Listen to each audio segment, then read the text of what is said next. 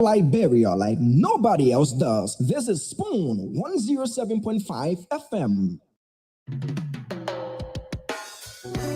Yes, I, a special one from the CEOs, downtown with the spoon. And your boy, Friday the Southern Band. Charges on the beat. To the spoon to get your information. To the spoon to be part of my discussion. Spoon, spoon, spoon television. Spoon, spoon, spoon radio station.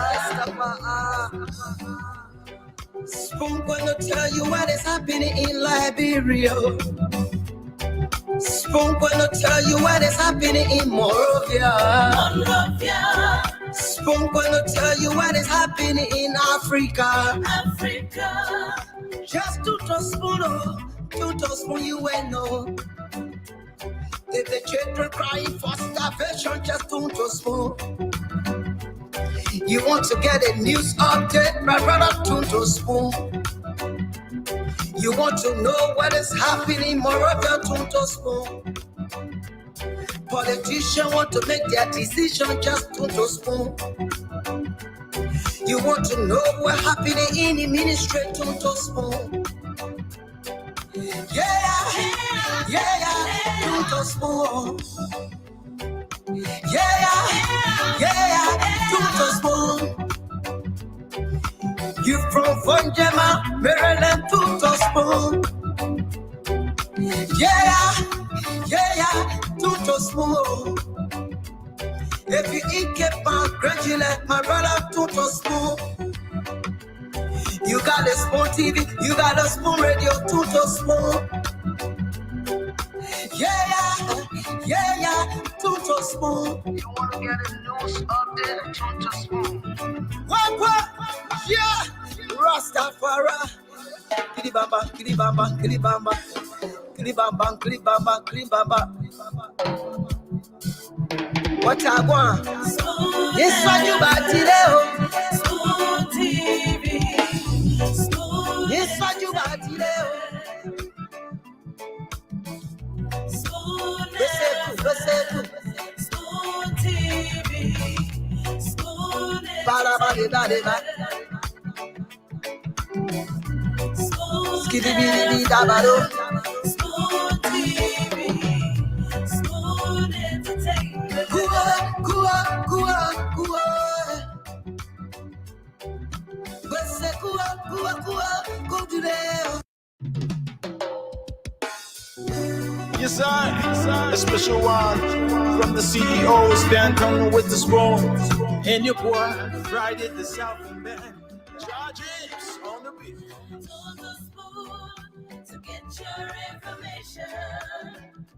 To the spoon to be part of my discussion. Spoon, television. Spoon radio station. Spoon gonna tell you what is happening in Liberia. Spoon gonna tell you what is happening in Monrovia. Spoon gonna tell you what is happening in Africa. Just to spoon you will know. If the children crying for starvation, just to spoon. You want to get a news update, my brother, to spoon. You want to know what is happening in Monrovia, to spoon. Politicians want to make their decision, just to spoon. You want to know what's happening in the ministry, to spoon. Yeah, to spoon. Yeah, to spoon. You from Vonjema, Maryland, to spoon. Yeah, to spoon. If you eat kepa, graduate, my brother, to spoon. You got a spoon TV, you got a spoon radio, to spoon. Yeah, to Tuto Spoon. You want to get a news update? Tune to Spoon. What? Yeah. Rastafari. Kilibamba, kilibamba, kilibamba. Kilibamba, kilibamba, kilibamba. What I want? This one you back today. Spoon TV. Spoon. This one you back today. Spoon. Resetu. Spoon TV. Spoon. Balabadeba.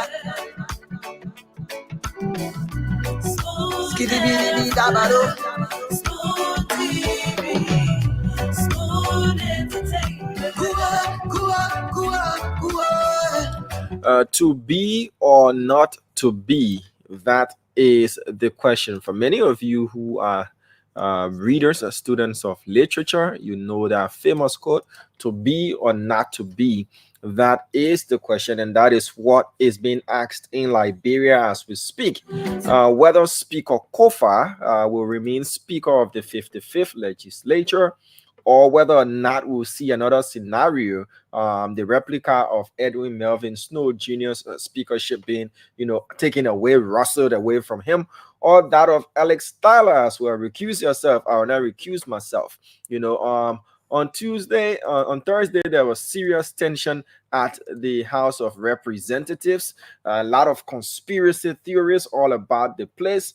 We have our reporters station. We have gotten reports that there was a serious meeting, a very serious meeting by lawmakers on the Bartnesville sports page. According to what we've gathered, over 40 lawmakers were in attendance. The rest of the team, once the panelists get on board, they are going to discuss that as well. The speaker is in Rome. We have videos of him. He's in the Vatican. He was with the president to visit Pope Francis. He went to the church, the cathedral, went to pray, whether he was praying for those who want to oust him. But what is behind, what is behind all of this? Who's set to benefit if the speaker is removed? What is the conspiracy? And what's the benefits, short, medium, and long term? Will Speaker Kofa remain speaker? Because from what we've gathered, that big meeting that happened on the Bartnesville Sports page, Representative Samuel Kogai was elected chairman of those who are vehemently fighting to remove Speaker Kofa, and Representative Sekou Kane was also elected chairman, and Marcus Thomas as secretary as well. So they said they would not remain under the gavel, the leadership of Speaker Fonati Kofa, and they hell bent on removing him from that position as Speaker of the 55th legislature. A lot of other things happening across the country, but this is the cream, top of the cream as well. President Baka was in the Vatican as part of his trip to Italy. He met the Pope, which is privilege, one in a lifetime. If you get that opportunity, the president has been doing a lot of engagements in Italy where he's been there. He met the Liberian community. He met the Italian business consortium. There was a big talk about agriculture, concession loan, 50 million, and a whole lot of other things. But we're waiting on the president's return to also address other issues like the Double Jala issue, the Door Cooper issue. The University of Liberia has concluded its investigative report. And at the last page, the last writing in our report, one of the last recommendation is that the commerce inspector, D. Door Cooper, should be prosecuted, according to the University of Liberia's investigative report, that he and others, including staff who have been shortlisted for dismissal and order for 3 months suspensions, should be prosecuted for all being part of a scheme. According to the investigative report, 2 ways you can become a student of the University of Liberia is either by sitting the entrance or by taking a transfer. And according to the investigative report, Door Cooper didn't satisfy either of the two. He didn't satisfy none. And they're saying he should be prosecuted. But as to why is it he's still Commerce Inspector of the Republic of Liberia, that is the question, whether the president is waiting for the report to reach his desk. I was informed yesterday that the president of the University of Liberia, the acting president, Dr. Kone, was going to speak to that report, but it is not nice. and find all. I will investigate a report and I find all. But a lot of other things that are said happening in the country. But before we go to them and go to the phone lines for you to tell us what's on your minds, let's say hello to folks watching us. But before I do that, I'd love to say hi. A pleasant night to all those of you in Liberia listening to us all across the country. We've already started experiencing the heat. You know, I just like the way we are programmed as Liberians. When it rainy, hey, rainy, oh, it rainy too much, it rainy, oh, hey. When the sun starts shining for, oh, the heat too much, or the heat, oh, yeah, but the heat wave is serious. The past 2 days has been seriously hot. Let me say hi to M. David B. Armour Sr. Hope you're doing great watching us via YouTube. Hope you're doing great watching us from Barnesville. Did you witness the big meeting, a meeting to remove the speaker that was held on the Barnesville Post page? You saw all of the representative vehicles. Some went there with their private vehicles as well. But we've been told that there's also another meeting happening right now as we speak. And those that are in that meeting, those that are attending that meeting, are those who are hell bent on keeping the speaker as speaker of the 55th legislature. So those who want to remove the speaker have already had their meeting. What we've gathered is the number has dropped. We did see Representative Matthew Fairplay Joe, Grand Bassa County District number 3, says he's rescinded his signature from the list. Representative Thomas Goshwa also said he has rescinded his signature from the list. What we've been informed of is the list now has dropped reportedly from 47 or 48 to 40. But between now and Tuesday, what negotiations are going to happen? What political bargaining is going to happen? Is Speaker Kofa going to, flip the table and get the majority black? Will there be an official session called for and a resolution put forward and voted for to remove the speaker? We'll be following the House of Representatives on Tuesday and see what is going to unfold. How are you doing, Morbe Kamara, watching us via YouTube? Daniel Tente is following us from Tinkers Village. Prince Yeligon says, I'm watching you from Stockholm, Sweden. Hope you're doing great as well. Tipo Speaker Dempster is watching us from Providence, Rhode Island. Moses Moja Pega is also watching us. Edwin Melvin Snow Jr., the senator who's to appear as our guest tonight, is following. Joseph Saka, how are you doing? Hurricane Wayne is watching us from Margibi County. Linda Momo says, hi guys, I'm watching from Philadelphia. The state of brotherly love. People say the state that I know Pennsylvania and Philadelphia is the city. Yo, we and Murray need to correct us. We don't know that yet. Whether the state is Pennsylvania and Philadelphia is the city. Yo, please let us know. Emmanuel Foley, how are you? Domio Kakula is watching us from New York City.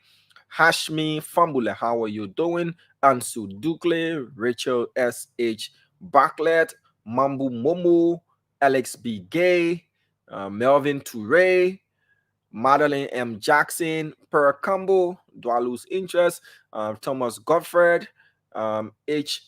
Emmanuel Gomoya, how are you doing? And the list goes on and on and on and on.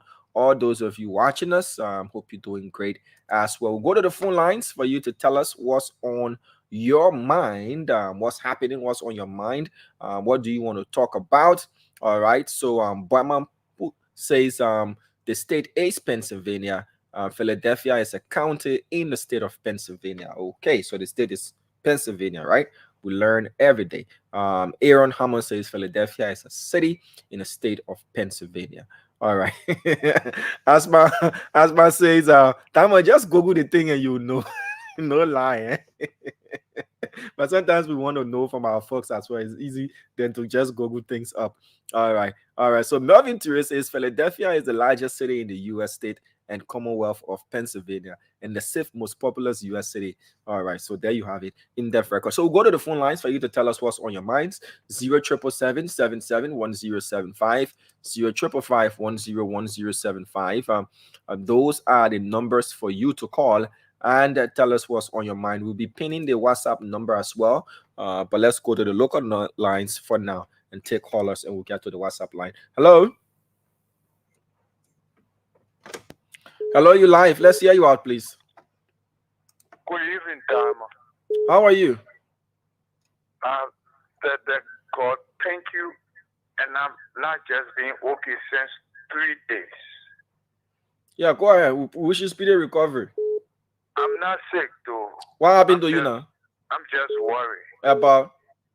And I want to send this message through you to the panelists and to anybody who's listening. I struggle with my daughter, and she's now promoted to the 12th grade, which I haven't been able to get her back to school. And she threatens me every day. If she don't get to school, she will go anywhere she want to go. I don't want my daughter to go astray.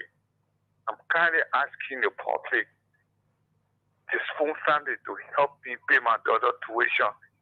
I don't want to lose my effort from kindergarten up to 12th grade. I can't afford right now. Please. Okay, sir. I'm sure some well-meaning Liberians are going to respond to that, and we hope and pray that a solution is in sight as well. Thank you. Yeah, God touch someone's heart. All right. All right. So let's take this next person here. Hello. Yeah. Hello. Hello. Okay. All right. So to the fellow that called, all right, as I said, well-meaning Liberians are already reaching out. So what you need to do is text your number to the Lone Star number you called on.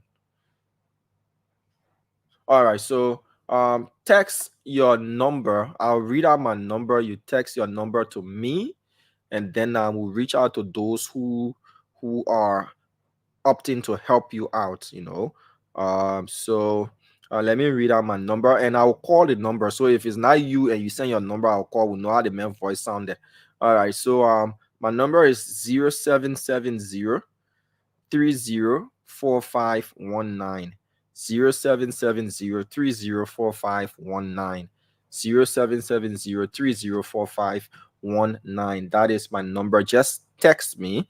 And to all those of you who are opting to helping out, we'll reach out to you in the comment section, and we'll reach out to you and see how best we can help him out. He's made a passionate plea, and Rosina, Lily, the rest of the folks, thank you for opting to help him out. We'll reach out to you. I do see Dr. Richardson in the background. And people, if you're not a man, don't call me. Yeah, you let your friend man Shantu. Sir, I said just text your number to me. Just text your number to me, and I'll call you. Okay? I'll call you. No, my people. And now how the things want to be that already simply tell yeah. Yes. People want to mention. Yeah, Yes. the men passionate plea. So Others- I know, let the man shine today. I know everyone want to call in to get some kind of assistance, but at least Diamond will be responding to that man. I want to tell all of those who were commenting from the Philadelphia area, thank you so much. I was in the city of brotherly love and sisterly affection today, Philadelphia, Philadelphia is a city within a county and within Pennsylvania. So, it was great seeing many lovers of Spoon in that area. I went to a place, and a few people were like, we listen to Spoon every day. So thank you for all that you do. I want you to share the show if you didn't do that already, because I know I just came on. Or if, like Stanton usually say, if you're listening to the show by way of radio, just crank it up a little bit. Let the neighbors hear, let others hear.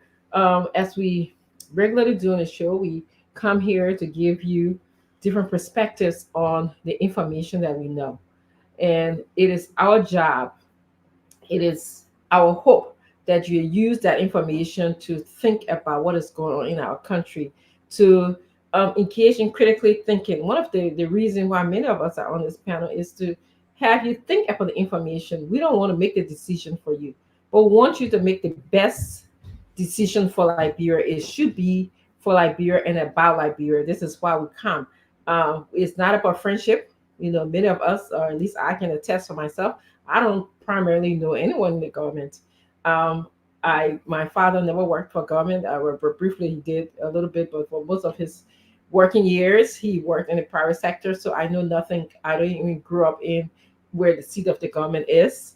And so it's more about having a better country, a better Liberia. So we come here and we give that information to you. We know historically, as I told you guys, it's a vacuum of information in Liberia. There's no doubt. Most of the people didn't know the information during my dad's era or my mother's era, and not too long gone.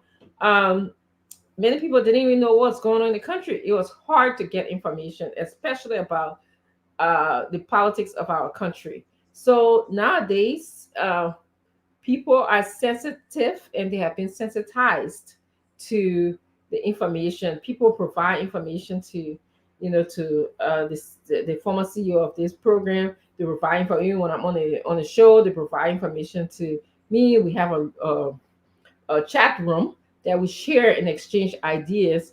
And especially this past few days, my goodness, I wasn't here yesterday, but I do follow the information in the chat room, and we exchange ideas. Everybody, when you hear something, you put it in there, and we sift the information out to make sure that we're presenting the information correctly and what we heard to the Liberian people. So yes, as I always say, we don't know it all, but we provide pieces of information. Let me see, 8 out of 10 times, something is brewing. Okay, what is brewing may not be, what we said to you, but we gave you the ability to think. We sort of plant the seed for you to start thinking about what is brewing in our country. Um, I'll go to what Diamond started talking about a little bit. He started talking about Dor Cooper and the whole shenanigans that is happening with this whole, the academic fraudulent behavior, and I'm glad we're coming to a logical conclusion about this case. It's not just right. I mean, it appears that he wanted to bypass the system. He wanted to get a degree without working hard for it. And my Liberian people, for everything you get on this earth, you got is blood and sweat. Don't be too abu, as we can say, or too quick to take anything that comes easily, because you just don't know. You just don't know. When you sweat and work hard, at the end of the day, it's so rewarding because you've been through that path. You know exactly what you've been through. So you can say, yes, I know. So I'm just, just let's give it a try. Let's just try to work and think hard for all that we need. Give it your best. I like something that Martin Luther King said. He said, I'm just paraphrasing. And one of my favorite saying of his is that if you are going to be a sweeper, make sure that you be the best sweeper. Be the sweeper of the world, be the sweeper, like how Michelangelo was the best painter in the entire world. So no matter what you're doing, make sure that you're doing the best. Make sure you're doing it to the best of your ability. All right. That's basically all we can ask for. Make sure if you're a prayerful person, make sure that you put God first before all that you do.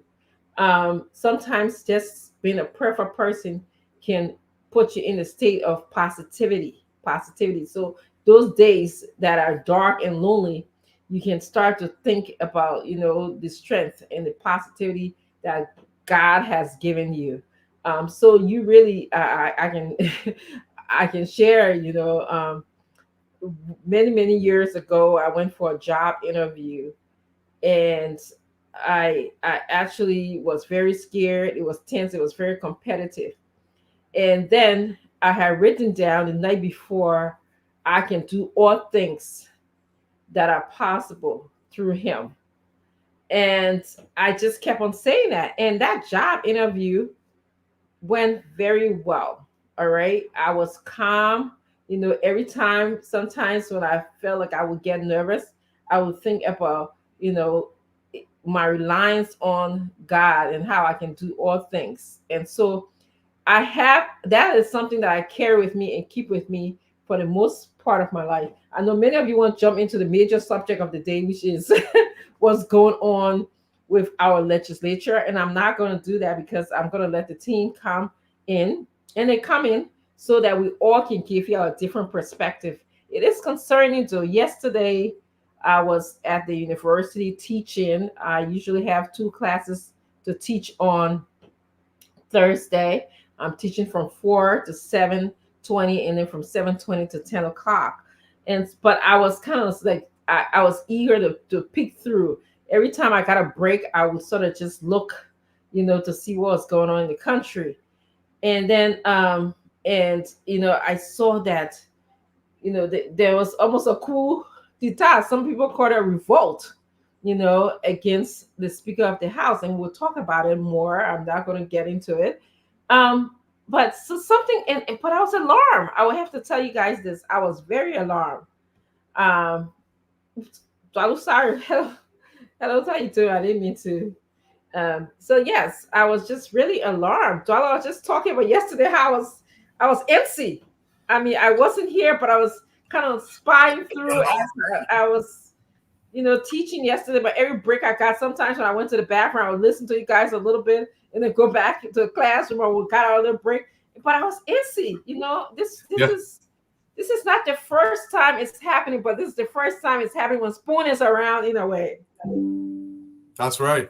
That's right. So the information is going out there. It's going out there. It's the people are sensitized. They are conscientized to what's happening to Liberia.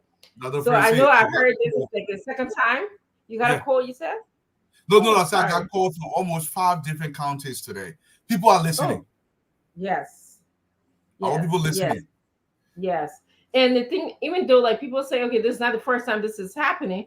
No Tyler was ousted, Snow was ousted, but this is the first time when people are really concerned, conscientized, and we have Spoon, that's covering the situation to bring the information to the people. So that is a difference. And yesterday I was telling, I think I was talking to everybody that's listening, that I was into Philadelphia this morning. Partially, I was working in Philadelphia this morning, and people came to me and it was like, thank you. I try not to when I saw you, we try to disguise ourselves. Yeah. We're not used to this, so this is not. We're doing this just, because we love our country. So people be looking at me like, I know you from your face. You resemble somebody, and I will try to hold it as much as I can, honestly, because you don't have. I don't have that kind of person. I go, yeah, I'm Spoon.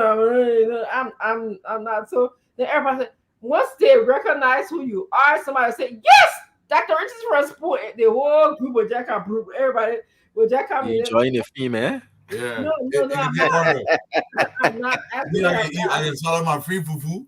I can do my free mortar. But I want people to appreciate it, Dr. Francine, and they do appreciate that's it. the part. And Dr. Francine, you stressed something. Mm-hmm. Time passed, a lot of these were happening. We are not denying this. And the reason why it continued for so long, because they were not being highlighted. Mm-hmm. Now, you will still do your stealing, but we will do everything we can to minimize this as much as we can. Mm-hmm. We cannot continue like this.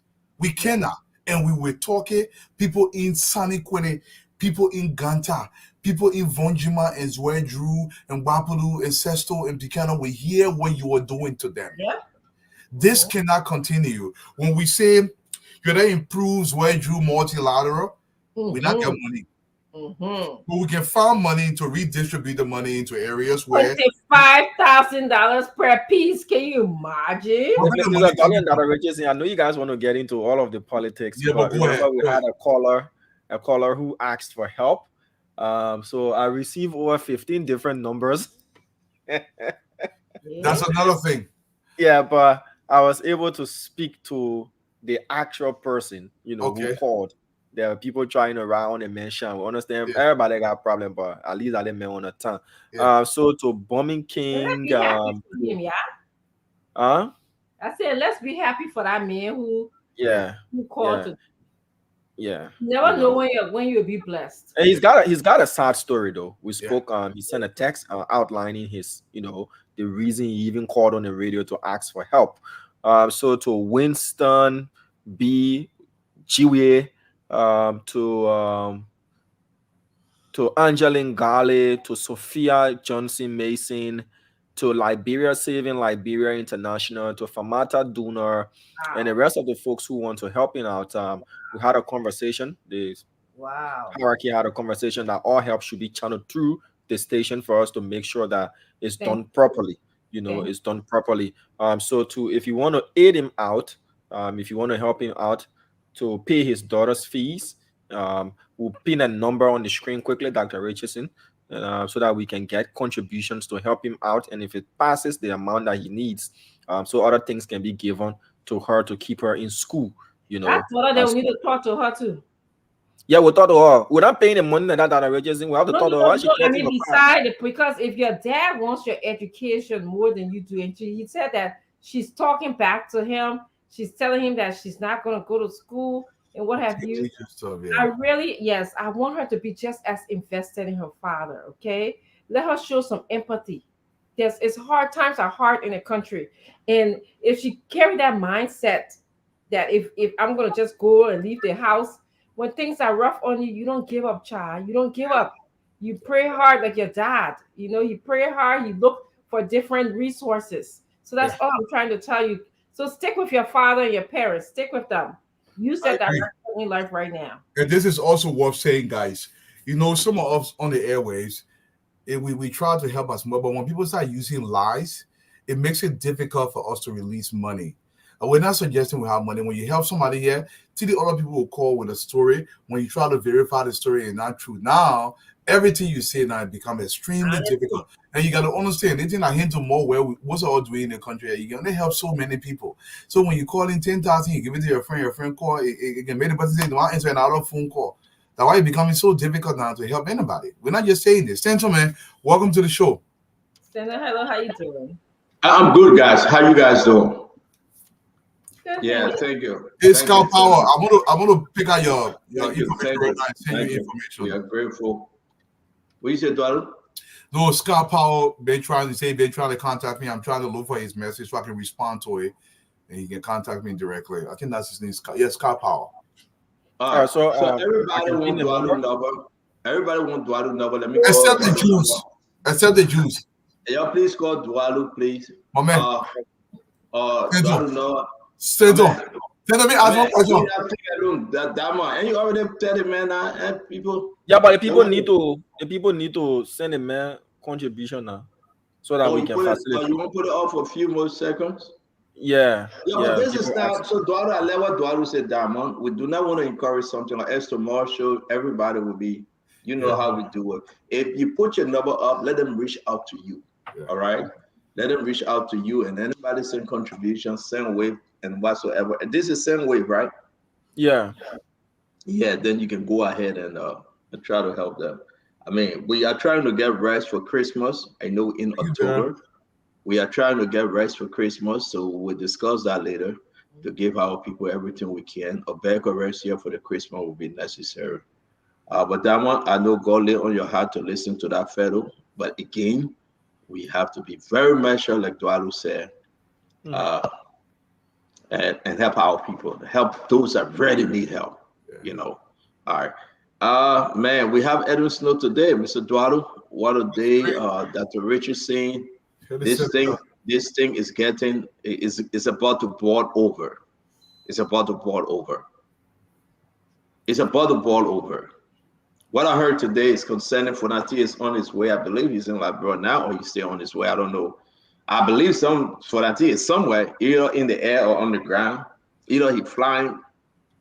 I heard that Fonati wanted to buy a private jet yesterday just to be in Labrador. Yeah, evidently you are going to. I'm going to chop up a private jet. Let me chill. Yeah, but you guys have 35 minutes on the show. I check coming. No, I check coming. You right there. Not for that you heard that the people are playing a coup against him. Political coup. For that he asked how much for a private jet to be in Labrador. Because the Pope was holding Fonati. Fonati ran to the Pope. He said, Your Highness. In the name of the Father, the Son, and the Holy Spirit, I need prayer. The Pope said, What happened, my son? Fonati said, The Pope removing me. I'll tell you the story. No, seriously. Let me get a pre-video. Let me get a pre-video quickly. Yeah, I beg you, please get that video. Damo, please get that video. Get a picture. Seriously speaking. Fanati ran to the, I mean, you know, the Pope have protocol, Tuadu, that you must follow. You just cannot run to the Pope. You know the Pope to that Italian Zada. You just can't go there something like better way. No, I think the Pope Argentinian. My man, the man in Rome by that Italian Zada, the man changed right. The man changed. Fanati ran to the man. He dropped on the floor. The Pope took his right hand, put it on Fanati. He said, how may I help you, my son? But you want to hear the story or you want to ask question? You know what? Yeah, that happened. Did the Pope because Fanati begged me not to explain it, but I will still explain it. Did press work? Huh? Did Fanati? But we will see. If they don't keep Fanati, it means that Pope is in question. We question that Pope right? Listen. Everybody that going against Fanati, they had, when the Pope finished praying, 7 members. I didn't mess with him. We sent them. 7 members said we're going back to Fanati. They'll get him back? No, but I didn't get him back. They got either back. No refund. No refund. The pressure on the Pope. Politics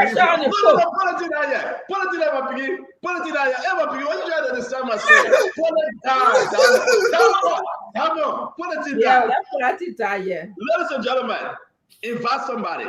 It's going to be interesting today. We have Edwin Snow coming on because you know they removed Edwin Snow when he was speaker. But here's the issue. When I heard the story that Richie said, Fanati ran to the Pope. He went on his name. He started reciting, Hail Mary, full of grace, the Lord is with thee. Blessed are thou among women. Blessed are the fruit of the womb of Jesus. Holy Mary, Mother of God, pray for us, now in the hour of our death. Amen. Hail Mary, full of grace, the Lord is with thee. Fanati was chanting. He was chanting. He was bobbling his hair. He was chanting. The Pope took his hand and put it on Fanati and said, my son, be thou forgiven. How may I help you? You can never get the end of this story. You can never get the end of the other story. When the Pope put his hand on you and said, be thou forgiven, how may I help you? They put that Jesus. But man, that the Pope, the conclave. Have you heard about the conclave? That the papia. Have you heard the word papia? That the man that stands between the Catholic people and God. So the 47 person decided to disappear responsible from the list. No, but you want to hear the story or you want to share the show. If you don't share the show, then you don't hear the story. I got pictures, I got video. But today, we'll leave that post story. We'll explain the story when you share the show because we have to talk about this removal.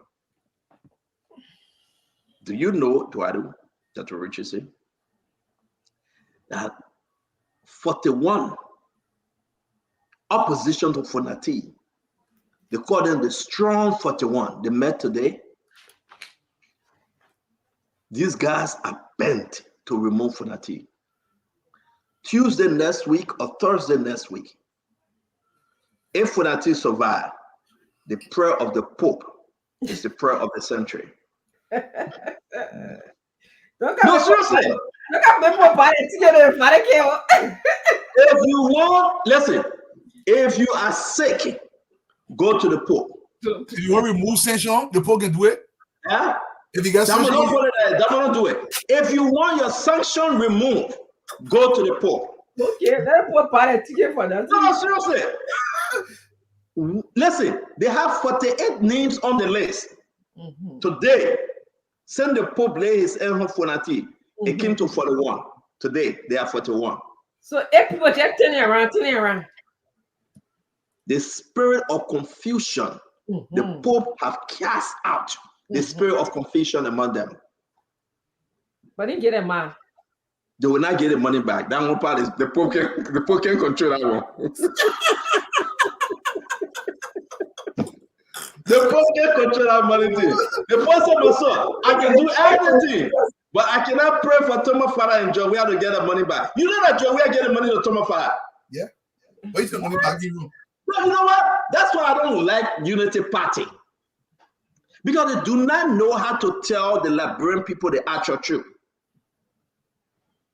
That George Manawea gave that money to Thomas Father to remove Fonatikofa. Yeah. Everything I have heard. That's what we're hearing. Everything I have seen. My fellow Liberian, that George Manawea asked Thomas Father to bring the group together to remove Fonatikofa. But why? Isn't Fonatikofa part of the CDC? Not I technically. love when you ask the question, but why? Is it Fonatikofa? Yeah, be there. Be there. They Karane. Be there. Fonatikofa is an existential, how you call it? What? Existential threat to George Weah. Yeah. Yeah. That's what we're hearing. As long as there is a Fonatikofa, there cannot be George Weah come back. Yeah. Trying to neutralize him. Fonatikofa must go for George Weah to come in. Yep. And George Weah will do everything possible. Get me George Weah picture and Fonati, please.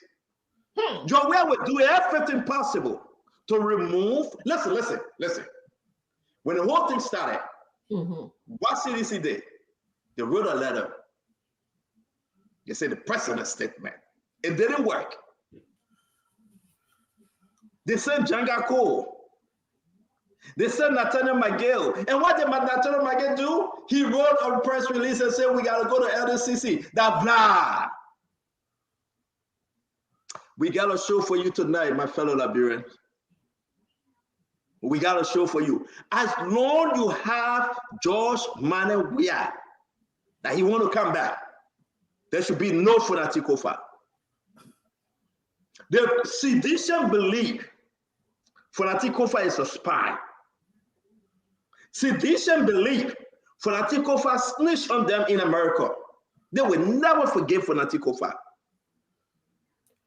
Oh, you told me that trip that the president Oh, yeah.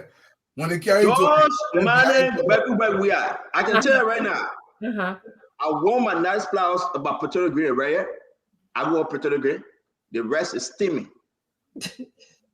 I will eat and I will tell the Liberian people the story. What I heard, you can never have a Fonatida gaining momentum, or Fonatida being more progressive. The Akaris Great cannot stand it. The John Manawea cannot stand it. The Eugene Nangbe cannot stand it. The Dean Maskamaya cannot stand it. The Nathaniel McGill is hell no. Thomas Fada is hell no. Dixon Sibo is hell no. And these guys know very well, to have a George Weah come back, there should be no Fonatikofa. And the story will be told. This is big. This is good, actually. We have to tell the story. And listen. George Manawea, he had no other way to get himself out of this but to write a fake statement. Do you think, my fellow brother, listen, just listen for a minute. Do you think Thomas Fada have the balls to disrespect George Manawea and CDC? West Side. Do you think he can? Do you think, and people say Thomas Fada want to be a Unity Party man, that CDC lies because they were caught with the pens down? Thomas Fada cannot, he can never, ever go against George Manawea. Never. But look how quickly President Weah statement came out. It was pre-prepared. If you know that it almost came out the same day. My man, George, I will tell you messages I receive, right? And they are very, very classified. That George Manawea cannot stand the ground for Nati walking on. That George Manuel Weah must act and act now because his obstacle, the man that stands between he and 2029, is Councillor J. Funati Kofa. And Funati will not say it though, because he remains a diplomat. He will say it. He will not say it. No, he cannot. He cannot. And again, to each his own. We're talking about the lawmaker. We're talking about James Collette. I want one brother and friend that can come on the show, 40 family. Your representative from Beaumont. His name is on the paper. He removed it for that takeover. I saw it.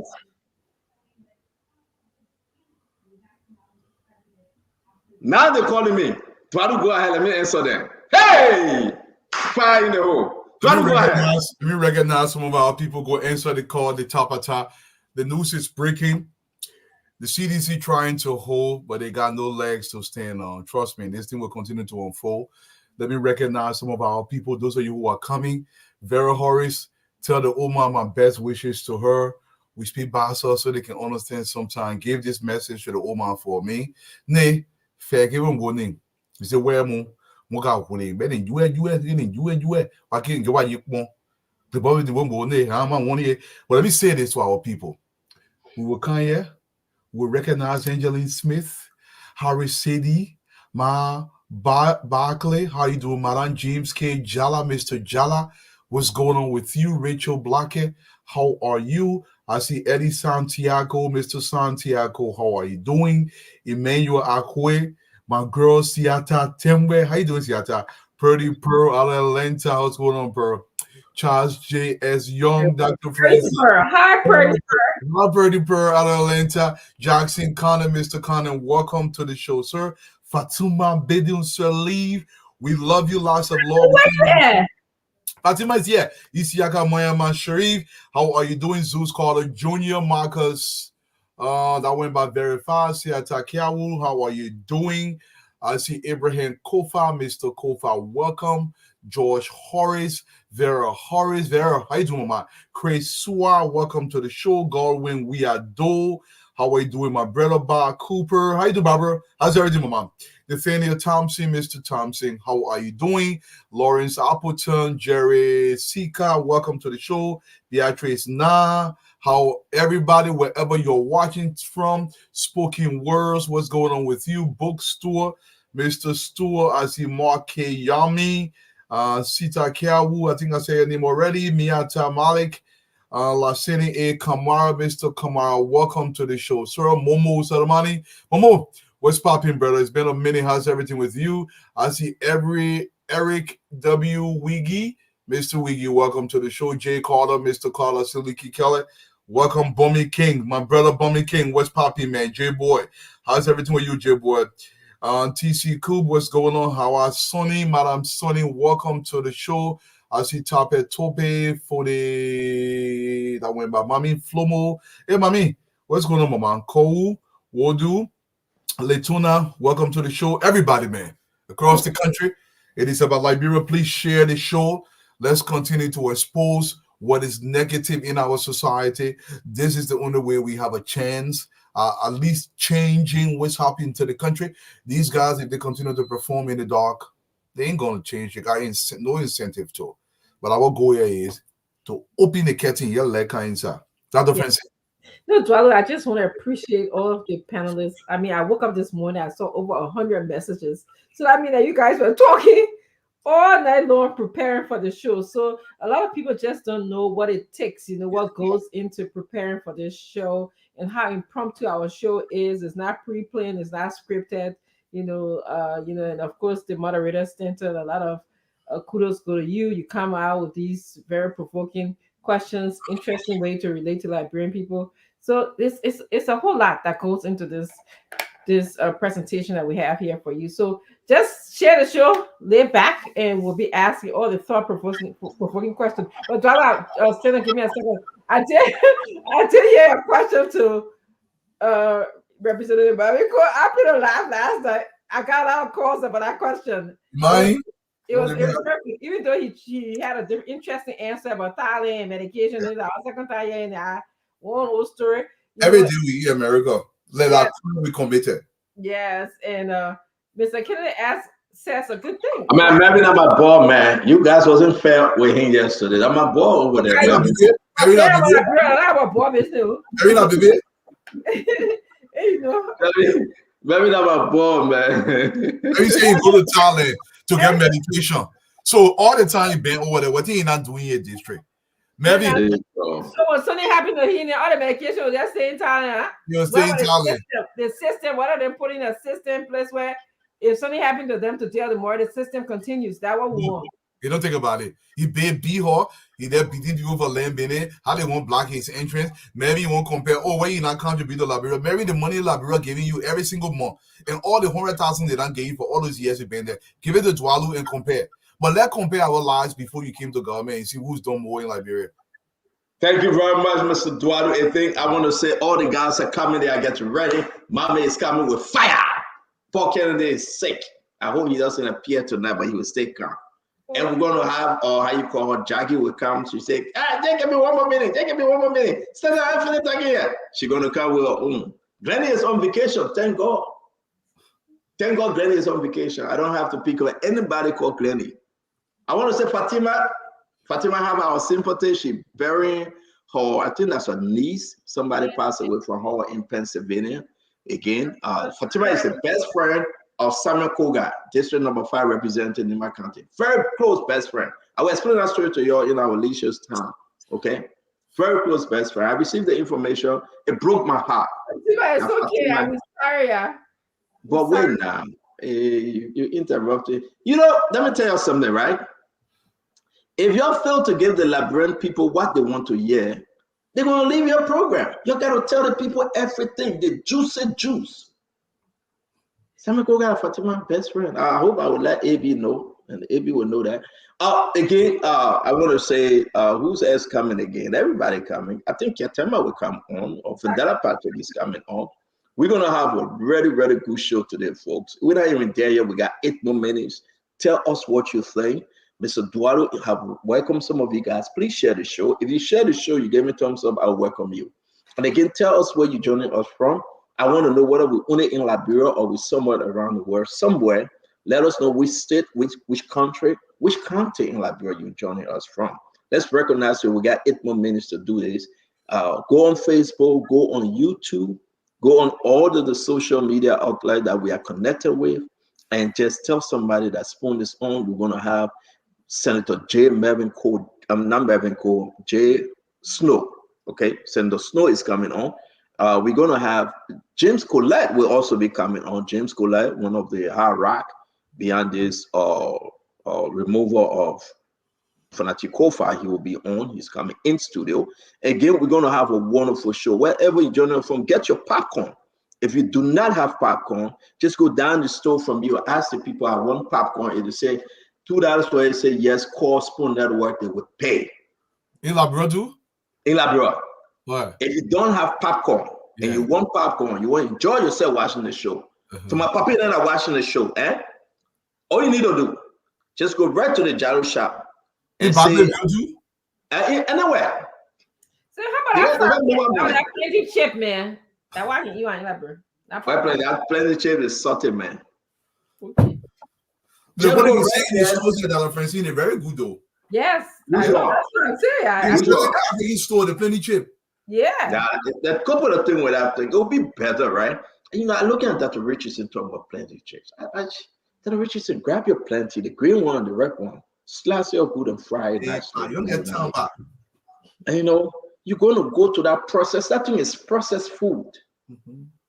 This is processed food. Why Jenny Rock telling you about processed food? Why Jenny Rock telling you about processed food? I know, right? But the plenty chip I'm talking about, the one like pure, that's what I'm talking about. It's that process.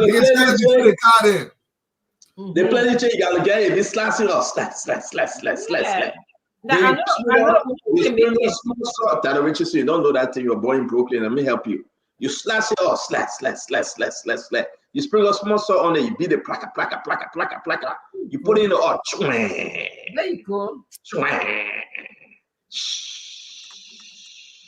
Then you put it in the sifter, then the oil will drip off it. Then you let it cool off a little bit. You can enjoy it. You don't have to buy the processed plenty chips. I mean, this thing we did it for living, so we'll help. You guys that are born here in America. After they finish frying it.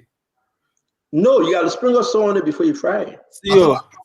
You made several sounds. Which one are the frying sound and which one are on the salt entire? So okay, let me help you with the sound. In fact, here. Let me help you with the sound.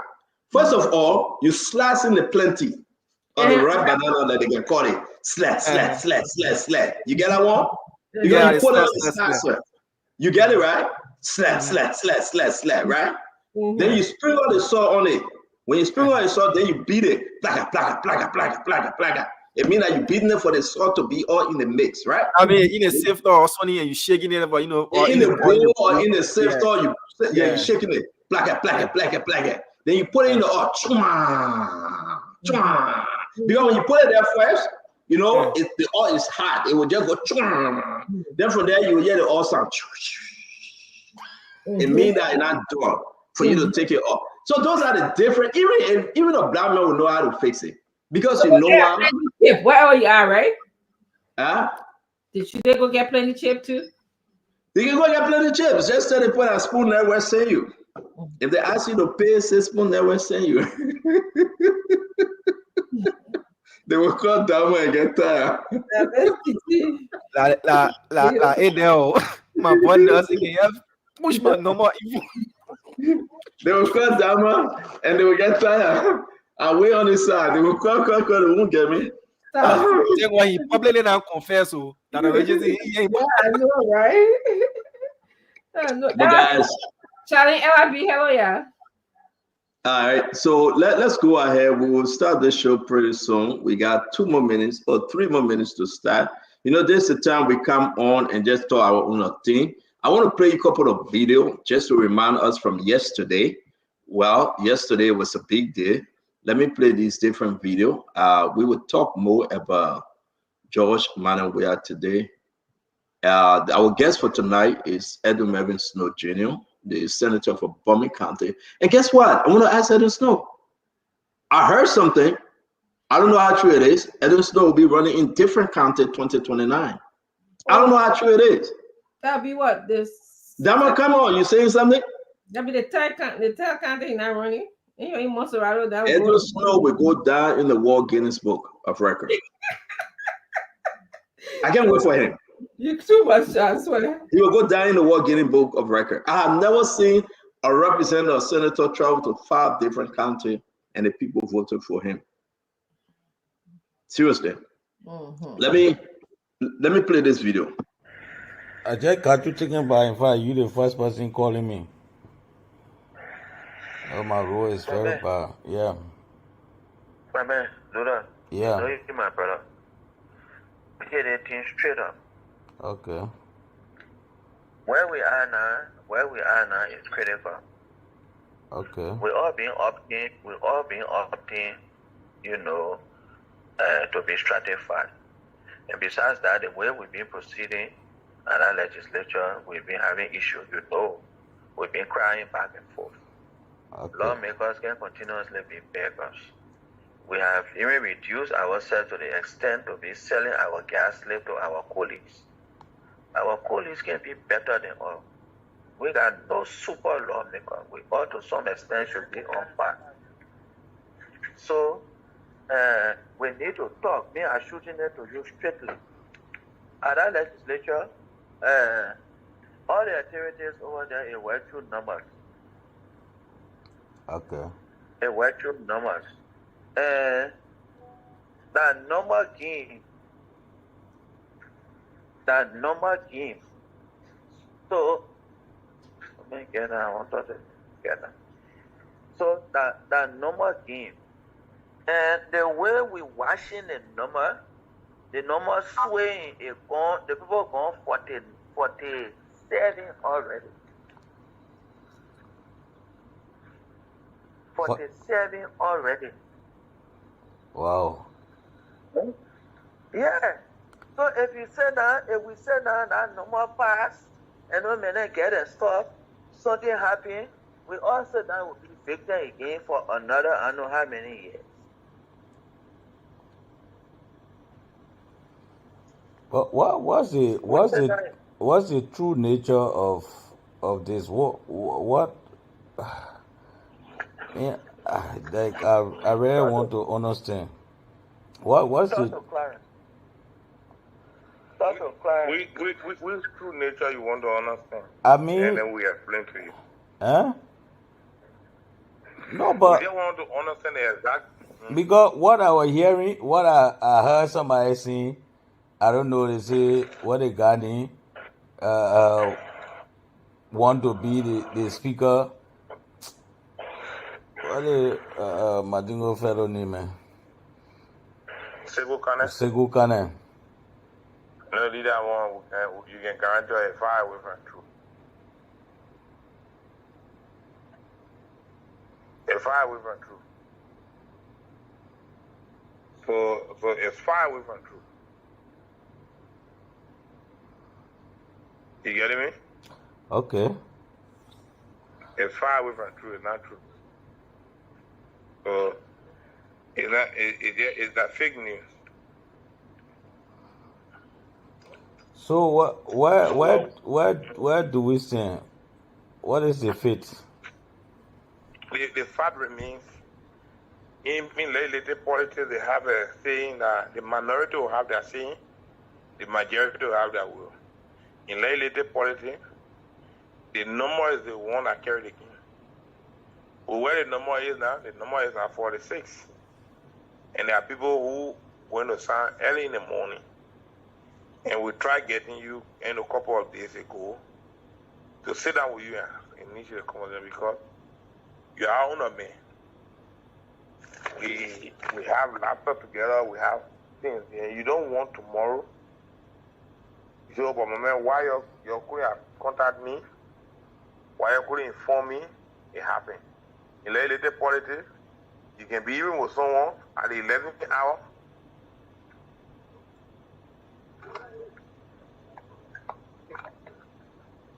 You can even be in legislative politics.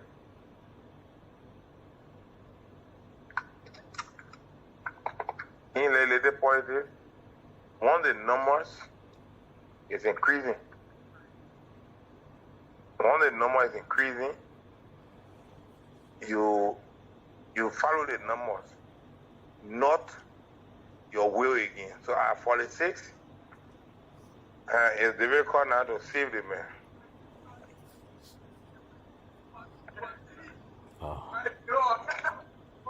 Okay. You get it? Yeah, I got you.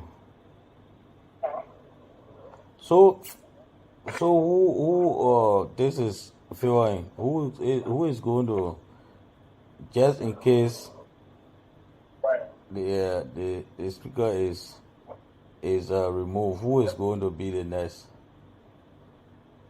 So we will have options, but we all will have to conclude and build a consensus. But the first thing is to establish the number, express your interest. And then what you need in politics, because you came from Bapuru today, nobody was there with you. And one was there, right? Of course. And nobody will go there. People only go there to visit, oh, maybe you have a major project or major delegation, people go there with you. But nobody will be there with you to campaign. Everything to spend in that district, 90% will come from you. So in politics is to get yourself stratified. Get yourself stratified and be able to have the conversations. You have to get yourself stratified to get a conversation growing. And do so an opportunity come. Like for example, let me give you an example. I know it's not good, but in politics you have to go for the risks. Jeremiah CDC did everything with Jeremiah. When Jeremiah saw the opportunity to become vice president, he had to take vice president and senator job. So in politics, yeah, there are times after that you have the conversations and move ahead, but the reality here is the number, what the number is sweating is the era you look at. Thank you very much, Mr. Duadu. It's good, folks. We're going to play this again because we haven't Senator Snow, we have James Collette, we have the guys coming on to talk about this issue. And I also want to say to you, you are welcome to join us wherever you find yourself. It will be a beautiful show today. You listen to one of the many clips, one of the many stuff we have. Again, you just joining us. I have one more to play. Let me play this one real quick. Let me play this one clip real quick, and then we'll turn it over to the guys.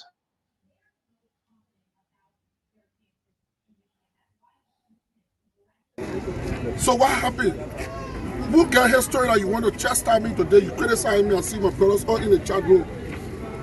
Who get history? That someone come and tell me people that you chastise me for get history in the CDC more than me. So true. Who get record of betrayal? Am I a betrayer in CDC? No. Today someone calling Tifa is a betrayer. He betrayed the party. But the record, show me one record since 2005. I haven't joined no political party in my life. My only political party is this place.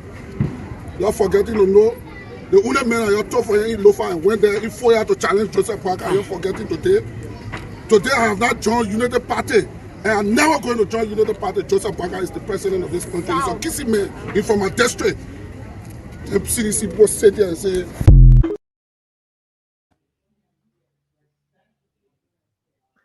now we touch nothing yet. Twadu, we touch anything yet. Senator Snow coming on.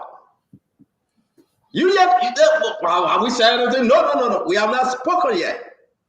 You know what? They will speak. We will listen. When we're responding, they will have to listen. This is what we do on Spoon. But I want to go back to the first clip. I want to play one more. Just one more. Allow me, Eduardo. Can I just play one more? Because we haven't started yet. Ladies and gentlemen, you are the one we're doing this for. If you say yes, then that's fine. Can I just play one more? Just one more. Do you agree with me, Emmanuel Topa, Ziukato, Sam, Siafa, Ernest, Brian, Glenn Jane? I don't know where you eat your potato green. Do you agree with me? Can I just play one more? Can you allow me to play just one more, small, one more clip before we get into this thing? Because you know my potato green is turning too cold. Now I want to get like maybe 20 years. Can I just play one more? Just allow me, because we haven't started the show yet. Let me play this one. Thank you guys. Thank you for saying yes to me. Alfred, your business. Alfred said no. No, Alfred. This one body, yes, take it away. Now listen to this representative. Listen. You know him. Listen to him. Ladies and gentlemen of the press, or recent you may have heard of a plan to have the Speaker of the 55th Legislature ousted from the position. Hence, a resolution was drafted to obtain the required signatures of lawmakers to effect the removal. We were informed of a number of signatures being raised, but could not ascertain nor verify the number. Therefore, with the knowledge and consent of a couple of my colleagues, I inserted myself in the midst of colleagues concocting such plan, tasked with gathering information regarding the number of signatures in support of the removal and identifying the masterminds behind the movement. My role in this matter was purely investigative, intended to collect information on behalf of the Speaker, and it was not meant as an endorsement to the effort of proceeding. As a duly elected representative and member of the House of Representatives, I hereby formally rescind my signature from the resolution seeking the removal of Speaker Councillor J. Fonadi Kofa with immediate effect, having accomplished the task and have the understanding of the circumstances surrounding the resolution, we necessitate this immediate clarification. So, Duaru, we will explain all the different videos, and the people will decide. But what's you, Duaru? Stand up. First of all, Mr. Representative, the context of using the word stratify, it will way out of context. That's not how it's supposed to be used. I think you meant strategize. You keep stressing that. When I think about stratifying something, I think about layering, that you will see with a sea on a seabed. You know, you're trying to plan something, regrouping something. And if you listen to the initial video where the guy was being recorded, but center, I want to say this. This is for Liberia, and I know this is important. Guys, it is not professional to recall somebody in that fashion. This is, I mean, there is no honor among But we pop that one bad. No, but listen, The people there, the message you're on his speed. Yeah, I understand on his speed, but let me say this. If you listen to the tape center, you got to know the only focus these guys have for themselves and their re-election bid. Correct. They care about absolutely nothing pertaining to the people. For the last 9 months, there has not been no focus. Remember now, the majority, the lion's share of their energy, 99% go towards the preservation of themselves. They don't care about the people. They don't care about it. Nothing. The second video, the guy go resend. So you did something immediately without even considering and weighing the consequences. I don't understand them, but then again, there is no consequence. So they can just do whatever they want, wishy-washy. This video are powerful, Dr. Richardson. Yeah. This video, they are on the record. You have Luther Collins from Buffalo. He was on the receiving end of the first video. You have Clarence Guy and another person speaking, right? We had Luther Collins on the show yesterday. I'm going to play the video one more time before we bring in Senator Snow. And thank God, James Koda is coming from the other side. Let me hear you, Dr. Richardson. You follow the video, especially the 6-minute video. I have to play it one more time, but let me hear you, my dear doctor. Talk to us. It's painful, Stanton, alarming. I don't know who want to get who out, who's behind all of this. I'm still weighing things out. But this inferiority complex and superiority complex is alive and it's still going on in our country. I just wanted to say there are some people who, despite the fact that they have been elected, they're making $10,000 a month. They just feel like they can't do anything else. They're not happy with it. They can't work for the Liberian people. You know, they have to undercut. And there are people in this world that are like that. My problem is, if you have $25,000, wherever they got this money for, could they have redirected this money to at least give the people CT scan, MRI machine, build conducive school for our children, or do something? I mean, it pains me that money really to see that people got money going around at that center in the country, that they can just come and say pay for play or bribe somebody. You know, it really bothers me.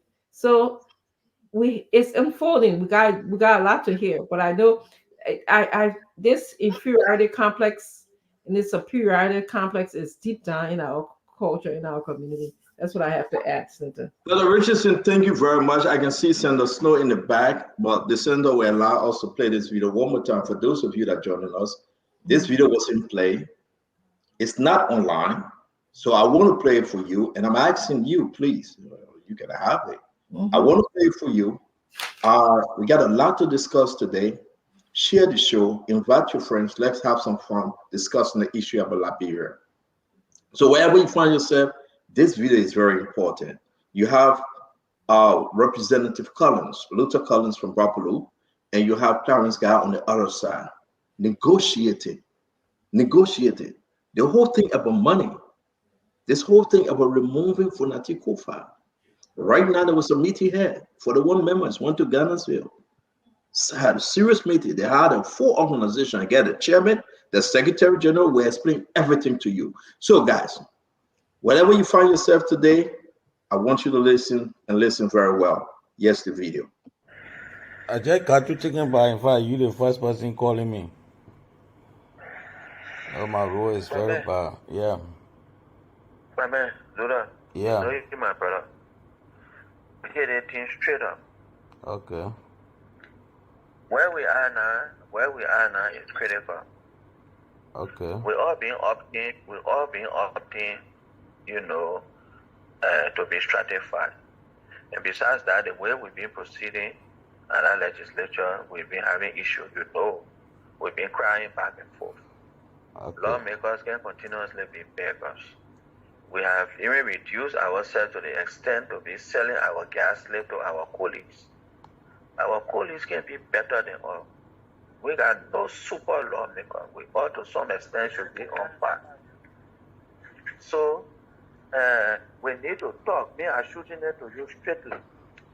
At our legislature, All the activities over there is work through numbers. Okay. It work through numbers. And that number game. So, let me get that. I want to get that. So that number game. And the way we watching the number swaying is gone. The people gone 47 already. 47 already. Wow. Yeah. So if we say that number pass and no man get and stuff, something happen, we also that will be victim again for another I don't know how many years. But what's the true nature of this? What yeah, like I really want to understand. What's Talk the to Clarence. Talk to Clarence. Which true nature you want to understand? I mean, And then we explain to you. huh? No, We but just want to understand the exact. because what I was hearing, what I heard somebody saying, I don't know, they say what they got in, want to be the speaker. What the Madingo fellow name, man? Segu Kane. Kane. No, leave that one. You can guarantee a fire with her true. A fire with her true. So it's fire with her true. You getting me? Okay. It's fire with her true. It's not true. So it's that fake news. So where do we stand? What is the faith? The fact remains, in legislative politics, they have a saying that the minority will have their saying, the majority will have their will. In legislative politics, the number is the one that carry the king. But where the number is now 46. And there are people who going to sign early in the morning. And we tried getting you in a couple of days ago to sit down with you and initiate a conversation because you are on a man. We have laptop together, we have things, and you don't want tomorrow. You say, oh, but my man, why you couldn't contact me? Why you couldn't inform me? It happened.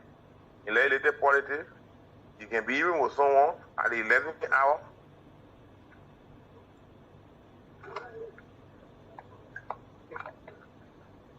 You can even be in legislative politics.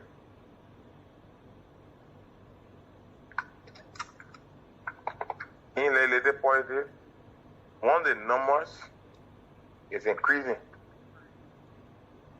When the number is increasing, you follow the numbers, not your will again. So at 46, it's difficult now to save the man.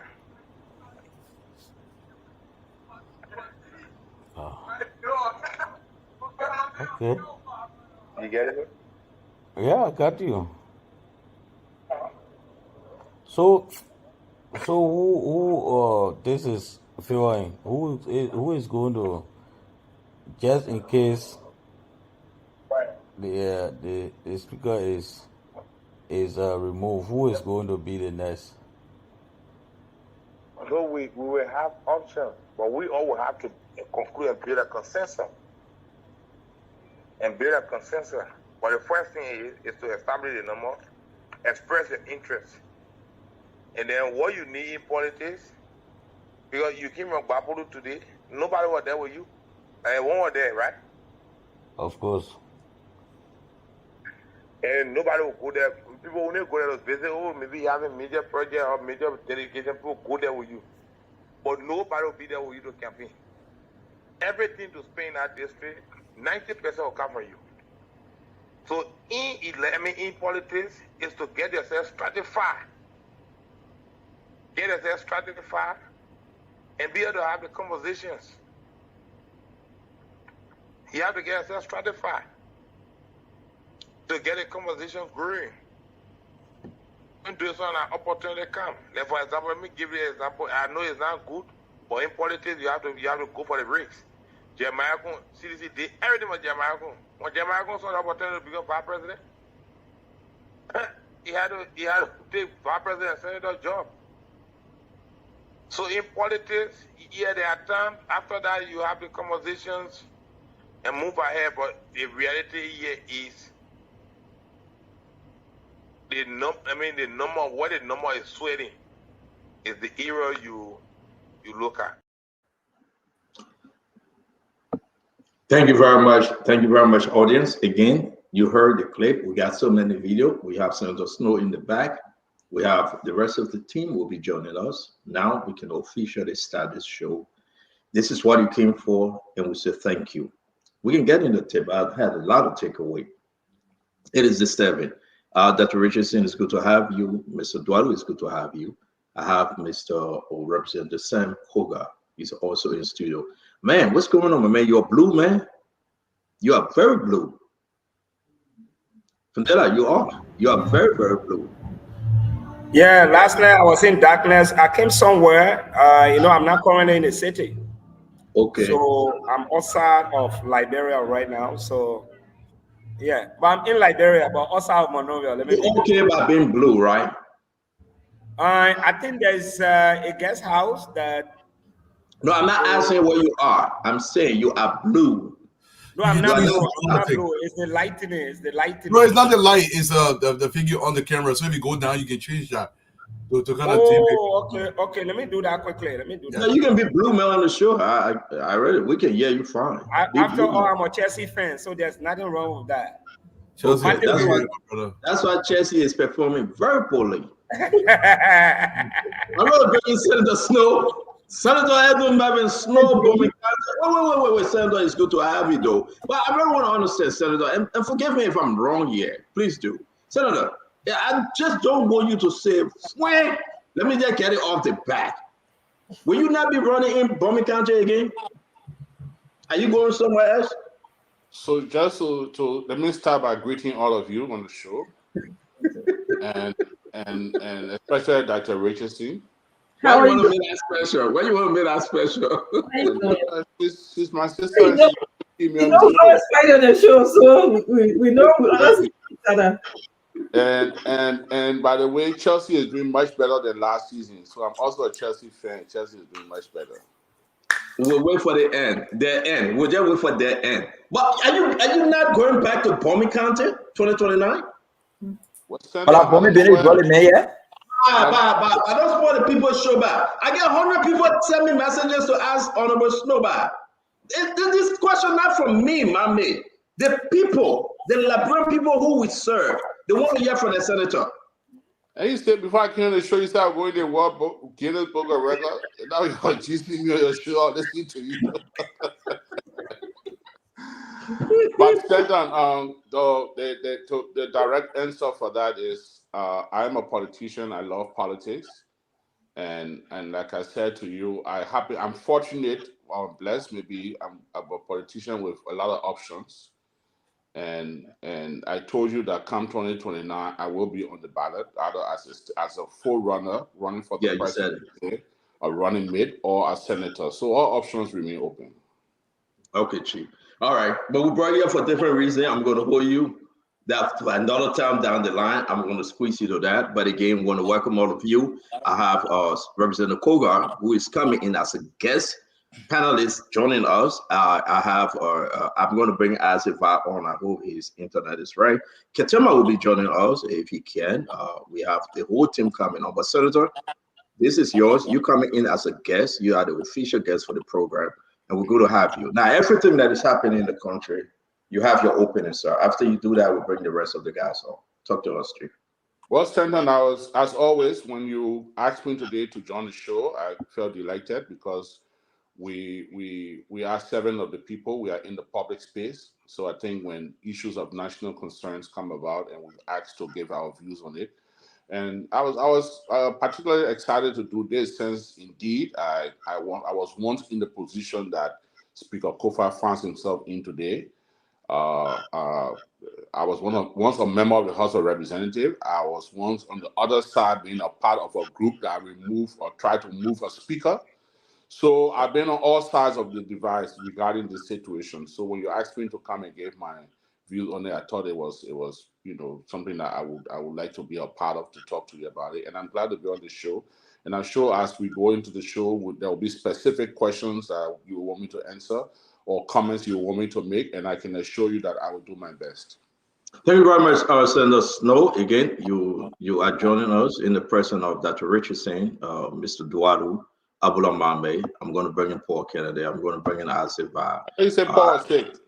Yeah, but man, these guys, when they're sick, they still just can't stay away. You know, that's how they got to get extra Jew. They got to appear. So, Senator, how you doing? So, It's been a while. Well, let me bring everybody. We'll give you guys this chance. I'm going to bring in the representative Koga. He's from studio. He will be contributing from the other end of the eye. Again, I want to say we are very blessed to be here. We are blessed to be here. We want to be grateful to God. The issue is about the removal of the speaker. Like you hear Senator Snow said, yes, indeed, he walked that show before. Great experience, and he's going to help educate Liberians where we are today. Somebody said, but why are you bringing Snow, not Tata? Alex Tata was the first, I believe, was Senator Snow. I don't know which one of you guys were the first, right? Alex was the first, Senator Snow was the second, probably, or if not, oh, I'm sorry, Senator, you're muted. I'm sorry. Okay, so Senator Snow was the first, Alex Tata was the second, and who knows, we pray that it shouldn't happen to Fulati Kofi. If it happened, he will be the third. You know, we got to all these guys and put them in the Guinness Book of Record. That Liberia have the highest rate of removing speaker. But Senator Snow, here we are. We want to say thank you. Thank you for joining us, Representative Sam Kogar.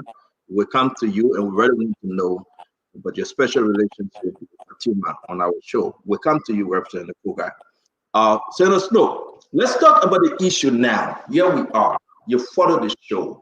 We have so many questions for you. What's going on here? How did we get here, Senator Snow? What are you hearing? Well, staying in Stanton, currently I'm out of the country, but I follow, follow everything that's happening. I've made several telephone calls. I follow the different recordings on Facebook and everything. And I think what is happening is just quite unfortunate for our democracy, but it's a normal thing in any democracy also. So it works both ways. The legislature, or Congress, or Parliament, whichever nomenclature you use, it's a political theater that has to do with numbers, and it has both the political arm of it and the legal arm. You have to treat both equally. One cannot surpass the other. So I've been following the situation regarding Speaker Kofa. It's unfortunate that the issue of bribery, which I cannot prove, has come into the light again. It brings a sour taste to me. And when I heard the amount 15,000, I laughed because when it was my time, I think the economy is improving because my time was 5,000, Speaker Tyler time was 10,000, now Kofa is 15. So it means the economy is performing. But it's quite unfortunate, especially at a time when people are being sanctioned, when the Magnitsky Act is around, the U.S. and other partners are looking at Liberia. The issue of corruption is going all over the country. I think it's the right of the legislature to decide who they want to be the leader. But when people are induced to do it, to receive bribe, and which I don't have proof against, so I'll say it's alleged. But if we would take one of the representatives who displayed his money yesterday, would take his word for it, when people are being bribed in the process and money is changing hands, then I think it dilutes the process, and I think it's a very risky turf that people will be trading on, especially first-time lawmakers. I mean, Koga been in the House before. I think it's his second or third time there. Third time, right, Koga? Yeah. So he knows the route. He knows it. But, first-time lawmakers, sometimes these things hurt you because it gets back into your county. People get to talk about it in your district. People talk about it and hurt you. It's easy to say it's not true, but I mean, we're around, so we know what's up, and I think it has some smell in it that we all need to be careful about. But it's not good for our democracy that cash again has been infused into the politics to make or remove someone. It happened to you. It happened to Alex Tyler, the senator now from Bumiyokoli. Listen, it's going to be around for a while. Let me bring in the panelists, guys, please, within your 2 minutes. Let's ask the question. Guys, can we mute when we are not speaking, please? Just those that listen to us on radio that they can understand what we are saying. It happened to you guys, and here we are talking about probably it's going to happen again. I asked you, how did we get here? But I'm going to leave that, and I'm going to allow Dr. Richardson, Mr. Dualu, in the order in which we came on, Abla Mame, Paul Kennedy, Asiva, to ask their question. Then we bring in Representative Simon Koga, because just to understand, Representative Koga is from the other side. So it will make it very interesting, and good that he's here today. Dr. Richardson, please. Hello, Senator Snow. Good to have you here. Good evening, yeah. So my question is, how would you like for all of this to end? What would you like to see happening? Well, that is a long process. I listened to your show last night. I heard one of the representatives saying that because they signed a resolution, so it's fait accompli. No, it's wrong. It's a long process. It has both political and legal implications in resolving this matter. But what we saw on the social media on Thursday, I think it was quite unfortunate. I believe that the representatives can meet. They can go into the chambers. They can exercise or evoke the constitutional right of due process and have a peaceful process. If you feel that you don't want the leader and they have the numbers, then he will have to go through due process. I mean, that one you cannot say, because even if 71% sign the resolution to move you, the due process is a fundamental right of every citizen. So he has to go through due process. But then the political side of it too, if all of those people say they won't sit under your gavel and they will walk out every time you're presiding, then the matter of state, come to a standstill, then it becomes an embarrassing situation. So it's a catch-22 situation, but I think it's important that if the speaker is not already in the country, it's very important that he returns home. It's important that he get his people together, see his numbers, because it's a game of numbers, see his numbers. If he can establish a quorum, that would be good for him. If he cannot establish a quorum, I think he can do a dialogue. Fortunately, the CDC, which he's a member of, have come up and said they don't support it. They're calling on the lawmakers to desist from it. If it's genuine and they mean what they're doing, and the lawmakers can come back and withdraw the signature, that would be good. The other side of it, the president and the speaker both met the Pope today. The Pope prayed for both of them. So the president can call his lawmakers and say, look, the Pope just prayed for me and the speaker, so let's drop what you are doing, let's work with the speaker. So it comes both ways, and the two most important figures in this whole situation now will be President Joseph Boakai and former President Weah, because no matter what you think, the executive, the hands of the executive is weighted, and it plays when these come about. So interestingly, you mentioned the hands of the executive. Do you believe that the executive had anything to do, this current executive body we had, Joseph Boakai, had anything to do with this revolt? Well, let me not. Am I muted? Stand up. I'm okay. Okay, all right. So let me not accuse the president. I think I wouldn't be fair to the presidency if I was to say the president is involved. But to be honest with you, these things don't go in isolation of the executive. I mean, even if it's not the president, there are elements in the executive that are part of this thing to their benefit. So it may not be the president, it may not be the vice president, I don't know who it is, but it wouldn't happen in isolation of the executive. Thank you very much, Dr. Richardson. Thank you, Honorable Snow. Let me bring in Mr. Duato. Mr. Duato. Senator, it's a tremendous pleasure to have you on. Thank you for coming, sir. Thank you. I was listening to you when you first came on. I know you were being a little comical and said maybe the economy improving. I think the only thing improving in Liberia is the degree of corruption in the country. It's not actually the economy. But let me ask my first question to you, sir. You said this is normal in a democracy, which I disagree with. I believe in a responsible democracy, there are consequences to people's action. The resources of the country, majority of where will go to the people, improving the lives of the people, not the other way around where it goes to you guys. We don't have any millionaire in Liberia except you go to government. My question to you is, do you believe we are a responsible democracy given what you have seen over the last 30 years?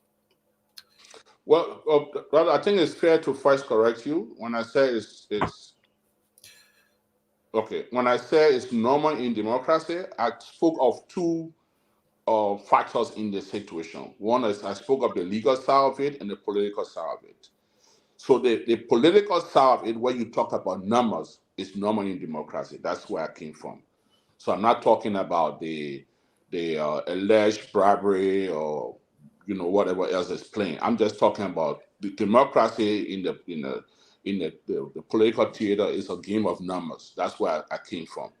Now, our democracy over the last 30 years, I think our democracy has grown. I mean, you can't just take, it's like reading the Bible or the Quran. You can't just take one chapter and say the Bible said this and that's it. No.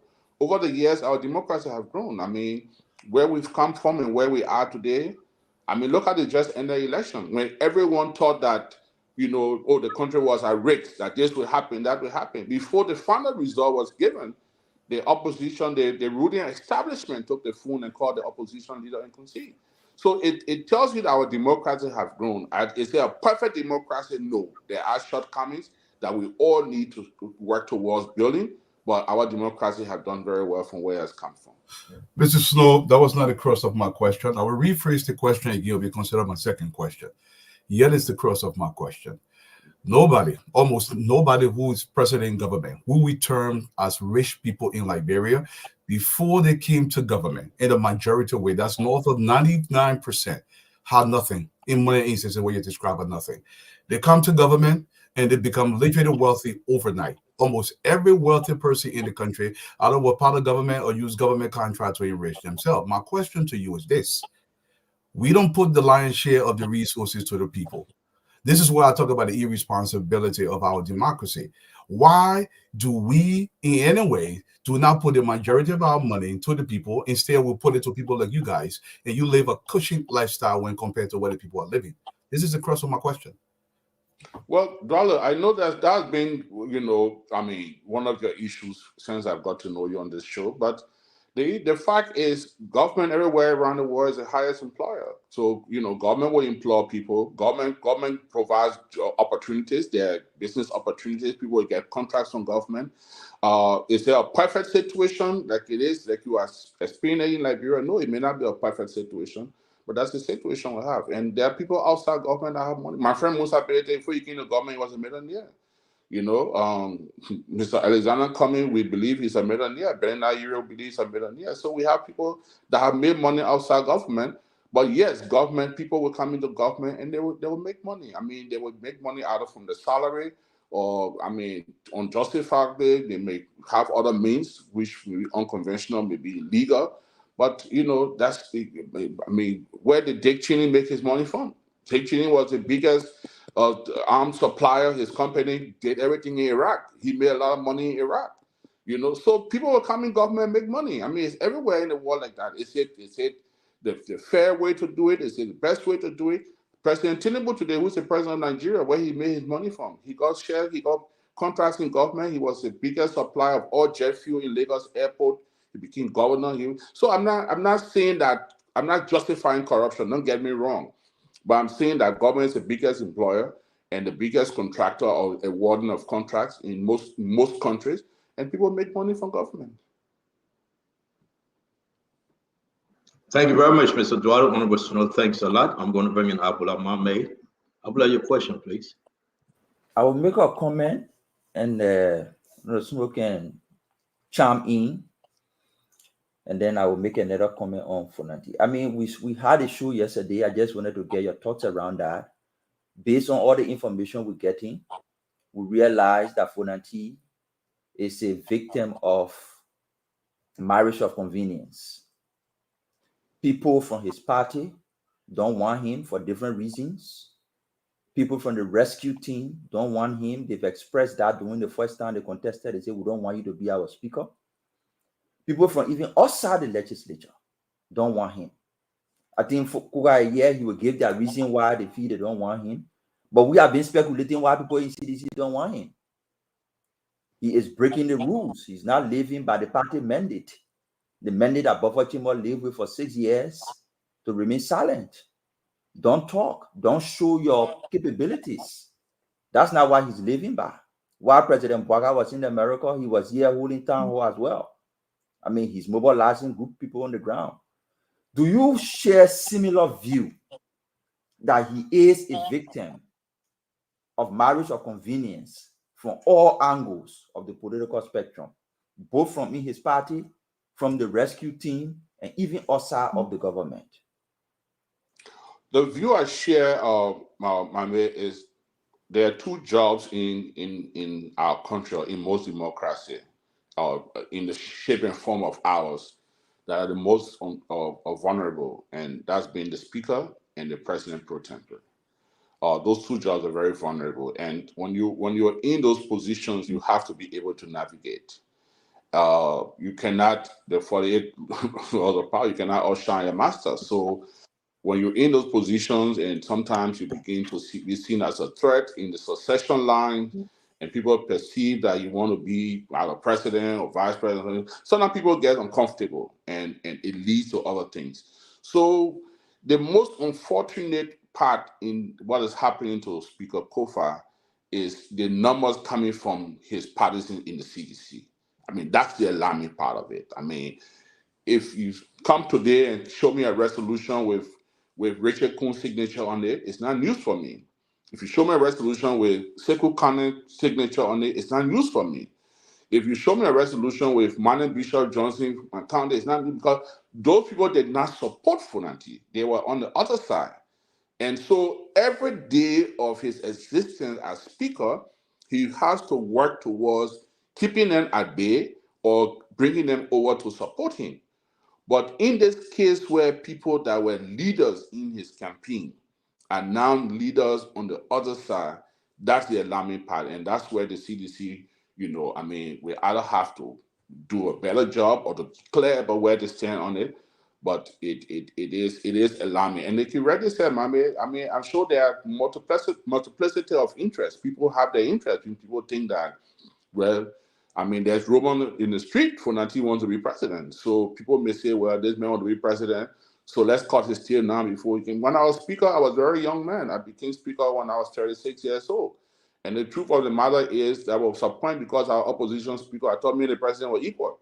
And the president got uncomfortable. So, I mean, she went all out to get me out. So it comes with maturity. It comes with a lot. And the job of speaker, believe me, it's a very difficult position to navigate. You have to be able to do it and to do it well. So you're right. There's interest at stake.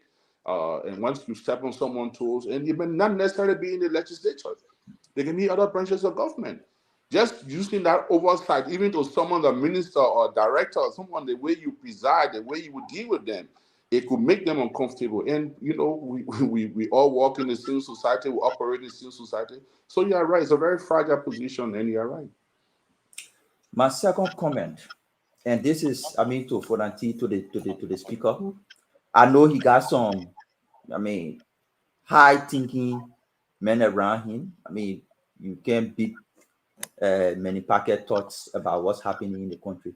But based on the information I have, I'm a little bit disappointed with his approach.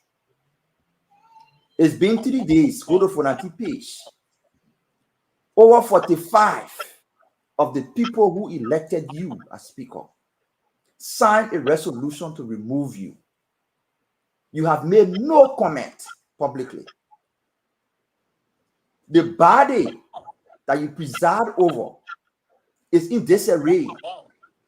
People are fighting and busting doors. And you in the Vatican showing where men opening car door for you and you praying in the church. No statement from Fonati up to now.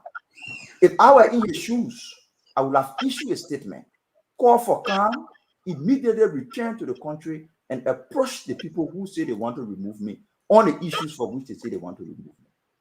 But to remain silent is not about protecting a job. The body of government you hear is in disarray. People fighting. 44, 45 of your members signed a resolution to remove you. And you made no comment. You said nothing. How do you react to that? Is there so much of confidence that he has?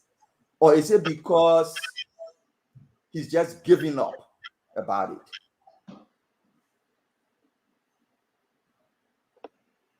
You're muted. You muted. Yes, it's from you, not from me. Okay. I'm not controlling it. You're controlling that. You're So controlling yeah, it. Yeah. so maybe that's the studio. We got to keep our eye on it because of the interference. But go ahead, Senator. Okay. So let me just tell my man, and you're someone I admire a lot on the show. Your views on the show are well respected. But let me just start by saying I think the intro of your statement has some flavor of racism. Women opening door for you. Maybe you just want to correct that a little bit because your audience, you have a huge diaspora audience. You don't want people to think that you've been a racist. So just to clear that. Yeah, no, I'm not being racist. It's just that the person I'm opening the door was a white person. And no No, racism. I just thought to flag that so that you're not perceived as being racist. Thank you. But the truth is, I would have done what Funanti is doing. Mame, in this situation, sometimes there is strength in silence. And Funanti's disadvantage is that his number two man, the man that shares that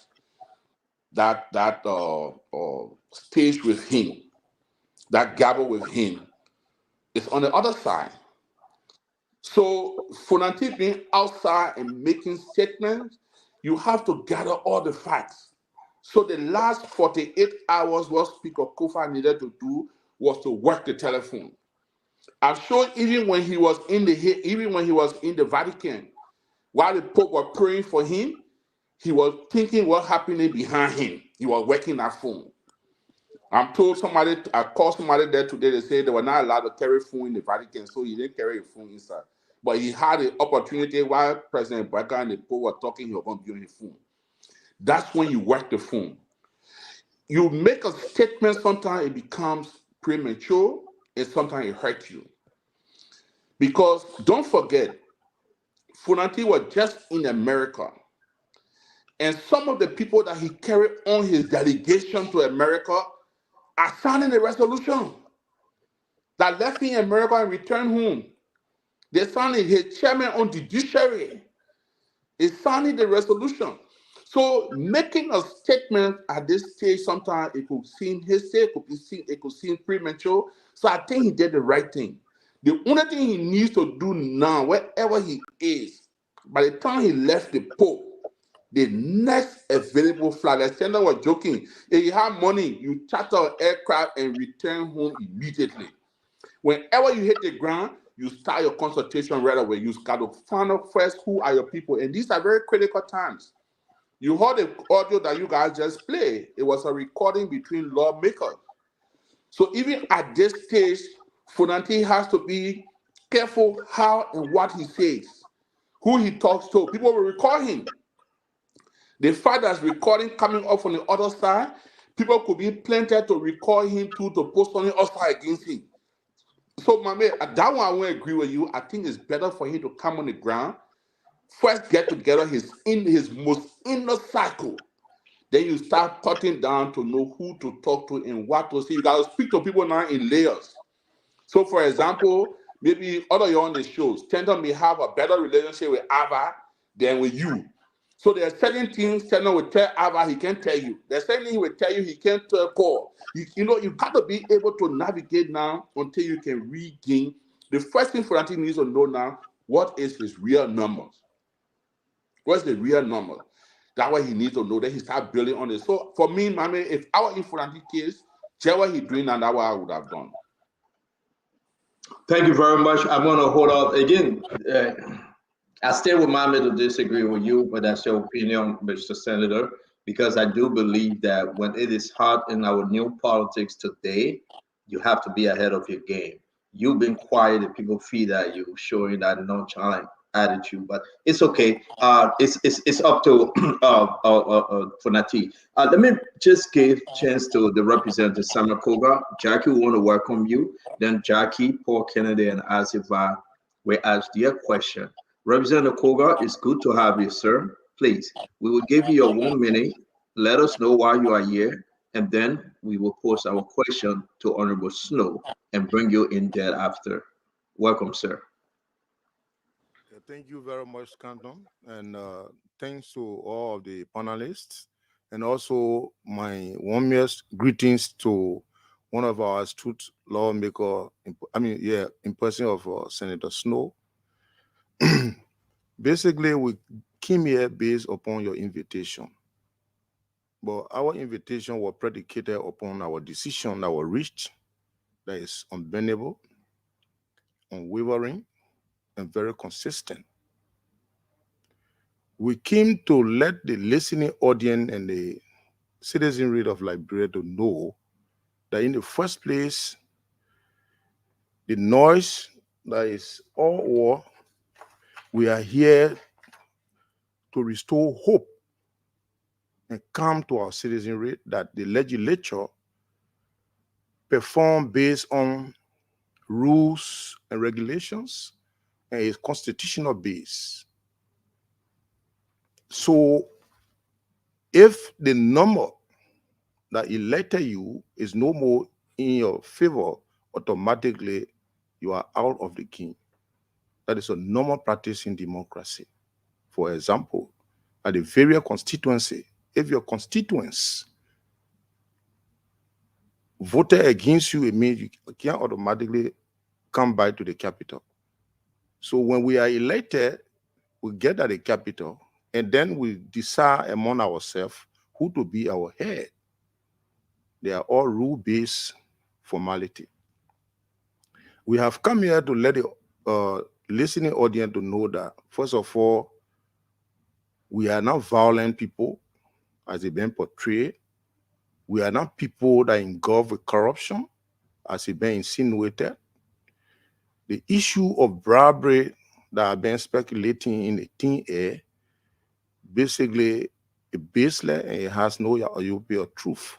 In the first place, secret recording on our constitution is illegal. For an honorable person who group of citizens stood in the ring and song, elected him to come and produce a secret recording is a crime. And besides that, the man who bribes and the man who takes a bribe, they are all criminals. But our colleague fell short to present who bribed him, but rather among his peers, his colleagues from the Fonati side are the one that were tossing over money in the car. There is no scene created that people will come and say, yes, John Brown from the majority bloc, he's caught giving money to Fonati group to induce them. But rather, the resolution that we wrote that is legal, that we are even published. They went on the internet, photocopied it, brought it down, printed it, well-calculated plan, took money among themselves, and presented and portrayed to the public that we have received or we intend to bribe in. That is false and misleading. Okay, thank you. We want to dispel that rumor first. And then we want to tell you that the majority of black that have formed, that have created or that is about to, that is ensuring that Fonatis see reason to resign. If not, there are consequences. Are people that believe in rules and regulations. Thank you very much, Honorable Koga. Let's just get into it because we do not. I want to serve everybody well on this time. Jackie, again, welcome. As if I talk about Paul Kennedy, Honorable Towa, I'm going to leave the bribery issue and the legal issue. This is Spoon Talk. We will talk about everything as we see it, and you guys will take all legal action as necessary. So I want us to focus right now on the removal of Fonati Kofa and those things that come making this, whether it will be true or it will be false. Do you have the numbers before we go back to Senator Snow? Where are you guys standing right now on the numbers? You have 47 yesterday. We have Representative Barry, I think that's her name. Gregory, what's the lady name? Barry, I think that's her. Ruby something. Ruji Barry. Ruji Barry. And you have, I think, the other lady named Precious, if I'm not making a mistake. Precious Cooper. Priscilla. Yeah, Mrs. Priscilla Cooper. They all came down. You have this gentleman saying that, listen, I rescind that. I'm hearing that your number is 41. You can tell us where you guys stand right now on the numbers. In the first place, any lawmaker who does that, they are exposing themselves to the public of being insensitive to the plight of the citizenry. In the first place, the people believe that you are competent and cognizant of the facts and knowledgeable to be elected. Knowingly, intentionally, willfully, in a glaring fashion, where a document was placed before you, you were not coerced, there were no guns at your So head. what's your number now? So what's your number? What's your number now? See, if you give me We questions, don't have all days representative. We got to be we got like 10 people here and you still got 2 in the back. Please. Where if this person was not coerced, I think the constituent need to ask that person, were you sleeping? Did you read the document? So what's your number right now, Honorable Koga? Now, I can tell you fatigably clear that our current number, without those that have traveled and those that took excuse, those that have a meeting today, the actual number is 41. You got Prince Toe out of the country. There are many people. Okay, so let's stick with the 41. I want to go back to Honorable Snow very quick. I got to bring it Asifa. I want to bring Representative. Someone was in the meeting. Representative Koga. Representative Koga. We're going to have you. You're going to speak, but please, let's do the orderly because I want the Liberian people that listen to us. They should go home. We're going to hold you in contempt if you continue to interrupt the moderator. We're going to hold you in contempt. So, Senator Snow, they got 41. Is that troubling you right now, hearing that Representative Koga and his team has solid 41? Senator Snow, please, can you unmute, sir? My phone. It's you. You're right. It's a producer. I'm sorry. Go ahead. Your answer. Okay. Every time he mutes me, I see it on the screen. So you're right. So I think it's a good sign for the speaker. Yesterday they were talking about 47, 48.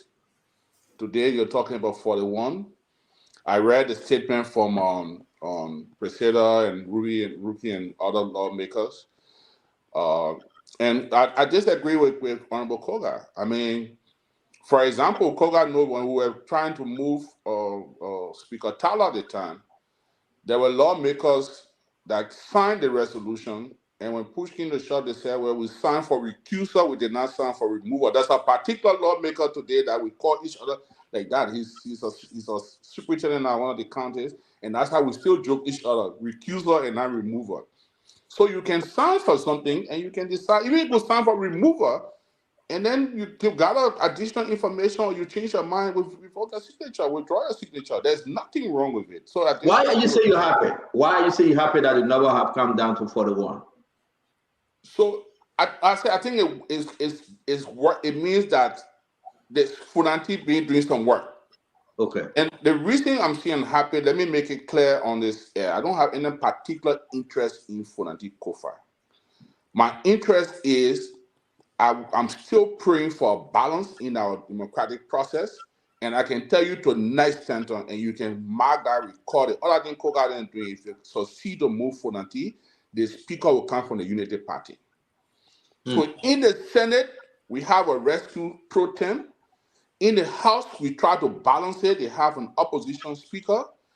Once they succeed, all that thing the CDC lawmakers doing, they will not get speakership. It will go to the ruling establishment and they all will regret it. So my interest here, and I will make it clear on your show, I'm speaking from a point of view as an opposition politician, opposition senator, that want the speakership to remain with the opposition community. That's what I'm happy about. That with the 41, that it means that number has dropped between yesterday and today. And the issue of bribery that has come into it, I think some of the lawmakers that issued the statement say, well, we are hearing that people got bribed with money. We don't want to thin our character, so we were withdrawing our signature from it. So again, I think it's a good sign for the speaker.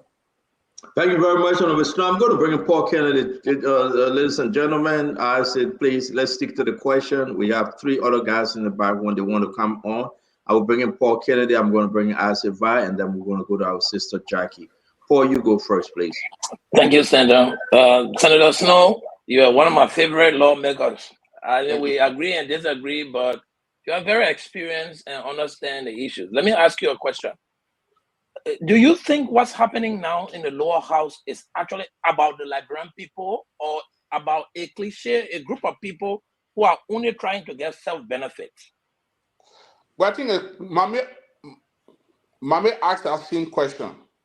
I think it's just a conglomeration of interests. Their personal interests, they're different. I read the resolution, for example, and maybe we'll come to the substantive nature of the resolution, other things we'll talk about it. But there's just a mix of interests.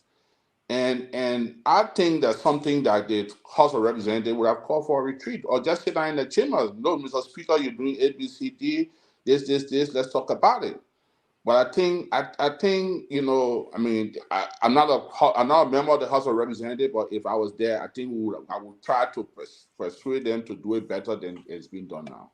Yeah, Senator, I have that question because Honorable Koga was talking about how if you put your name and remove your constituent back home in Bapolu will have problem with you. I didn't want to believe that, but since you are more, you've experienced removal, you've experienced every line of political strife. I thought I should ask the question. My second question is: yesterday in the video, the Honorable Collins claimed he professed that he was bribed. He showed us 15,000 United States dollars in a car that he was sitting in. Honorable Senator, did Ruther Collins do anything wrong by accepting the bribery and running with it outside in his car? Well, just to correct you, he did not show you 15,000. He showed you 14,800. You are correct. 14,000. He said somebody took 200. Yeah, according to him, the mail gave money to 200. I short copy. So and that's why I come in again. You know, when I was going through similar situation, there was a lawmaker called Samuel Bondo from Bon County, and he came to me. He was one of those that I trusted.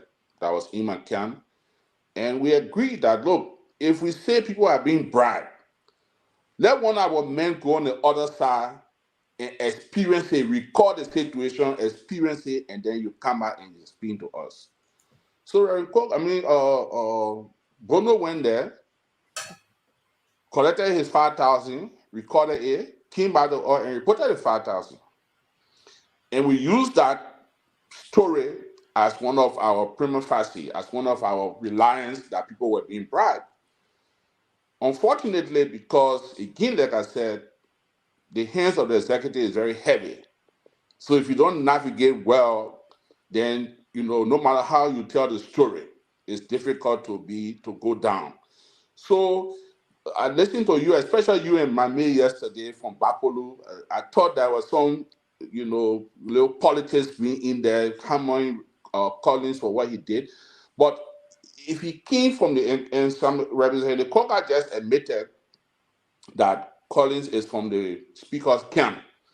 So if that camp plan to say, let's send one of our men there to make sure what is happening there, what is being there, what is going on there, and use it as evidence, FOC, to establish the fact that there is bribery going on, I don't think he did anything wrong.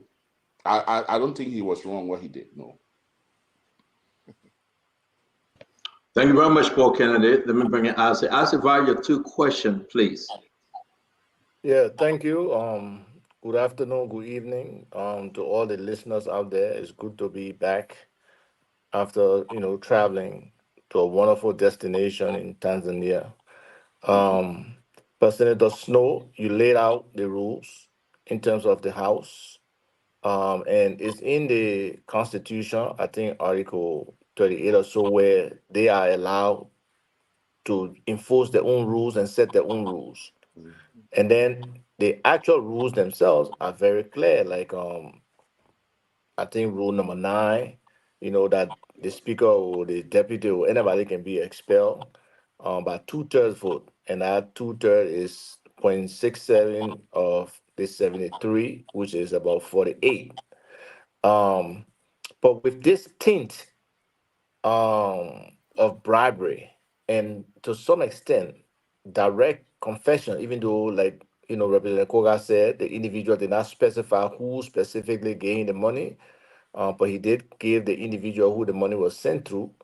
Um, do you think if they were even to have 48 and Funanti were to come back and there's a session, they can move ahead with that without first investigating the issue of bribery?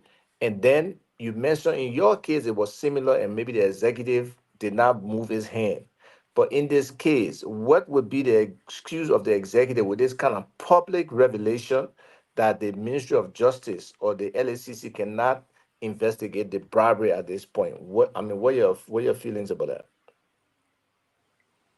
that? I'm muted. All right, thank you. No, I was muted. I'm on now.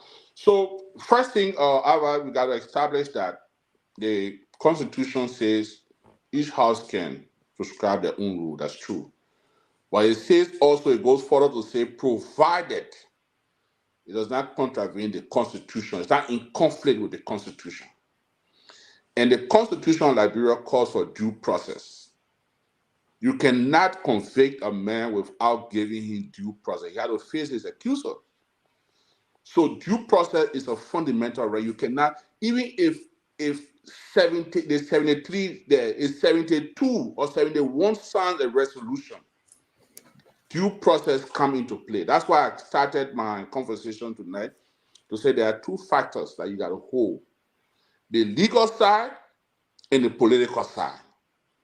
None of them can overpower the other. So even though the rule says the speaker can be removed, I've seen rules say for cause. So in establishing the cause is where due process comes in. Now, what what Collins could do, or I think he would do, because Franti is a lawyer, so I'm not aiding his camp, but for the benefit of the conversation, I have to say it. Maybe they could go to session on Tuesday, and there will be a letter on the speaker desk from Collins that he received bribe. He got to show who he got the bribe from. Then there will be the speaker now could ask for an investigation. Now, if the speaker trusts the executive that they are innocent, he could say let Justice Ministry come in, or let this LACC come in, or let the House investigate the man. The other side that has produced a resolution, there are one or two things they will do. They will either go on the floor, say we have the numbers, go on the floor and lay the resolution before the House, the chief clerk, through the office of the speaker. If you do that, that's the legal side. Then everybody who has signed a resolution becomes the accuser. They have accused the speaker of violating the rule.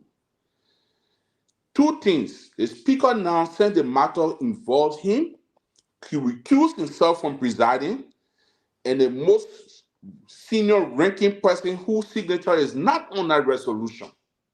You got to take that into cognizance. The person who is not on that resolution can now be, by not being on the resolution doesn't mean for Funanti. That's the mistake people are making. But by you not signing, I spoke to two lawmakers yesterday. They told me, say they didn't sign, but they're not for Funanti, they're neutral. So by not signing doesn't mean for Funanti.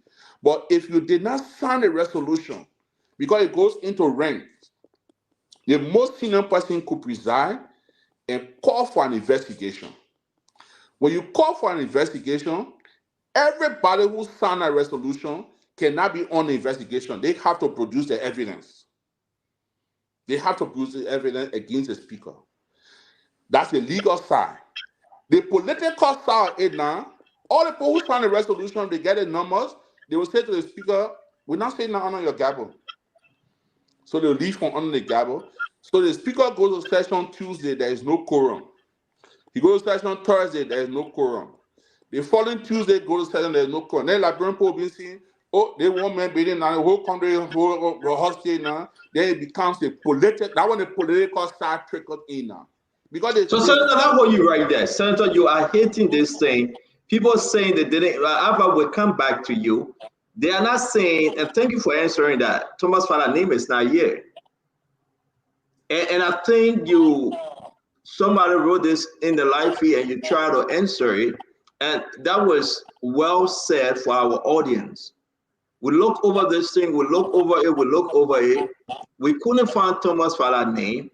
But right now, we understand the reason why his name is not on this list, Senator. That was good. Answer your second question. Yes, and that is power coming to, because in his opening, Honorable Snow named Thomas Fala as an accused or not being on Funati's side, being on the other camp. Now, that camp encompasses a lot of CDC lawmakers. And we know people are already thinking 2029 and positioning. So the way we know CDC and the way they try to protect their own, we have not seen any comment from the party or from officials there protecting Funanti, but basically welcoming Thomas Fala on a red carpet, supposedly. So from your political expertise and analysis of this situation, do you think, because the CDC doesn't do anything with all your friend and brother George Weah, do you think George Weah equal your friend, brother? do you think Mane is behind this thing and is trying to manipulate, and his statement that he came up with immediately after it was revealed that people were taking bribe was just a flow show for the public?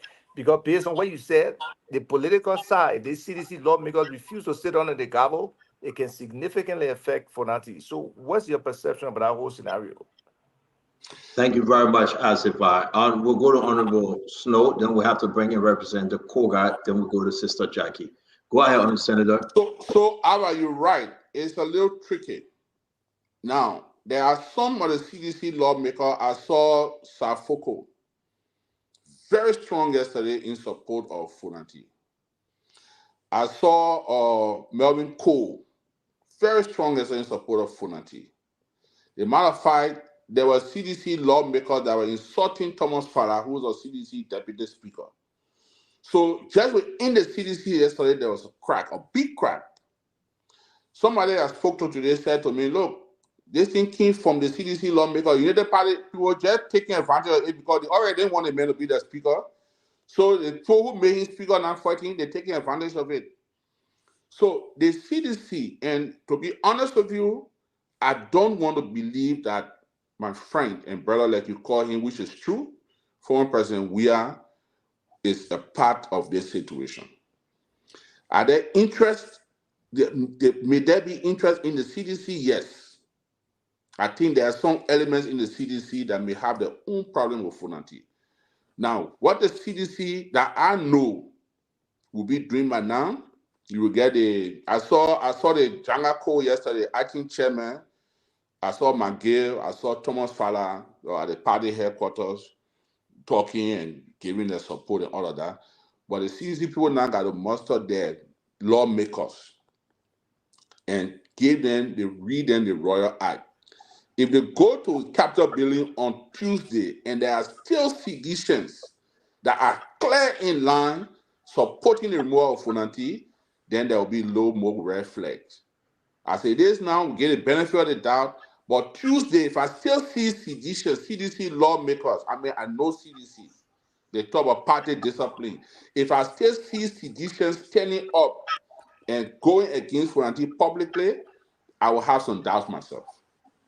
Thank you very much, Honorable Snow. But at the end of the day, what we saw on from the party headquarters, that video, it was just a makeup, smothering, dancing by. There was no juice, there was no strength in that video. Saying Janga Cole, my dear friend and brother, Nathaniel Fallow McGill, and that of Thomas Fala. Thomas Fala knew that they were throwing him under the bus, but they were prepared for it. So I think there was no strength. And Honorable Snow, why you can tell people the truth? That's not the CDC leadership, you know. And you know that they would come. No, Honorable Snow win that.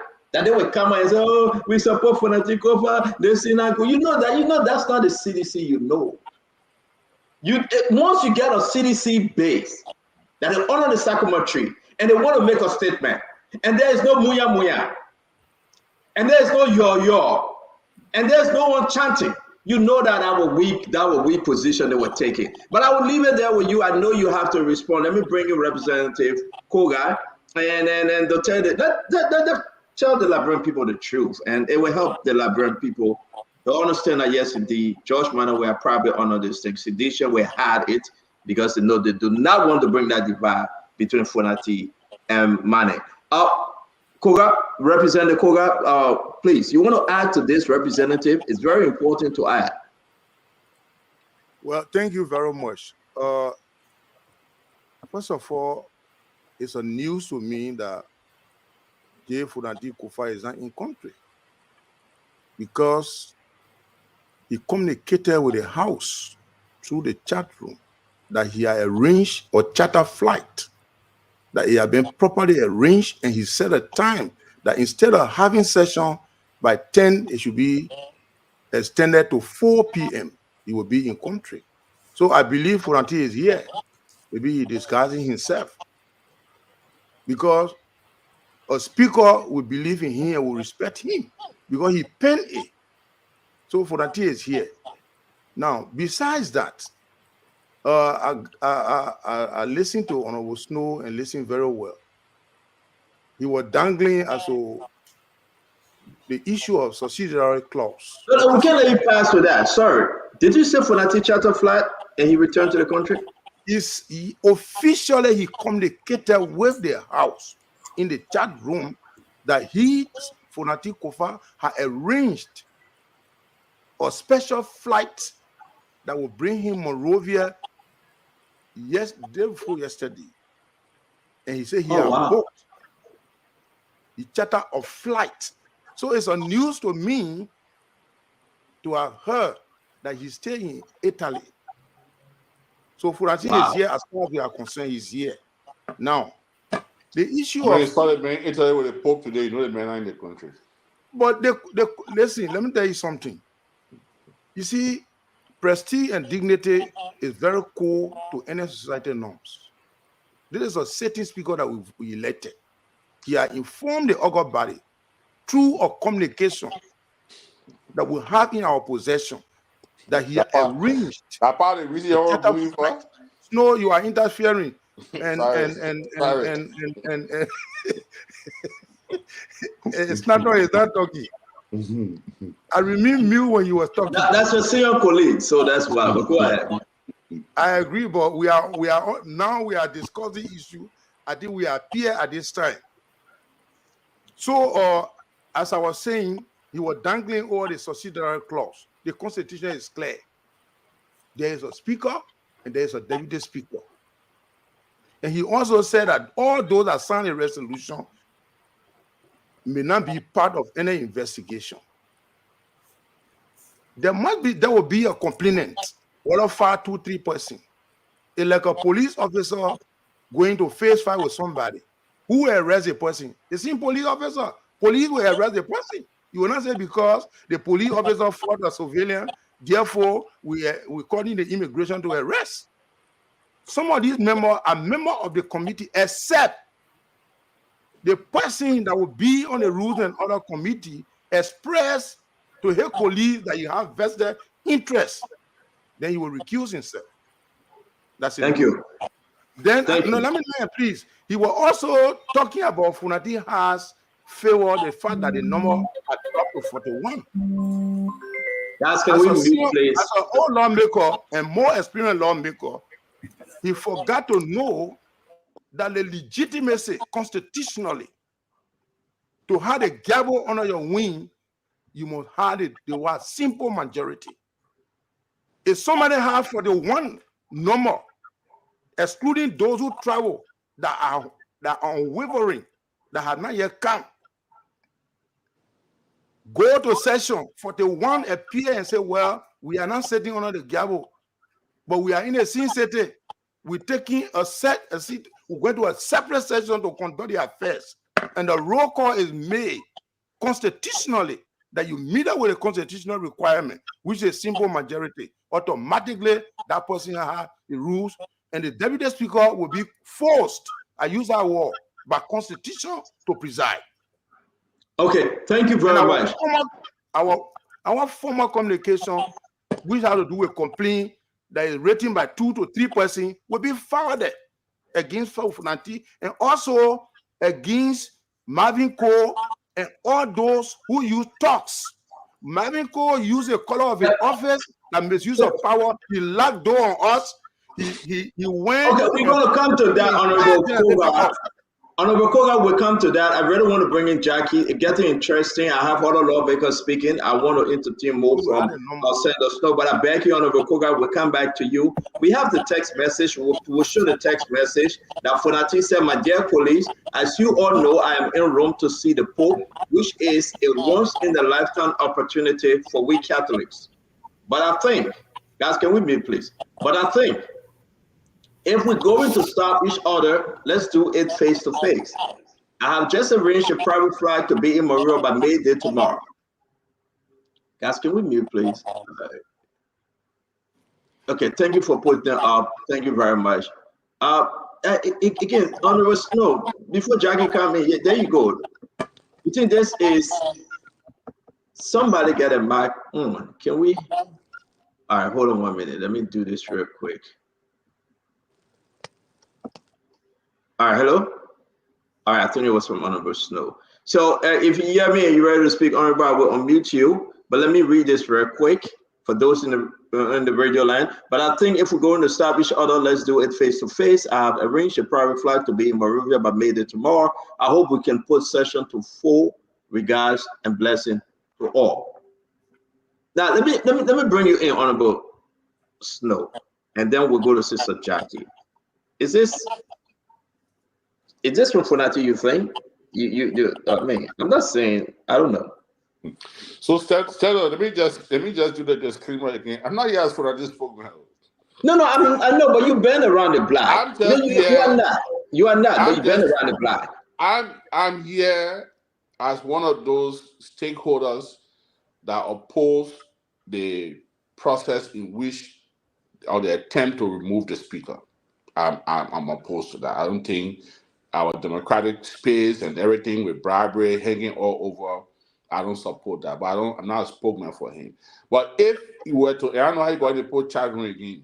No, not me. It was sent to me. Listen, let me be fair now. It's not you accusing me every day. This one I gotta plead my case. The man just said on the show, Samuel Koga, he said this and it. So it's not me. Yeah. Right. Now, but if you read the text properly, maybe Funati had a conflict of schedule in meeting the Pope, because he says he's a Catholic, I believe he's a Catholic. Yeah. He says it's a once in a lifetime thing to meet the Pope. And after meeting the Pope, I will be there tomorrow. He met the Pope today. So maybe if he sent the text message, maybe he was scheduled to meet the Pope maybe on Tuesday or Wednesday, and he didn't meet the Pope, but he met the Pope today. So if you would take all things constant, the fact that he met the Pope today, it means tomorrow is Saturday, he'll be in Liberia. I don't know, he'll have session tomorrow. Yeah, that the other thing, but once I didn't produce it, it looked like an AI generated text message. This one, but it looked like an AI generated text message. That's my own view. I want us to just read this thing one more time. Tell me you want to put it up, because something in it just seemed not to add up. Today is not session day. How can he say he come in the country today and hope to put session to 4 p.m.? Today is Friday, right? Yesterday. Yeah. Yeah. Yeah. So when was the message sent, Honorable Koga? Yes, this message was sent day before yesterday. Oh, and day before yesterday. And yesterday we were waited at 4 o'clock. Okay, so we'll come to the message. We'll call Fonati Kofa and he will verify whether it was true that he sent this message. Thank you. Let me bring in my sister Jackie. Jackie, your question for Honorable Snow or Representative Koga. Guys, I know Acid Vice in the back and Paul Kennedy were trying to give Acid Do and Dr. Poplar a chance to ask their question. And we'll come to you guys. Jackie? The image is still up, Stanton. Yeah, they will take it down, Jackie. Go ahead and make your point, man. We can see your face, Jackie. Don't worry, we can see your face. Okay. Good evening to everyone. Good evening to Honorable Snow and Honorable Koga. Welcome to the show. My question is for Honorable Snow. Honorable Snow, you've been speaker before.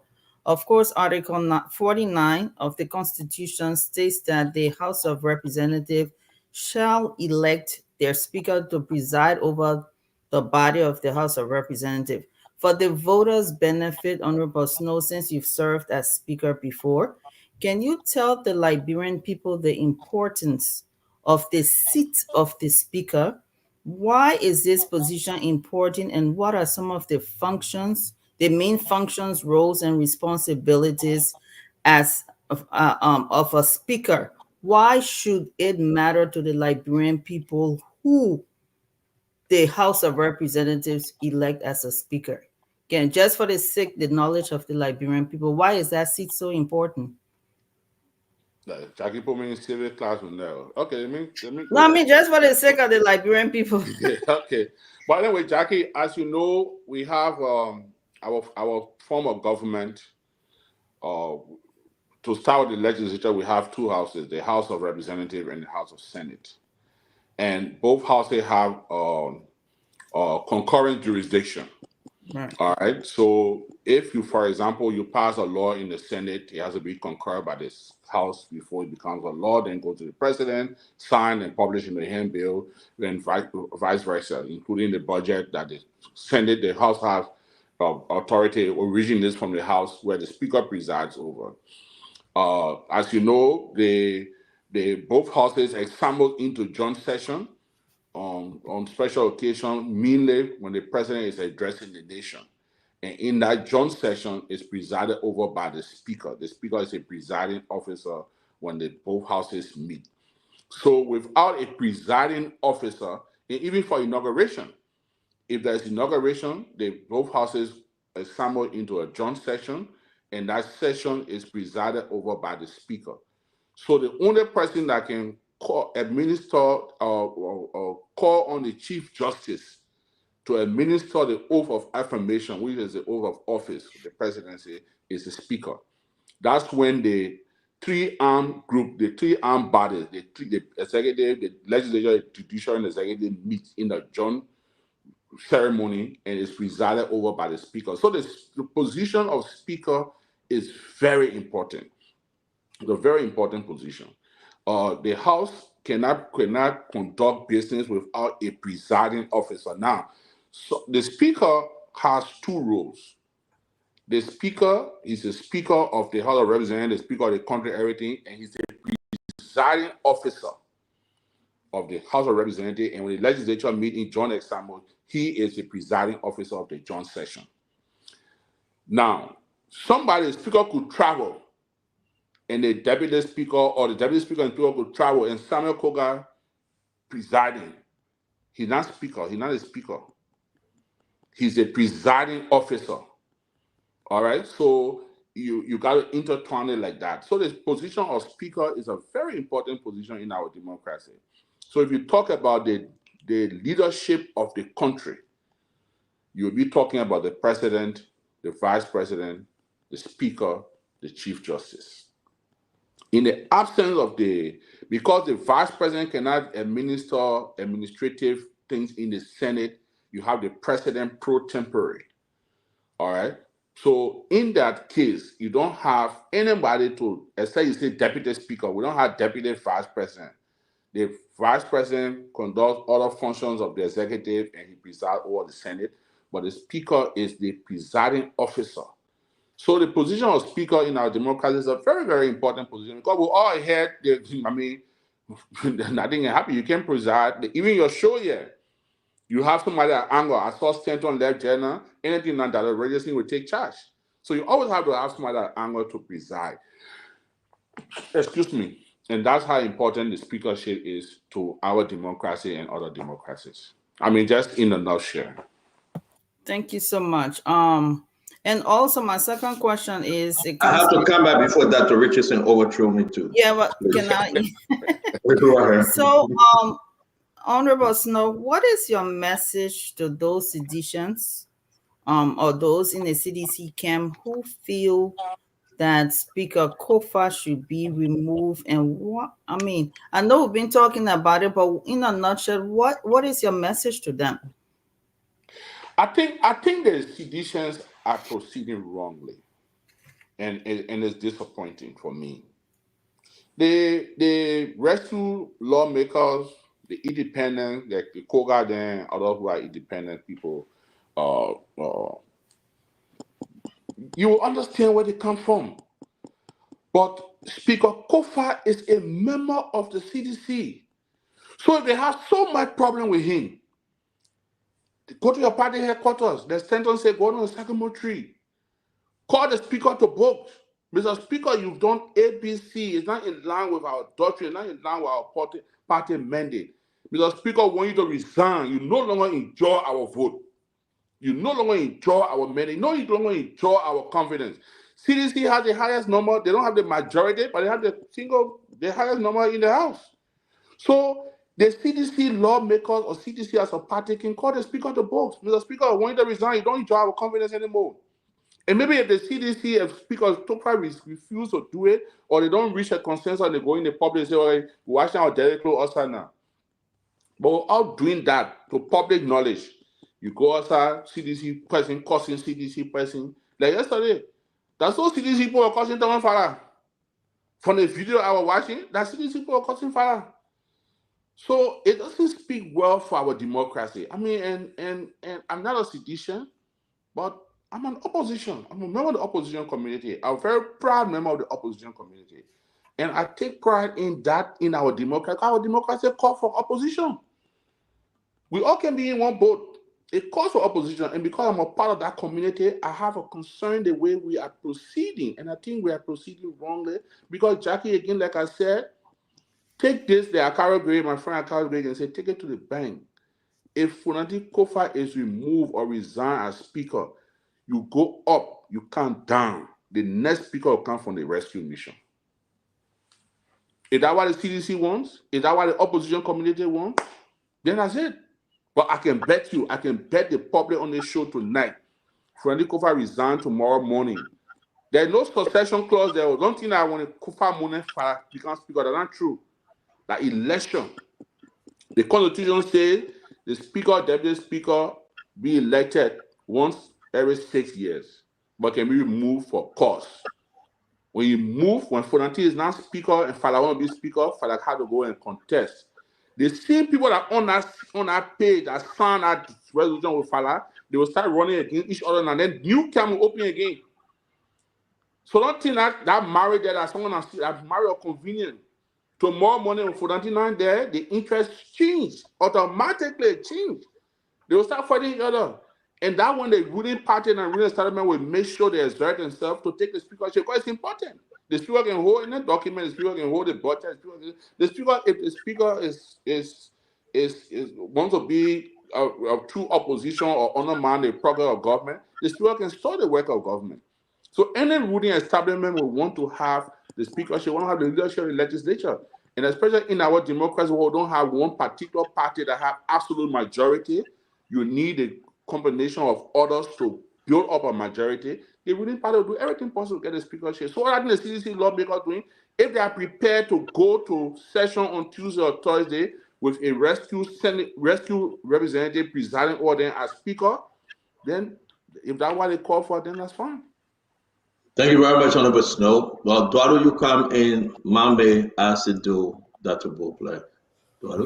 Yeah, thank you so much, Honorable Snow. I appreciate this, and you continue to provide a lot of clarity.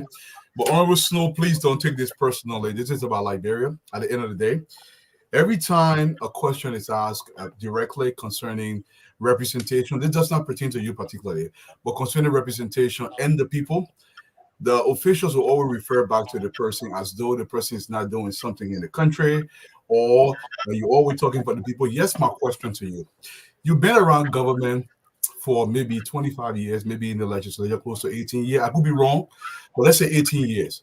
Over the last 18 years, the Liberian national budget has been around $12 billion. If I were to ask you, Mr. Senator, without referring to America, what would be over those 18 years, $12 billion in budget that we've done for our people to show for it? Can you point to anything that we've done for our people that have changed their lives? This is the only thing that concerns me. It's not against you personally, but that's my biggest concern. What has changed our people for the last 18 years? That's why I was speaker shitting to never. And I'm not find minister to know all I want. Yeah, that's why I was speaker being here tonight. When you want to do that one there, let me go do my research. I will put all the things. There was a time you were in capital building before I moved from capital building. There was a time. No, not you. Okay. I mean, all right. 20 years I left Liberia. I'll land there. Okay, not you. Maybe like a relative. But there was a time in Liberia. They rode from City Hall, from Foreign Ministry in Cinco there to pass. That road was so bad, so everything on that road. There was a time the hydro got destroyed from the war. Today, yes, money has come from foreign partners and whatnot. We have a hydro, yeah, it's not functioning 100%. We get water, the rebels pour the wet clean water system, purification system. Mo Ali, who I admire a lot, he's doing well with the water system. So things have happened. Is it satisfactory to all of us? No. The other day I had guests from ECOWAS in Liberia about 2-3 weeks ago. And he wanted to just see the industrial zone. I was talking about the industrial zone. I made so much beam up about industrial zone. He wanted to see our industrial zone. I carried me across the bridge. By the time we crossed Vatican Bridge, they rolled across the bridge. Asked me if we stay in Monrovia or other Monrovia. I couldn't answer that question. So it's embarrassing for other, or let's admit, I listen to you on the show every time you lashing at us, which is fair. We got to keep our feet to the fire. So it's not a good thing that we can show of our country, but we are getting there. And that's why I think the country, like I say to people, and Stendhal will tell you, most of the time, I'm second first. Okay, but I admire your show because to some degree, since the election is over, you have brought a lot of objectivity to the discourse. You don't come on the show every night and say, we're here for this particular camp, let's do this. You keep your feet to the fire. You criticize us, you deal with us, you blast at us, you do things to us, and we get there. I showed Balu some way or other we get there. It's difficult, it's slow, but we get there. Yes, Senator. I know this is important. So, I don't One do question. that. Now, okay. This is so important, but I beg you, Dad, will come up because I said that the booklet pushing me. I beg you, Mom, left. So let me go to Asa though. Asa, please. Asa will give you 2 questions. We'll give that to booklet 2 questions. Well, thank you so much, and it's nice to be on the show with Representative Coker and of course in the Snow. Just to quickly say, I know people were concerned. We all know that the standard bearer of the CDC issued a statement, and his statement supersedes any other statement. That's why the party itself didn't issue a statement, because the CDC is one of the most organized institutions you can find around. But Representative Koga, I got 2 concerns for you, and I want you to kindly address them for me. While you were speaking, you said something that I thought was very concerning. You said it is insensitive to the plight of the people that voted for certain lawmakers who decided to withdraw their signatures from a resolution to oust the speaker. Representative, you are from Nimba County District number 5. That district is a place of some of the bad roads in the country. That district has one of the lowest enrollment in school this year because of no money for parents to pay school fees. That district is a place to some of the highest cost of living, with cost of common and everyday commodity on the increase. Your district also has some of the highest number of street selling kids. Representative Coker, I want you to kind of give the Liberian people a vivid connection between your signature on a resolution to remove a speaker and how that will help solve the road problems in your district, and how that will help enroll students in school, and how that will help remove children who are selling on the street. Get the Liberian people a description between that and how your people will benefit in your district. Well, thank you very much, Mr. Doe. And also thank you for visiting my district that you spoke about. But in the first place, I don't have any city in my district. It's a rural area. So there are no street sellers, as you insinuating. And then the issue of signing a resolution, you must be conscientized. Prior to that, there was a meeting held, and you were told the implication and whatsoever necessary surrounding this documentation that you are fitting your signature to, knowingly. To tell the public that I was doing something that I never knew, it sounds ridiculous. To any normal circumstances, it sounds ridiculous. Because the headline, and when you look at the resolution, the first caption is a headline. Read, sometimes you can put it to the public that they read the headline. Before you sign it, you have filled your signature. Even if you are in your office, your chief of staff wrote letter and brought it to you, you will proofread. If there is error, you send it back the correct it. So they may have read the communication. That's where my concern is. Now, for your information, my district is one of the higher producers of cocoa in Liberia. Graciously, the IFA engaged in agriculture, the government secured loan in the tune of 30 million. And as I speak to you, some of the ugly roads and bridges are in my district. Some of those roads have been constructed, those bridges have been erected. It will honor our lobbyists' power under the regime of former Speaker Ellis Taylor.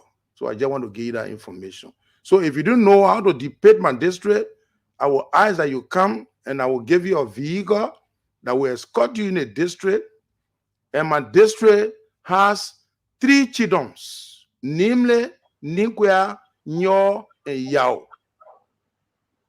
So we'll come back to Nikwa, Nyo, and Yao. I want us to go back to the conversation at hand. Answer your second question. If that is the issue, then I'm Mr. Doe brother. He taking off. I'm sure. No, I want to debate my district to him. So that's okay. Let me ask a second. Representative, let me ask a second question. Answer your second question, please. Representative, I'm sure you are disappointed in yourself. First off, it is not only in cities where people sell on the street. Once you have street in a plain pool, there are street selling. So I don't know where you take that from. Secondly, you cannot even tell us what benefit your district will get as the result of your signature on something. You are telling us about certain things that Speaker Taylor was doing in 1900. I am saying and asking what direct benefit your district will get as the result of your signature on a document in 2024, but you carry me to 1960. Let me go to my second question. Speaker, Representative, Speaker J. Fonati Kofa been a lawmaker for a long time. He been a deputy speaker for 6 years. When did you get to know of the allegations, some of them which concern his time in the US some plenty years ago? When did you as a person know of these allegations? that warrant a removal at this time when the country is almost facing an economic collapse. But the most important thing to you as a person is to remove Speaker. When did that become a concern to you? And when did you know at all about it? When circumstantial evidence are corroborative, it becomes admissible into court. We gather a lot of information. Number one, I can tell you as I speak what I have in my possession. During the 54th, when Funati was deputy speaker, his budget line and his account at the central bank, he withdrew several thousand millions of dollars. I got the information in my possession as I speak to you. These are information we exhibit during the investigation. And he said people use a budget, a account, a warrant concern. And more besides, you say, what is the significance of me signing and what will my constituents or within the constituency benefits? The rules and the Constitution provides that the leadership of the House to ensure the proper functioning of the House. I listened to Honorable Snow trying to portray the CDC lawmaker that signed a resolution to appear ridiculous in the street or in the minds of those who are listening.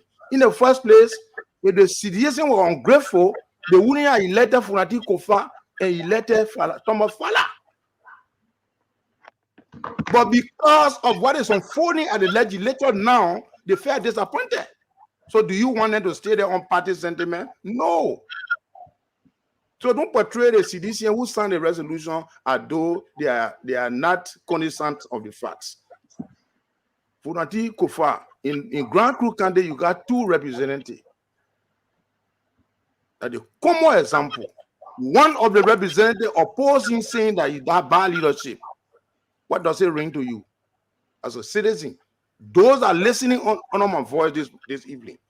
You got only two representatives, and you are Speaker of the House from Grand Cru. Then you have one of the citizens who is an equally lawmaker from your county is signing a resolution to remove you. It don't ring a bell to the international community and also the citizen. Thank you. It means that there is something wrong going on. So if we remove him, the issue of budgetary appropriation, leadership functioning, and all of the issues that surrounding sanitation of the House will be addressed. And I believe at that time, we will have the opportunity to push our agenda in the rightful direction for the smooth functioning of the legislature. And thank you very much, Honorable. The eyes of Snow as with respect to what is the importance of this position of Speaker. The Speaker position is very significant on grounds that he presides over the national budget.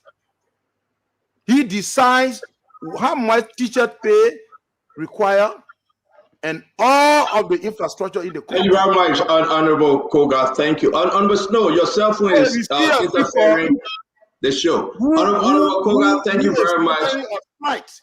Who is Honorable Koga. Private jets? Honorable Koga, thank you very much. Thank you very much, Honorable. It's good. Honorable Koga, thank you very much. We're very happy to have you. Honorable Snow, I'm going to bring in Mohammed, Dr. Vopler, Dr. Richardson. Let me show some of these guys. These are the hardcore. If you know them, speakership for sale, 25,000 USD per lawmakers, 15,000 USD now, 10,000 USD later. I mean, these documents flying all around here in America. If you want to remove your name, please do so, because this is horrible.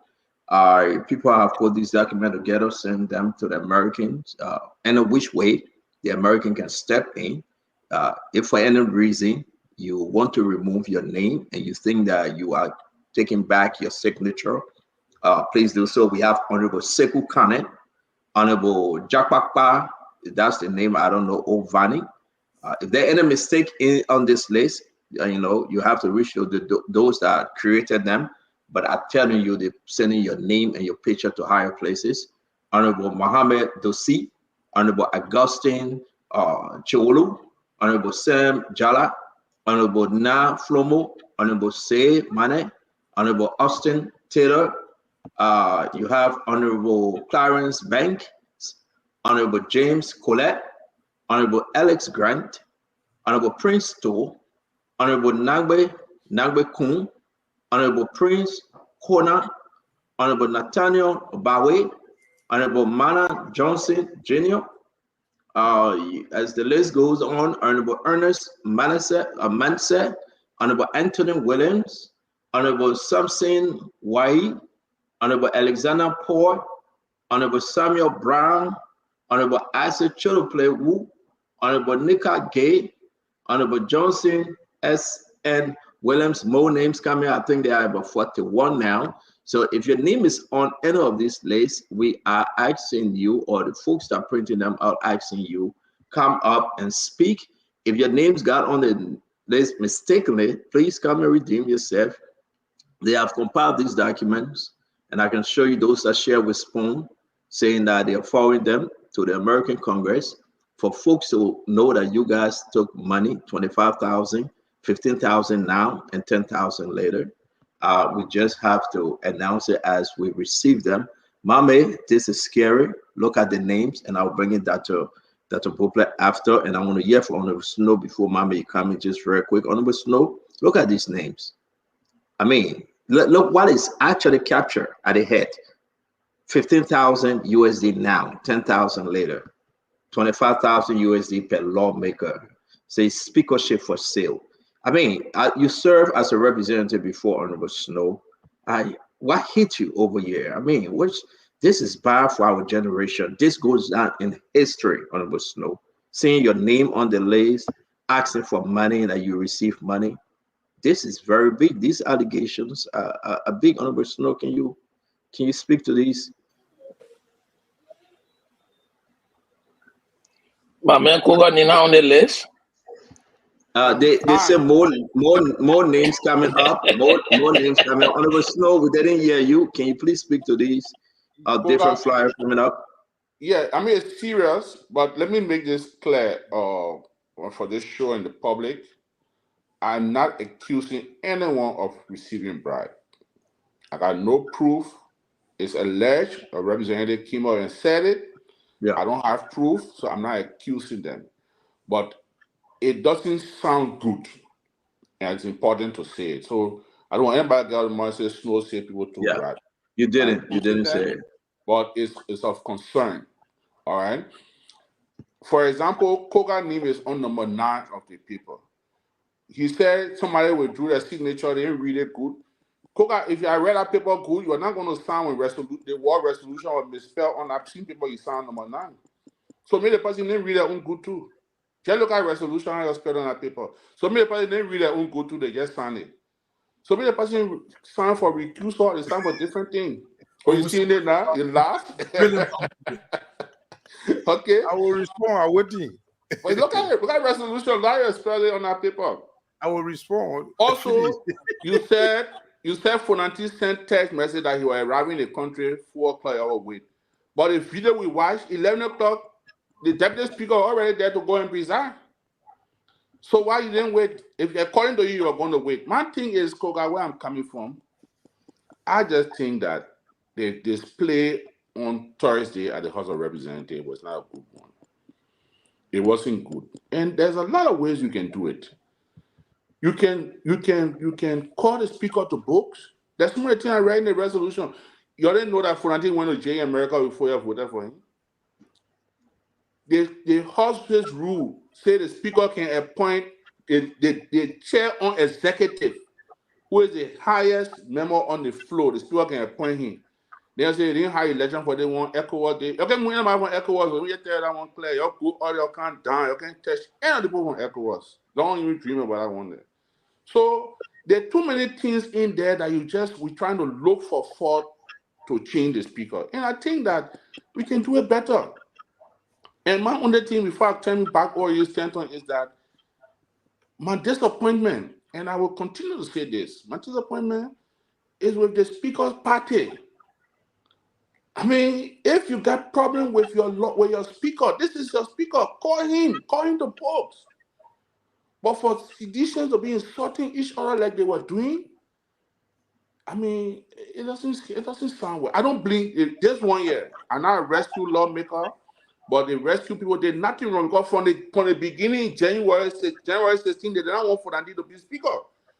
So 10 months down the road, if they find the people who made speaker can't say when all they gotta do is to join them, which is fair. Thank you. Call him. Thank you very much. Mommy, hold on 1 minute. Let me bring in Dr. Popley. He have not spoken, and then we will bring in you and Dr. Richards. And folks, this is concerning. Look at the name. Yeah. Go ahead. I'm a senior dragon, so let it go ahead.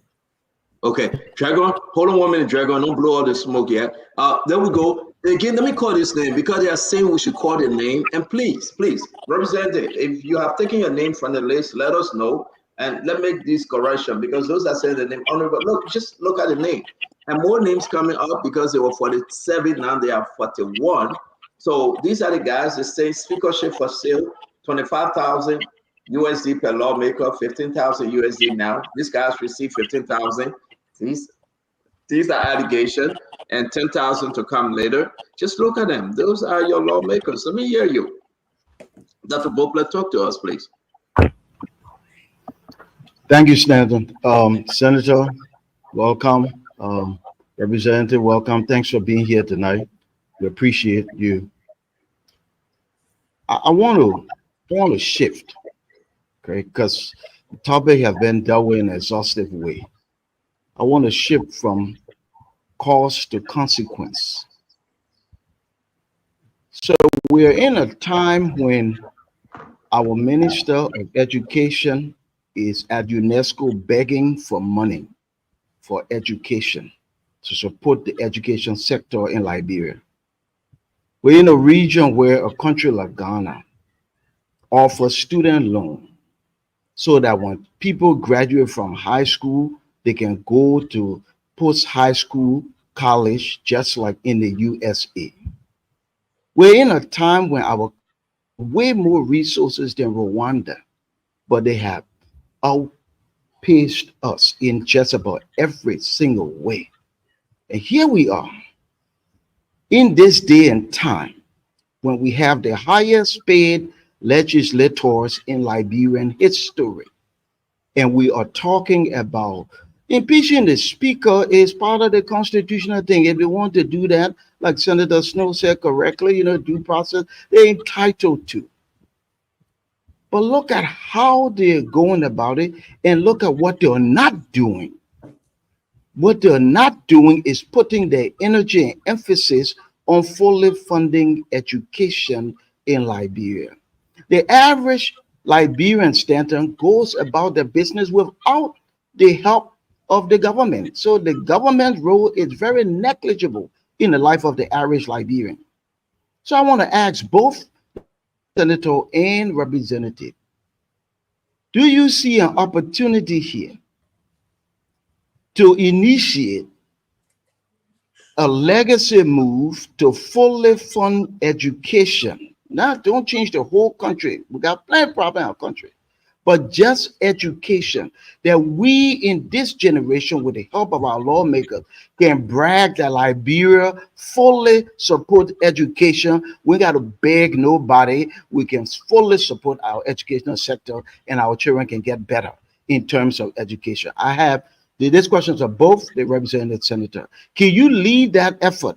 Can you encourage your colleagues to lead an effort, initiative, so that we go back to the floor and double the investment in education, because human capital investment is the best form of investment in the nation? That's my first question. You still get second? And the senator. You still get second question? Yeah, you gave me two. I've been quiet all night, and I see you. Our first question. Our first one. Go ahead, honorables. The lower house. Start with the lower house. Après, le budget can go Okay. first. Thank you very much for your question. But actually, I did not get a background and what prompted your question. You only provided information, but you did not tell all the core issue that you're trying to derive at. No lawmaker is elected that don't have passion for a people and the development growth of the nation. We all fought hard and fighting hard to improve the livelihood of our constituents within the constituency. So, to your question, these are some of the reasons why we're trying to make a change of the leadership. The So question that is, we- will you lead an effort, an initiative to double funding for education in the Republic? That's the question. you can never have a sound approach when you don't have a leadership that gives sanity to the house. That's our concern. And then quickly, I just want to say in this open manner that we're not going to yield to any intimidation by blackmailing anybody. This identical photos and the cause information that is being presented by by Stanton as though it is truth. Abu Kamara called this afternoon, we were in a meeting, providing, oh gentlemen, your need is on a listing. Liberia is a sovereign state. The benefit, the burden of the proof lies in the accused. At no point in time that the gentleman who said, no. The burden of proof don't lie in the accuser. It's in the pudding. The accuser. The accuser. Rather. No, sorry. Thank you for yes. No, thank you for your correction. So the burden, the man who accused, he had the burden on his shoulder to provide evidence that any of my colleagues received. As far as I'm concerned, people are trying to shape our decision to sentiment, and we're not going to buy in. And I want to make it clear to our listening audience and also to my colleagues that people are trying to cajole and befriend their repetition that we're not going to be scared by any intimidation. As far as we're concerned, nobody received damn from anybody. We are conscious-minded people, and we're doing what we're doing, and we remain resolute. Nobody going to intimidate us. All right, so thank you, Representative. You really did not answer my question. So either you are not listening or you didn't want to. Senator Snow, can you lead an effort? Can you lead an effort to double education funding for the Liberian children so that we can make a bigger investment in our human capital? Well, your answer, the answer to your question is yes, or resounding yes. But since I took just 1 second to answer, let me just go on something a little bit too. Koga, that's the meat of the conversation tonight. That's why I just want to go back to it. But the answer is yes. But President Koga, again, somebody, and it's unfortunate that I won't call the person name because they asked me not to. But one of the representatives sent me a text just now. I will send it to Stanton. I'll take the screenshot. I promise you I won't call his name. He said to me, Honorable, the town rate that they put in 15,000, we shouldn't take it. He said, even though I took it, but I will withdraw my signature. It's I got a text here. I'll send it to Stanton. So I'm not going to call his name, and that's not sufficient proof to show that people got 15,000. But somebody who signature on that paper just send that text to say the town rough and they brought 15,000, so he took it. The second thing is the statement you made that the document that was published by Collins is photocopied. No, that's the original document. We all know how original document looks. No. That document that I saw, until somebody can bring the original, if you saying in a can bring the original to them, match it with this one, and let's see which one is the original. There's the original document. Where's the original document? So, for me, the politics of this whole thing, you're going your horse, you're settle your differences. You're speak on your money, but the way you're proceeding, it's not good for our democracy. And the thing you're talking about Liberians or sovereign state, every Liberian won't go to America. Right now, I'm in Paris. If you tell me Paris, America, which one you want, I won't go to America. But American people ain't let my business, so I can go to the embassy, go have a visa, because they will not give it to me. The European people give me a visa in the country, on the continent in Europe. But we owe ourselves to a certain standard. And one of those standards is we cannot let the world believe that we are a corrupt nation. So to say that, we are a sovereign country, we can do this, we can do that. If you saw the statement on Terang Gongolo, Councillor Gongolo just issued something. He's going to take on this corruption case. And if this thing goes deep and people can actually come up with hardcore evidence, because trust me, people could be affected from this thing. Yeah. That's why when Priscilla and Rookie came out the statement this morning, I was very impressed, because those are two ladies that I know very well. The matter of fact, they came from America the other day, were in Accra joking and all of that. So I respect them. So when they came out today and said we were drawing because of this thing could affect people, and nobody should take it for granted. But Honorable Snow, you took the people money, and you say you were drawing. I mean, to the dear ladies and our sister, our Maybe mother. they didn't receive their own. Maybe they didn't receive their own. Mama, in the legislature, ask Koga. You guys want to call layers in the legislature. Everybody can get the same thing. Some people can do it step pay, some people can get some people can get some. Ask Koga. You guys want the legislature call layers. So maybe in the layer they didn't receive. I get the benefit of the doubt. Koga allowed to get layers. So they get different. Go ahead, Dr. Bopler. Ask your second question, Dr. Bopler. They got layers there. So maybe they didn't get their own. I hear you said in the public, I don't know. So guys, we are wrapping up with Honorable Snow and Representative Kogar. Other lawmakers want to call in, so Dr. Bopler, you go. Mommy will come in, and our two sisters will be last. So Dr. Bopler, your last question, sir. Thank you, Stanton.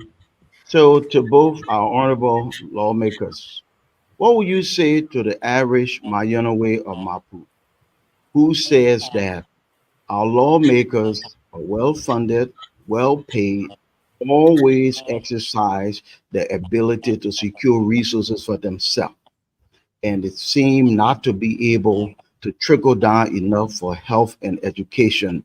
There's no small business loan, and we get up every day, we do our own hustle. What would you say to Liberians who say to you that the people who are elected to represent us actually are working primarily in their own interest? What would you say to the bio guy who says that to you? For both of our lawmakers. I would say to bio guy that we will continue to strive to make it better and do better. In the first place, the power of electing officials lies in the hands of the constituents. If the constituent realize that any of the lawmakers that was sent at the legislature is not performing to the best interest of your wishes, eventually they need to be voted out. That's the only remedy that I know of. You should be voted out. Thank you very much. Thank you. Mama, come in now. Don't go with Jackie. Dr. Bopler will finish on this round. We have to excuse the both lawmakers and bring in those I want to call for us to wrap the show. It's after 11 in Liberia. But again, we want to say it is troubling, Mama, to have these lawmakers on record, on the photo, in the photo, around the photo. 25,000. Take 15 now, get 10 later. And the amount, if you're getting the 10 later, the amount is crazy. The international community is seeing them, knowing them. Young men, young women, older men, older women, selling their position for money. I really want to hear from James Collette. I will call him. Some of them have denied that they have not taken any money, but the camp of Thomas Falah saying that money. Go ahead, Mama, talk to us, sir. I will ask question, but I will give my opinion on this. The U.S. government is serious about its sanction regime on Liberia, the different kind of sanction they intend to impose. I doubt whether The US government will find evidence that you took bribe, but because you mow your knee, then you're free. I mean, that's where I'm coming. If the US government established that you took bribe, moving your knee doesn't free you. That's not a miracle for you. The crime was committed. If it is established through investigation that people went and they took bribe, then people may know, then you pull the money back, you can't also. A miracle will still go after you. So the whole bribe thing, it needs to be investigated. Exactly. It needs to be investigated. But to make the argument that because my man Tomo, where did Tomo go, I say, okay, I took the money, they get carrying there to go spa, then I spa, move from there. It doesn't exonerate you if it is established that you took bribe. I wanted to see that. That's my opinion on the whole sanction thing. The fact that you commit, if it is established that you committed the crime, you will bear the penalty. Whether you move your knee little, you will bear the penalty if you committed the crime. Trust. And I wanted to ask Honorable Snow, but he gone. I ask you, I followed the removal of Speaker Tyler. Is he not back here, Honorable Snow? Okay, there you go. I followed the removal of Speaker Tyler. And that's why I'm coming down to say, how can we address this issue? Where is the fate of the speaker?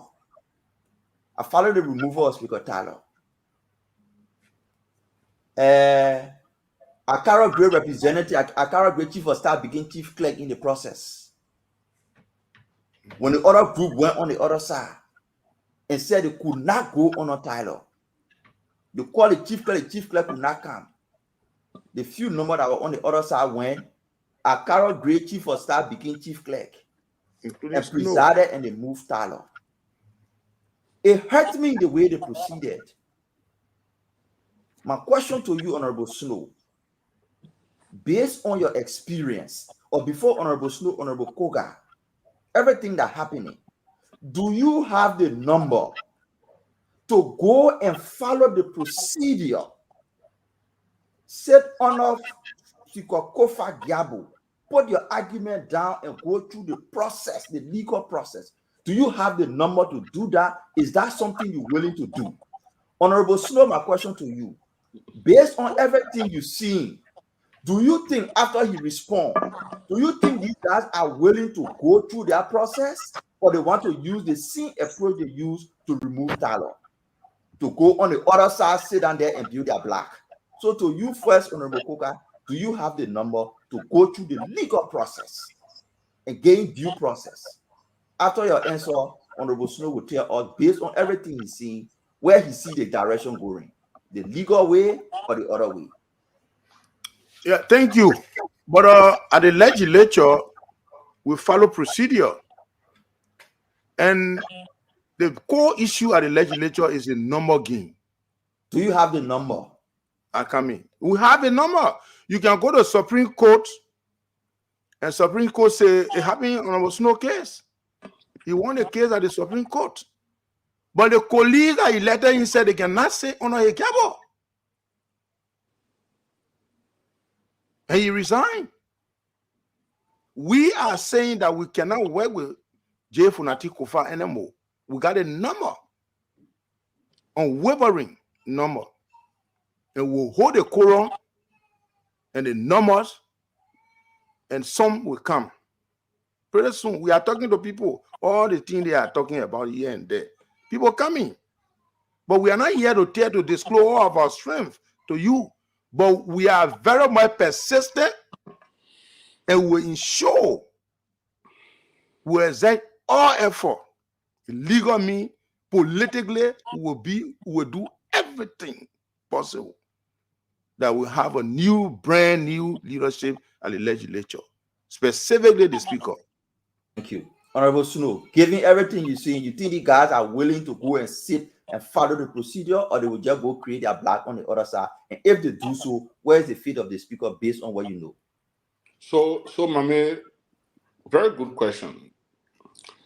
There are two individuals in this thing that if the two of them are supporting this, it will succeed, or if one or two supporting it will succeed.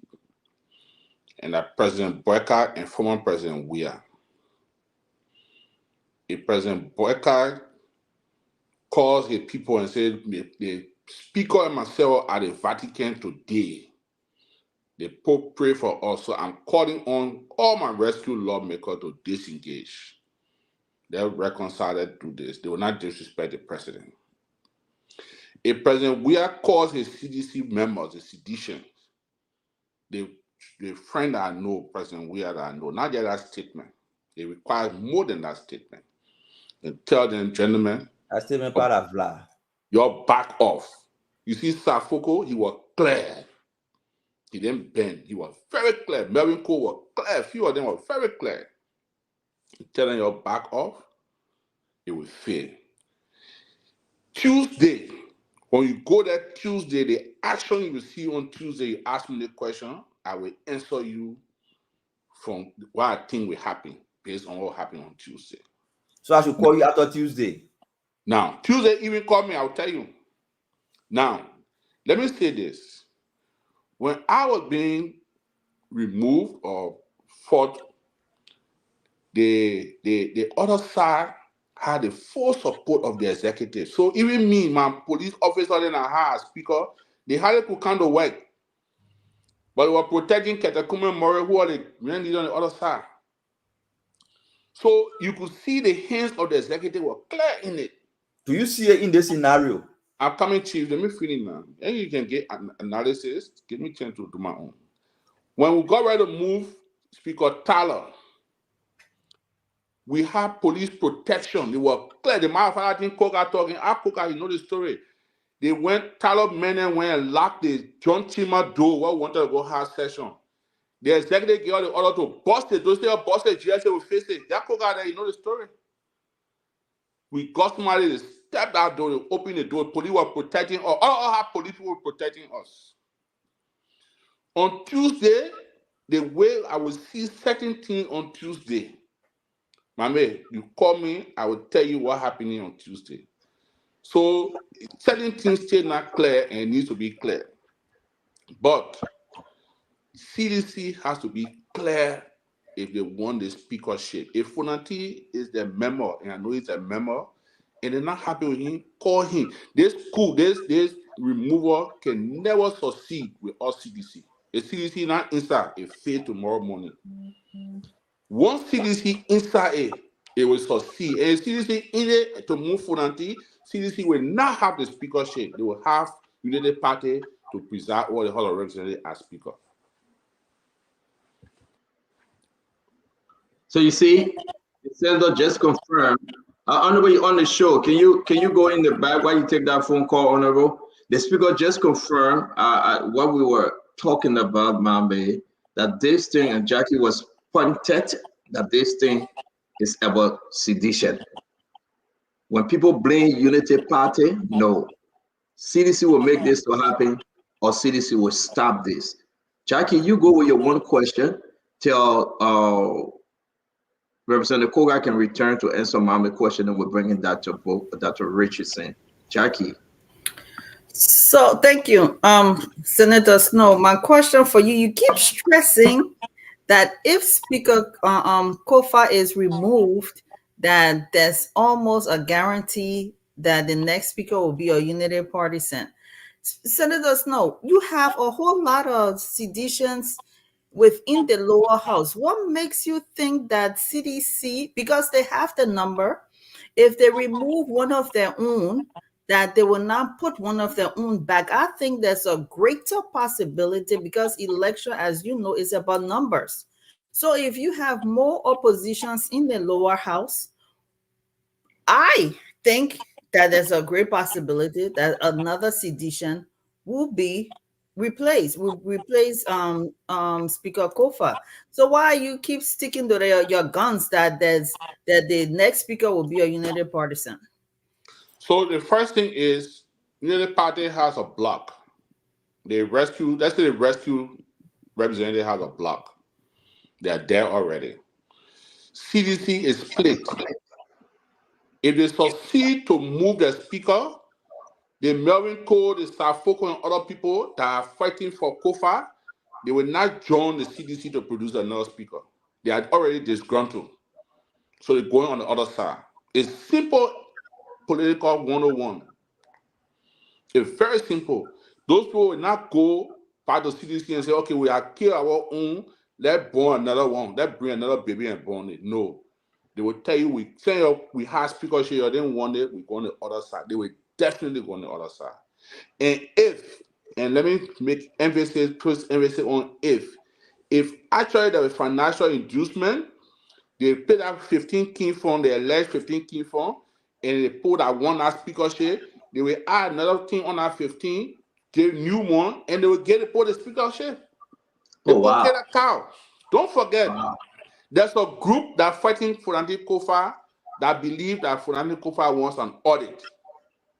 That he preaching for audit. So Koga say Funanti Kofa budget will hard, this and that. So if Funanti Kofa budget will hard and he want audit, then let him audit in. Because he's paying audit everybody. So your audit. There's another group, the Koga, which I understand, Funanti Kofa calling for World Crown Code. And Koga used to support that kind of thing. You know, the whole Nima caucus, I think except Musa Ability, that were on the other side, something like that. So you expect that group to now to say Funanti, you calling for World Crown Code, in 118 years, so we will use. So there are different interests. But I can tell you to Ned Jackie on this show that if they succeed to move Funanti Kofa, they will count this show and say Snow is a soothsayer because CDC will not get that speakership. It will go to the ruling establishment and CDC will be crying and nobody will listen to that cry. Dr. Richardson, can you end this segment, please? Yeah, my question is for both Representative Koga and thank you for joining Spoon as well, Representative Koga and Senator Snow. So even though the petition to remove Fanati Kofa says that, you guys were calling for audit, he is calling for audit as well, and also that he used his budget inappropriately. And, you've had a list of things. But do you think that you or the members, the representatives who are calling for his removal are intimidated by his presence? I mean, this guy is a savvy lawyer. He hangs in certain crowd. He's been in the country, for a while. He's kind of rose up to this kind of status. Not your everyday kind of a guy.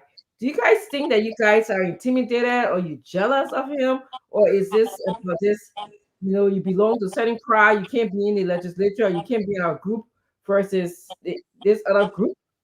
What do you guys think? If we were intimidated by his presence, we wouldn't have elected him in the first place. You can never discuss the taste of a dog when you are not eating your dog. Yes. The fact that he was elected based on his credential he exhibited to the House and based on his past experience that he had, we elected him, he has proven himself otherwise. Contrary. The money was exchanged for his election from what we learned. So no, that is not true. Oh, okay. That is not true. And then more besides, I kept hearing people saying that the behavior carried out by reading resolution under the LIPO was illegal, was wrong, was this. Honorable Snow, can you remember? On two different occasions, Madam Seria had her inauguration right outside, the outside of the sacred chamber. George Weah had her inauguration at the sport complex. Outside of the city, we got to pass a law. Thank God you added that part, he passed a law. Thank God you added that part. But they are coming up. Nobody at the grounds where Bakai was inaugurated as well as Ellie. There was no law part because it is a sin grounds. And we stood at the ground there to read our petition. So everything we did, it was in conformity of the law.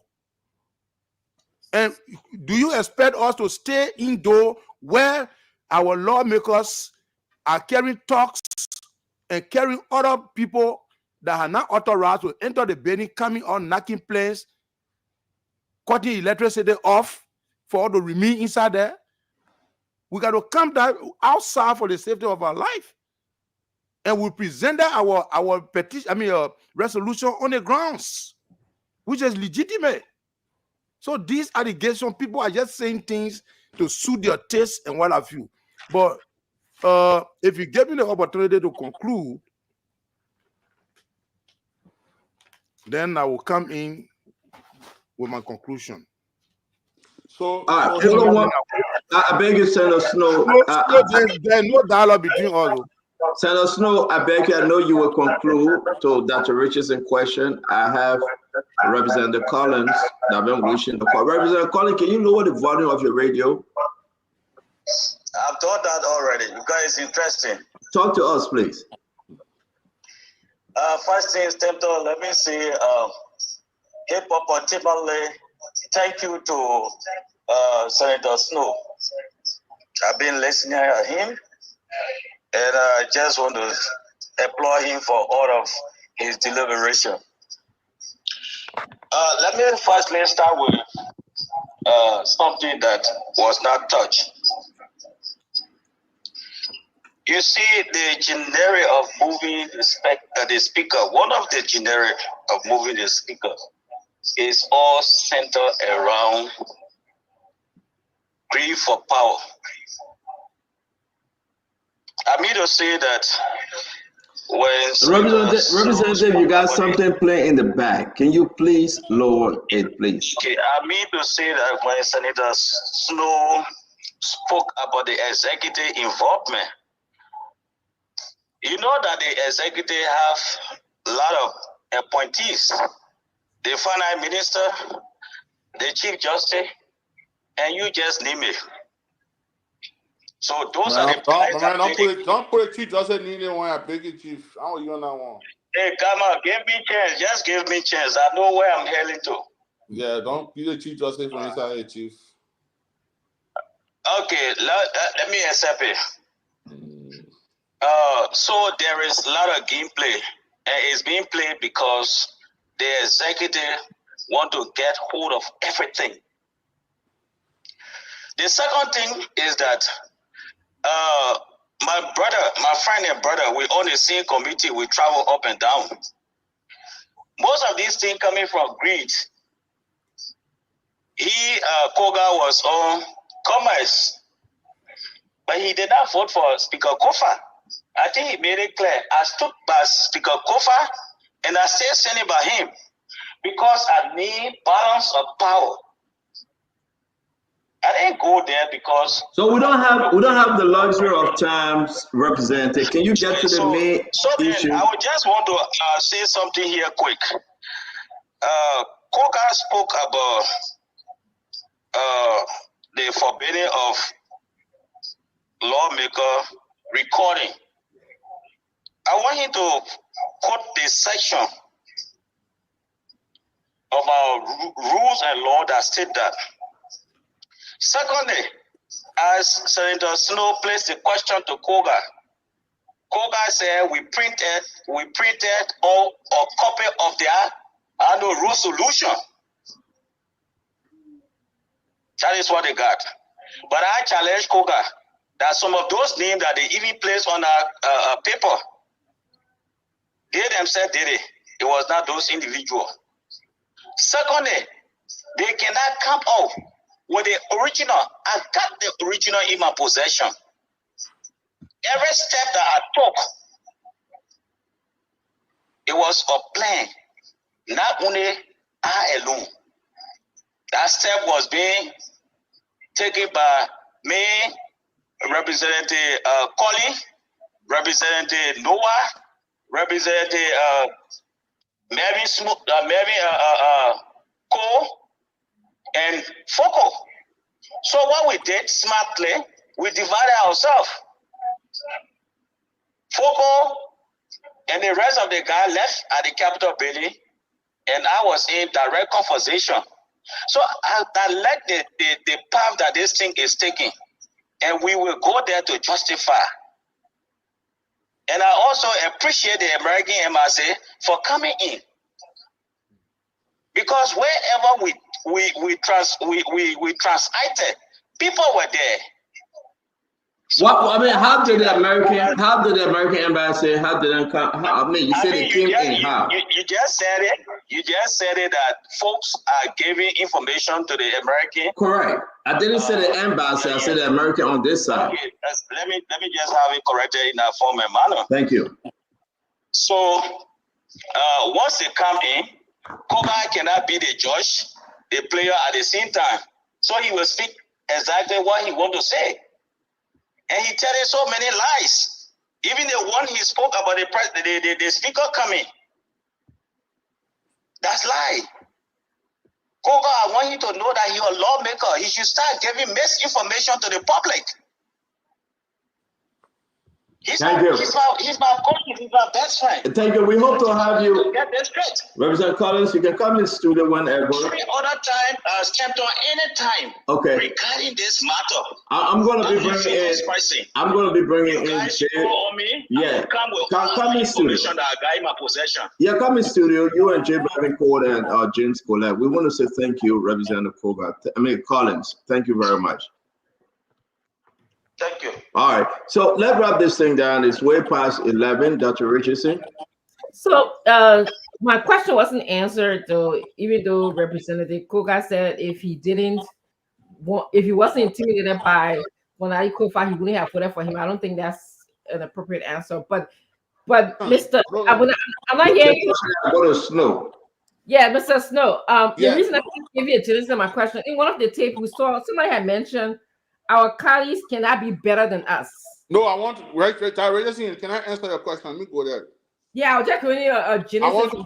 I got it. I want to disagree with Koga in agreement with you, because one of the things Koga said, the man speaker did it. How can he charter an aircraft to bring? So that justifies some of the things that the Richardson is asking. Koga, I'm not speaker. I just honorary senator. You know, I don't carry private jet to Liberia. This man is a successful businessman. Like I said, I'm not Funanti Kova's spoon, man. The other never on spoon. Stand on, I criticize Funanti. So I'm not his spoon, man. But if he has worked through his life to take plane from Europe to Liberia, Koga, it's not expensive. Don't get like private jet. It's not expensive. You got 8-seater, 12-seater, you get to rent it. So I think the whole Funanti thing is more than just what was put on the people. And I think my suggestion would be, and Koga, I don't blame you, because for you, from the get-go, you did not support Funanti. All of you are the rescue representatives, and those who don't support Funanti, I got no problem here.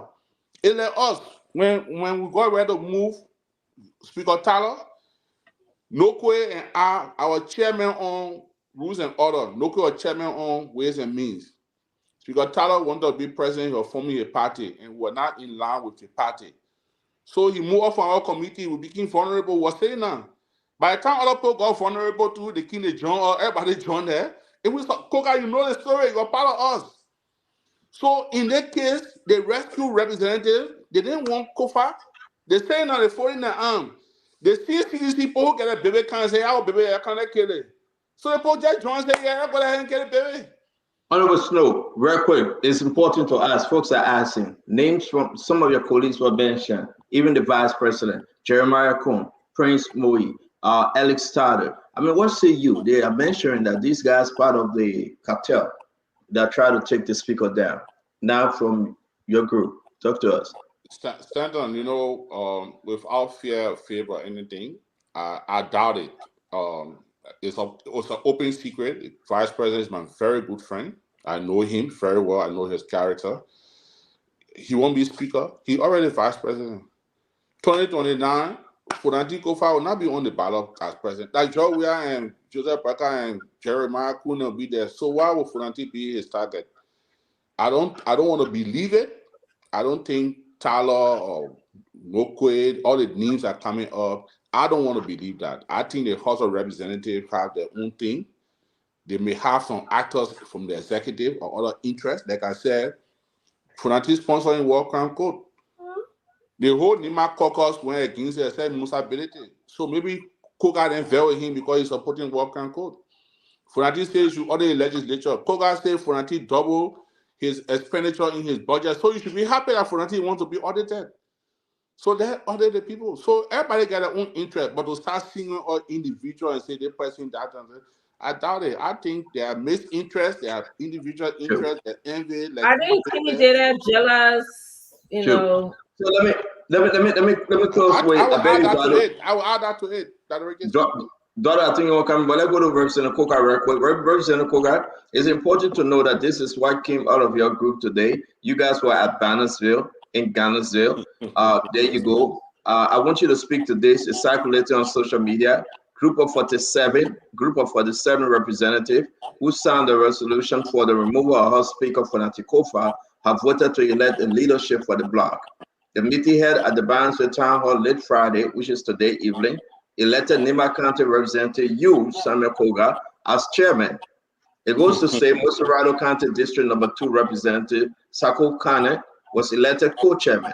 At the meeting, a total of 41 lawmakers was present, as they also elected Moserado District Number 2 Representative Marcus Thomas as Secretary General. There's a mistake here with Moserado County District Number 2. You cannot have both representatives from District Number 2.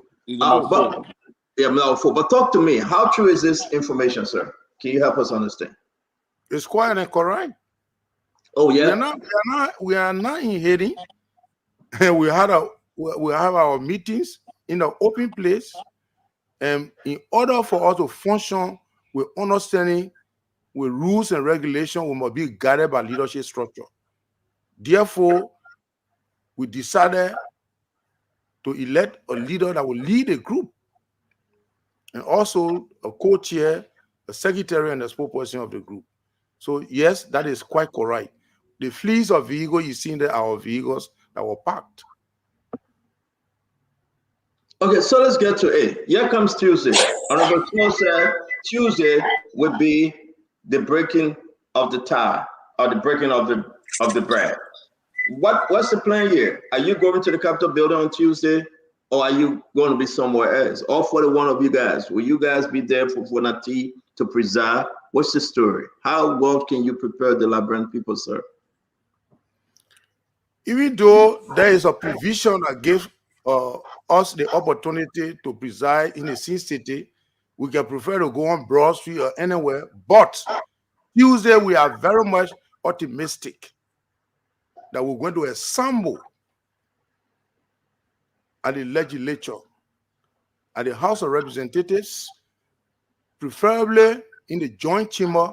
The only thing that we are asking for is the police, the justice minister.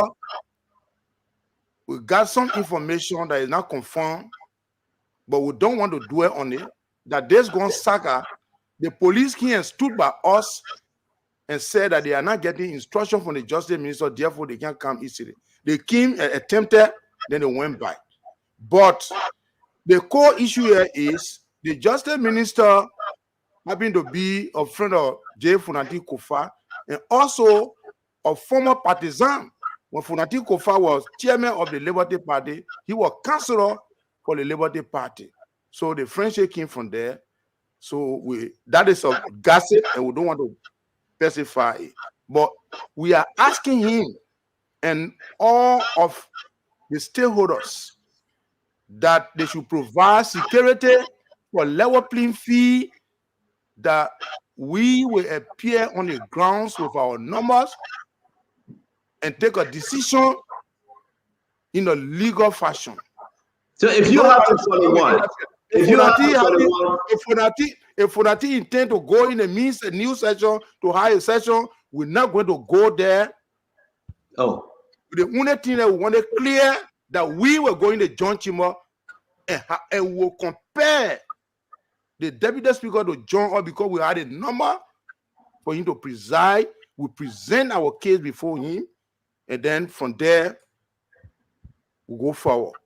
Thank you. Representative, real quick. Representative, the national police, okay, are the ones who can assign people to protect you. You already have police assigned as lawmakers. So what does the justice minister have to do with this?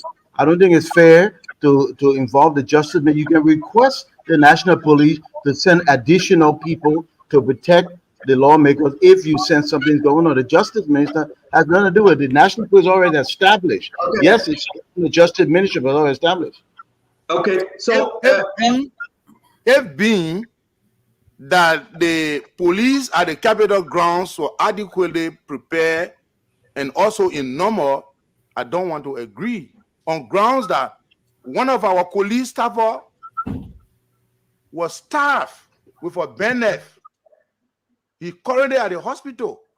No, I understand. I'm just saying, ask for more. Hold on, Dr. Bobla. The issue here, let me make a clarity. The issue here is there are two branches of government. The police fall under the executive. Okay, Representative Koga, we understand we are at the legislature. Representative Koga, let's come to the issue. The justice minister must sanction it. Okay, hold on 1 minute. We'll come and talk about also okay. Representative Koga, my question, when was this person start? We didn't hear that information. Which process? You said somebody was start with a knife or pencil or something, right? They're in the hospital. Yes. Steve Tikwa, yes. From Riverside County. One of the office staff that were going to protect him after he was being flogged. In that event, they took the bayonet and stabbed the fellow. The intestine nearly came out and rushed into the hospital. Man, all these things, serious? I'm telling you seriously. That what led us to have come outside under the tree, under the light post to read this petition to the public. We have gone in a joint chamber to have our session. Because we waited, because when I did send a text and that you will be there 4 o'clock, we were waiting simultaneously while you conduct this session 4 o'clock. At the scene that we will be conducting, then the public will know who had the number. It's good having you, Honorable Koga. What are you going to take us home on this one? We already have to go. Honorable Snow. I didn't ask my second question, and I didn't ask Koga a question. Representative Koga, can I ask him? Just go quick. After Mr. Duarte, your comment, says Jackie. Okay, thank you. Senator Snow, I'm Liberian people just waiting for Tuesday, like you said. Probably you know this thing better than anyone. Now we're going to be having 2 sessions where they would be, but now you are saying, Senator Snow, just to paraphrase you, whosoever have the greatest number to have quorum will carry the day, correct? Can you hold on, Senator Snow? Let me unmute you because go ahead, sir. I'm still muted, I think. You good? Okay. So Koga was wrong. Like standing on that resolution they read in the yard, they can read it anywhere. They go in on school and read it. There's nothing wrong with it. But it becomes a legislative instrument when it's laid before the House in the chambers.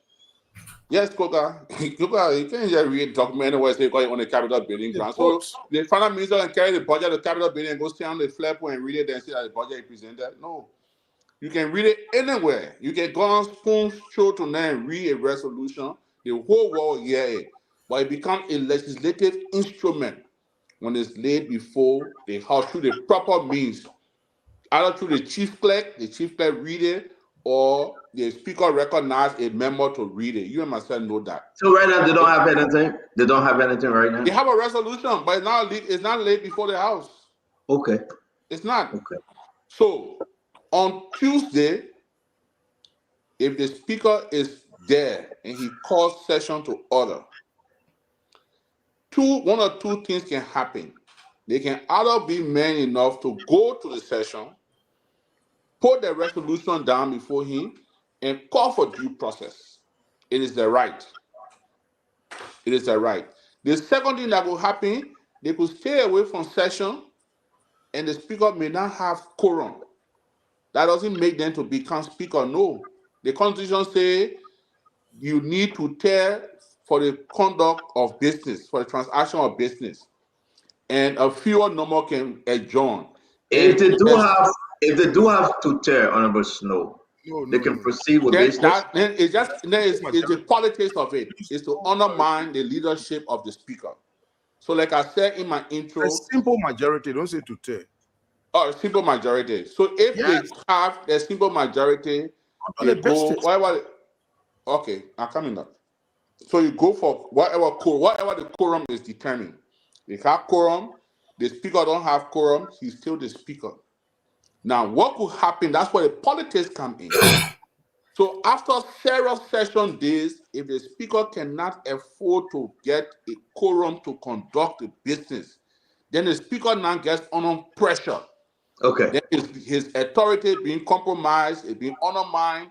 Then that one now the politics of it come in. But going in the joint for the last session don't make and I think that's the role we're walking here. They will suppress the speaker. They will get to his jugular vein, making not to function properly. And you can see Representative Koga smiling. You know that's the game plan. Stand on. One of the lawmakers just sent me a text that they were 21 in the meeting today, but not for the one. Go ahead, Mr. Duadu. So, Mr. Duadu, Jackie, one question. He said he's not supporting Fonati, and they see that he's supporting Fonati. You gotta be clear. I support the opposition community. But y'all 41 times. Yeah, but look, guys. I'm supporting the opposition community. That's what I'm supporting. Thank you, Senator Snow. Look, gentlemen, it's been a great show, Senator Snow. You are very informative. You know what you're doing. Honorable Koga, thank you so much for coming. I want to say this, though. Say what you will about Senator Snow. He's an extremely savvy politician when it comes to Liberian politics. But this is what I believe. Yeah, this is what I believe. I believe that savviness has not translated to the people's lives. I want to say this. Every time a politician comes on air, they will tell you, say, Snow, I'm coming into my own. They will tell you, say, it takes time. They will tell you, say, it takes time. Everything takes time. I want to contrast something for you guys very quickly. Liberia over the last 25 years, and I'm going to compare them to a country that was comparable to us, Rwanda, over the last 25 years. In 25 years ago, Rwanda budget was around 300 million. They improved the budget to 5.8 billion. The budget has increased by 14 times over the last 25 years. We've been stuck. We barely increased by 200 million. I want you guys to understand this. The average Rwandan 25 years ago were barely living on $190 per year. Liberia was around $300 per year. The Rwandans are living on almost $1,000 per year. Nominally, it's over $3,000 per year per Rwandan. It doesn't take that much time. They are making progress. In fact, the school enrollment rate was around 30% 25 years ago. It's north of 97% in the country. The government has increased the school budget in Rwanda by almost 1,000% nominally, if you look at the numbers. In fact, in that country, they have all kind of Yama school that you see over Liberia today. All those schools got closed because they built proper public schools. Honorable Senator, I do understand it takes time, but the time that we have taken, we have not grown by more than 2% over the last 30 years in real terms. This is hurting our people. It takes time. We have to quicken the pace. I know we can joke around, but there are real people and real consequences at the end of the day. I have a response to you. Go ahead. Right? Yeah, okay, thank you. You made a good point. And I remember last year, in 2023, you made that argument to the Liberian people, and you made it very well. And Liberian people went to the ballot, and they decided to listen to your argument. And they changed the government. The government you made that argument for, that's the government that in power today. That's the government that have taken $1 million to buy cars. That's the government that took $20 million to fix road in a road worse than it was in our administration. That the government that have reduced the budget on agriculture. That the government that have given NSA more money. That the government that doing off-budget spending. So that same strength that you use against the CDC-led government taking from power, use that same strength on your government to tell them to do the right thing. And we always support you, Dalu. We support you. And I agree, Senator. We will continue to push. Thank you, sir. I think it was Dr. Francie or whoever. We got to do something, Senator. I agree with you. Was it Jackie? Jackie was supposed to ask her last question. Yeah, it was Jackie coming in. Okay. Representative Kogar, I have a question for you. the information that the entire world has gotten surrounding this bribery, it has overshadowed the reasons as outlined in the resolution for your effort to remove the speaker. So my question to you is, and you keep saying, and a few others keep denying that there was no bribery whatsoever. What additional steps are you taking to prove, and your team taking to prove that there was no violation and that no bribery occurred? I mean, are there additional steps that you are, because a lot of people don't seem to be convinced that no money exchanged hands? In the first place, our action, if we were opportune to have sat in the joint chamber to conduct the business, all of the processes that leading to removal that require due process would have been met or would have been started. I mean, would have started at that time. But because it was disrupted, we promise you that the blog will speak officially on the issue of the bribery and other issues surrounding the removal of Fonati. As soon as I get back, we're going to meet, and during that public speaking, we will be sitting conspicuously where the world will be seeing us live, talking to the public and addressing the issue line by line. But the official aspect that has to do with our function at the legislature, we can assure you that we're going to go through all due process. On Tuesday, we'll start the process. This is the reason why we are calling upon the justice ministers to inform the police that officially on Tuesday we'll be having session. We don't want interfering, and you will never see any of us going to Fonati area where he presiding. So we will address the issue. I cannot sit here single-handedly and address the issue because we are institutional-based people, and we have an organization, and based upon consensus and decision reached, we will subsequently transmit that in writing to the public to let them know. To conclude, we have been one of those that have been persistent requesting for audit at the House of Representatives. Honorable Snow can hear that in the 54th. I was one of those. And then when Musa Hassan Belede came, he stressed that. And we all agreed that the audit be sanctioned. J. Fonati Kofa wrote the GAC. The communications are there, inviting GAC to come for an audit. The chairman on public accounts in person of Clarence Guy was notified because he has the oversight responsibility that there will be an audit and the auditors will be coming in show to create a space for them to conduct the audit.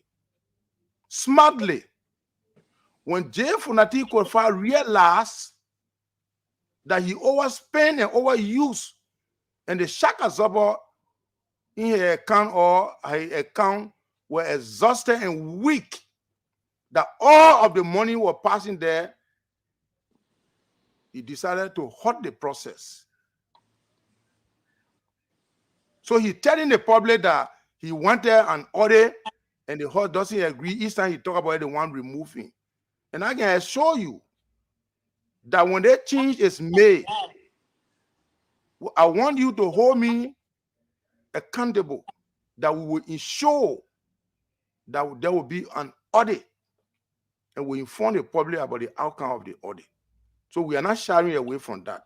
He being the one who have been very pretentious to the citizenry, pretending to the citizen that he wanted audit, but when he realized, they say, oh, but my account, people use my account. How will people use their account unknowing to you? The records are there. But the best person to explain in detail, who have financial knowledge, well versatile and knowledgeable, is Honorable Clarence Guy, who is the chairman on PAC, who happened to be one of our,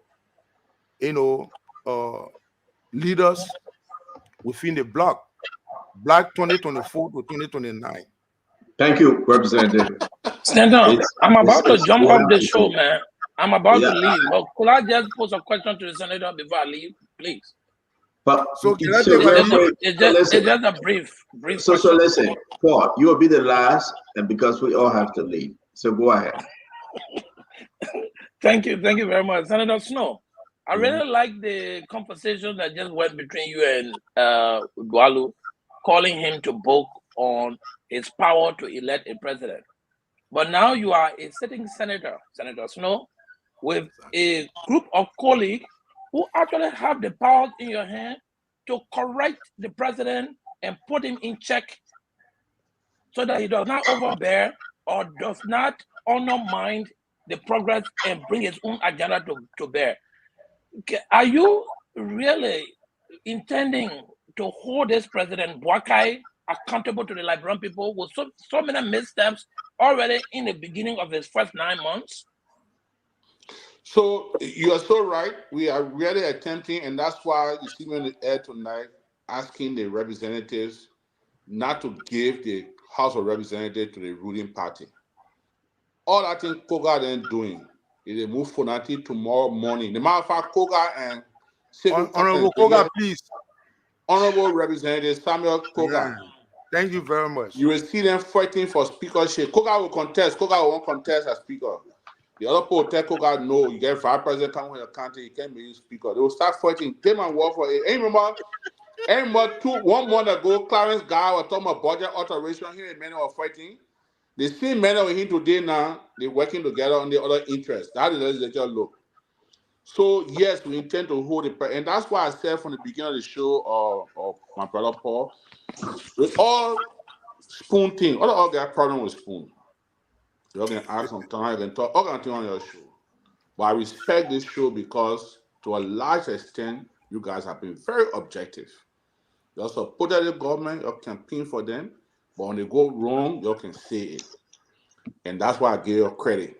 So that's the same thing we're looking for. That's why I'm on this air tonight. Right now, Chief, it's 3 minutes to 2 o'clock here. It's 1:57 in Europe right now. But I'm up because I owe it to the public. And I believe that if we can keep the balance of power that it is in the House of Representatives, we can work together to achieve more for this country. If we leave it one way, that's why, look, we've been flexible with the executive.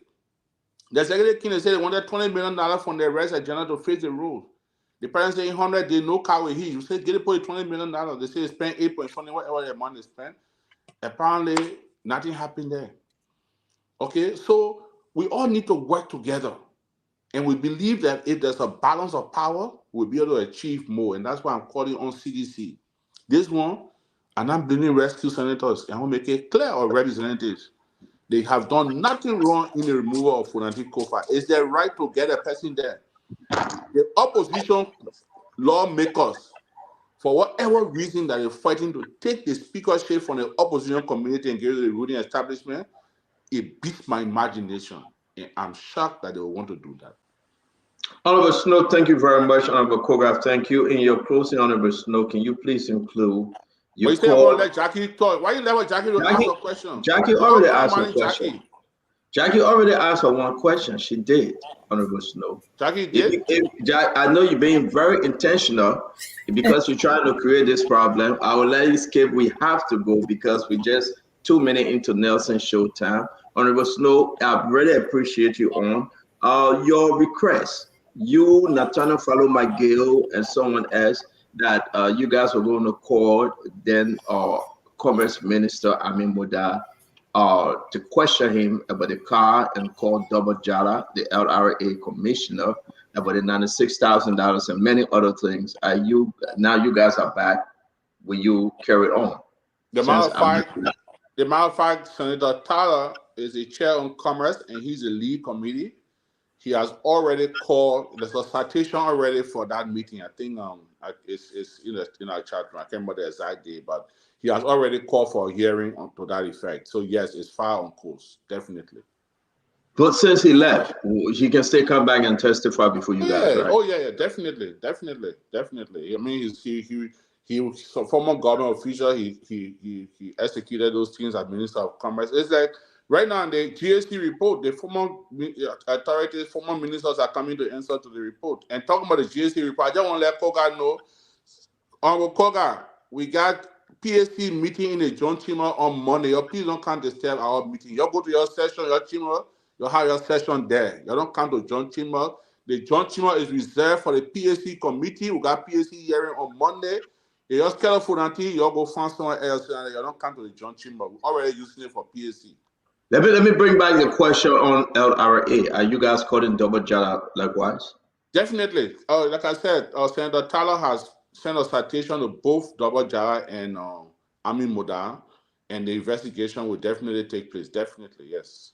Thank you very much. We appreciate every one of you joining us on tonight. Again, those of you on Radio Land, thank you. Those that have shared the show, over 40-something thousand of you have viewed the show and more to join after the program. We appreciate Asif Atuba, Sister Jackie, Dr. Bopler, Dr. Richard saying our guest, Edwin Evans Snow, and Representative Samuel Koga. We very, very appreciate you guys. We will go to you, Representative Koga. You in studio, make your closing, and then Senator Snow will do the same. Thank you very much. Quickly, Honorable Snow, the joint team you talk about, in order for the legislature to function, there must be quorum. The committee, the PAC, comprises of the lower house and the Senate, and all of you always met in joint session. And so our side will not be part of that meeting automatically, then you will postpone. So we just want to let you know and make that clear to you. And then, because as you may be aware, whenever you met, it is the chairman of the PAC from the lower house presides. You know that. No, not forget about that one. Let me give my party comment. I just pass you. Okay. So, Stanton, as I said in my conclusion, we have been requesting for audit. So, J. Fonati Kofa should not come and cajole the public under the pretense that he may be the one that called for audit all the time. It's not true. And what we're telling you will prove everything with document. You will be surprised. You will be surprised. He bank account, the number, the money that will pass, the person who withdraw the money. How can you withdraw more than 300 million, less than 2 months, Liberian dollar? 300 million? Yeah. Sometimes it will be 45 million. It's a Liberian dollar. I'm talking about Liberian dollars. And some, you understand, within 2 months you withdraw almost stay on million plus. So then you say somebody use your account. Not somebody will use your account that you possess without your knowledge. So all those things we have the prima facie evidence in our possession. These are some of the reasons why we say Fonati will go. It's astonishing. But we want to say in this problem manner in our conclusion that we are law-abiding citizens. We want to assure the citizens of the Republic of Liberia that we are curious and concerned to do their business, and we ensure that the quorum will be formed by our block, and we will communicate with people outside there to know. We invite people to come and see how we're going to conduct. We are asking the press to be present to see if there will be any semblance of violence on our side. We only pray that those who belong to volunteer groups should belong to their area. They should not interfere. Because at the stage now, we're fighting for the number game. So nobody should dilute their friend number. Thank you very much. Let God bless Liberia. We want to ensure that the proper functioning of the house is is a matter of the day. Thank you very much. Thank you very much, Honorable Koga. Have a good evening. Thank you. I got one question. Honorable Koga, sir, he left. Sir, Honorable Koga, I'm here. Yeah, go ahead, Honorable Snow. Oh, Koga, I got one question for you. You must say it, yes. And say the truth, but nothing but the truth. If you move Fonanti or Fonanti resign, will you contest as speaker? The issue of contesting it is a yes will or no? No. It's not something that I would, build that anxiety for myself. We got colleagues; they are the one who nominate. You know the rules. Somebody got to nominate somebody on the floor. How you will get it? Say, were you wanted to nominate? You are looking at it, they will just sweep you out. We wanted to nominate you? Huh? You wanted to nominate you? Unfortunately, you don't have the power because you are. I said, do you want somebody to nominate you? No, that's not the issue. Oh. The issue under discussion is we should ensure the due process is met. When that is done, then when we discuss it now who to be speaker, if you come in with that question, I will answer you. Then a new file will come. Can I ask the representative one question before he goes? The representative closed already, but go ahead, ask if because you are in the back. Make it quick. Give me chair. Make party come in. No, you were not. I'm sorry that he was in the back and then he just squeezed it in. Go ahead, ask. Honorable, quickly. If there is any evidence or any suggestion to investigate the bribery, do you think that should precede anything before you guys do any sitting to present a resolution? Of course, yes. There's a formal complaint rating already. What is it? We got a team of lawyers. We're not doing things like a jail. We got a team of lawyers that are looking at the issue where there are missteps. They will tell us that this side, when you take it, you will be wrong. We're not doing things just that. No. Ava. Yeah. You know what's going to happen? Somebody from Fonanti's side will write and complain on bribery. Somebody will Koga's side will write and complain that somebody lie on there about bribery. So that will happen on Tuesday. All I want you to see it. So all the filibustering will take place on Tuesday. There's a vote. All right. There will be Representative Koga, thank you for joining us. The new speaker will investigate the bribery case. Okay. So thank you, Representative Koga. The major told you say yes. Now you say no. You say I know. They got two tones. Representative Koga, we want to say thank you. How well do you know Fatima, Representative Koga? You say what? How well do you know Fatima? How well do I know Fatima? Yeah. I know Fatima very well. She and I inter-item on the show. Are you trap man or Koga? No. But yet that the Francis over there are inter-item with her. This is my very first time. Answer that question. Say no comment. Let ask you the question. How well do you know Fatima? You say what? Do you know I know her Fatima? very well as Liberian who is residing in the diaspora and also a panelist on the show. You got a telephone number? You say what? You know a telephone number? No. I mean, go to bed, man. I call you Koga. You call you Honorable Koga. They won't come and say I just said the snow. Okay. Do you have a phone number, Honorable Koga? You say what? Do you have Fatima's phone number? Yes, I have. All right. Okay. If you come out for you. Did you talk to Fatima? Did you call Fatima yesterday? No, I haven't spoken with her for a while. Did you talk to her yesterday? No. Honorable Snow, you honor oath. Did you talk to Fatima yesterday? Me no. Snow, they say you honor oath. Honorable Snow, I'm sorry, Snow. Honorable Koga, did you talk to Fatima? Excuse me. Why were your questions be directed to an individual? No. I just asked the last question. You said no. You said no, Honorable Koga, and I just want to prove something. Did you talk to Fatima yesterday? But what do you want to prove? Oh, but you already said no. Just You answer want again. to, the man want to prove that everything else be talking to Nella lie. Everything else be talking is true to Nella. He come and prove it wrong now. You see, Seneca Snow, expose you. Snow, let me tell you something. Snow, I'm not a child. Let us discuss. On Mokoga, we're not just kidding over here. We're finished with it. No, I'm not I asked kidding. you, yeah, but I asked you a direct question. You said no at first. I want you to speak on an oath right now. You are on the floor. I want you to speak on an oath right now. Did you talk to Fatima yesterday? What got to do with you? Representative, you don't have to answer the question. You don't have to answer. I don't have Leave to. the little bad. You don't have to answer the question. So they, Why do they you seem feel wait, Stanton.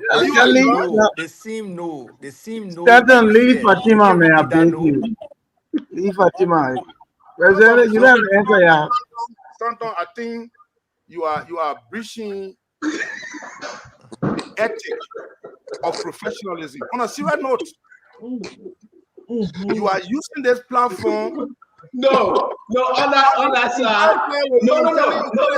Honorable Koga. For you to subject me to an investigation, we feeling with your Honorable Koga. We feeling with your business. This is a sidebar conversation. I asked you a couple of questions. You were like, that's our conversation. Honorable Koga, you and myself, we are friends. I was very upfront. You said no.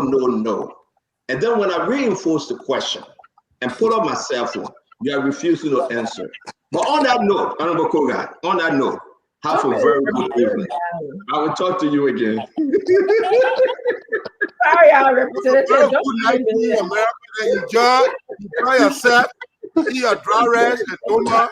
Thank you very much for your question. I'm very proud to be here tonight, and I want to say thank you to all of you. Yes, thank you. Well, Stanton, in 1 minute, I just want to say thanks again for the show. I think it was a good show. I want to close by appealing to the opposition representatives. Nobody is perfect. I'm not a spokesman for Fonanti. Nobody is perfect, but you are giving a bid to the ruling establishment. You will move your speaker, and tomorrow we have the legislature will be represented by the ruling establishment. I'm appealing to you. Whatever problem you have with Fonanti, call him to books, sit with him, resolve it, and let's proceed properly. The issue of bribery, I'm appealing to my colleagues too. We got 3 lawmakers from Bombing or then sign. I'm appealing to my colleagues, is bordering around some very serious situation. Let them treat it seriously. If they are not part of it, let them make it public, because this thing could haunt people and could become an embarrassment for not just the lawmaker, but for a lot of other people. Because I think some deep investigation is going to go in this. I saw the statement from Councillor Teron Gongolo, and I think it's a very serious situation. I think we must treat it seriously. That's my closing. Thank you very much. Again, Honorable J. Mervyn Snow Jr., we say thank you. One question before we he said goes? we got a good brother. We keep your question for next time. One. I'll say, why you always do this? The man Wait, finished. just one question, Stanton. Go ahead, Alvaro. I was know the African Development Bank and the AU and ECOWAS are looking at a lot of activities in West Africa. Is there a roster of all employment in ECOWAS, and what percentage is Liberians? And if that percentage is low, what is your plan to try to get more Liberians involved in the ECOWAS job opportunity market? Albert, thank you. I think it's a very good question.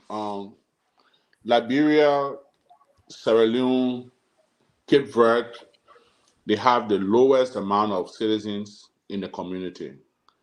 We have not been taking advantage of it, and I can proudly say on this radio, since I joined the ECOWAS Parliament, for example, before I went to the Parliament, there was no Liberian at the ECOWAS Parliament. Today, we have 4 Liberians at the ECOWAS Parliament in very senior position. 4 Liberians have been employed at ECOWAS Parliament. There's still a need for competition, but Who are the other 3? Who are the other 3? Say that again. We said 4. We said I'm 4. not one of those. I'm not He mean employed. 4 Okay. employees, not him. He not one of them. Okay. No. I'm talking about staff.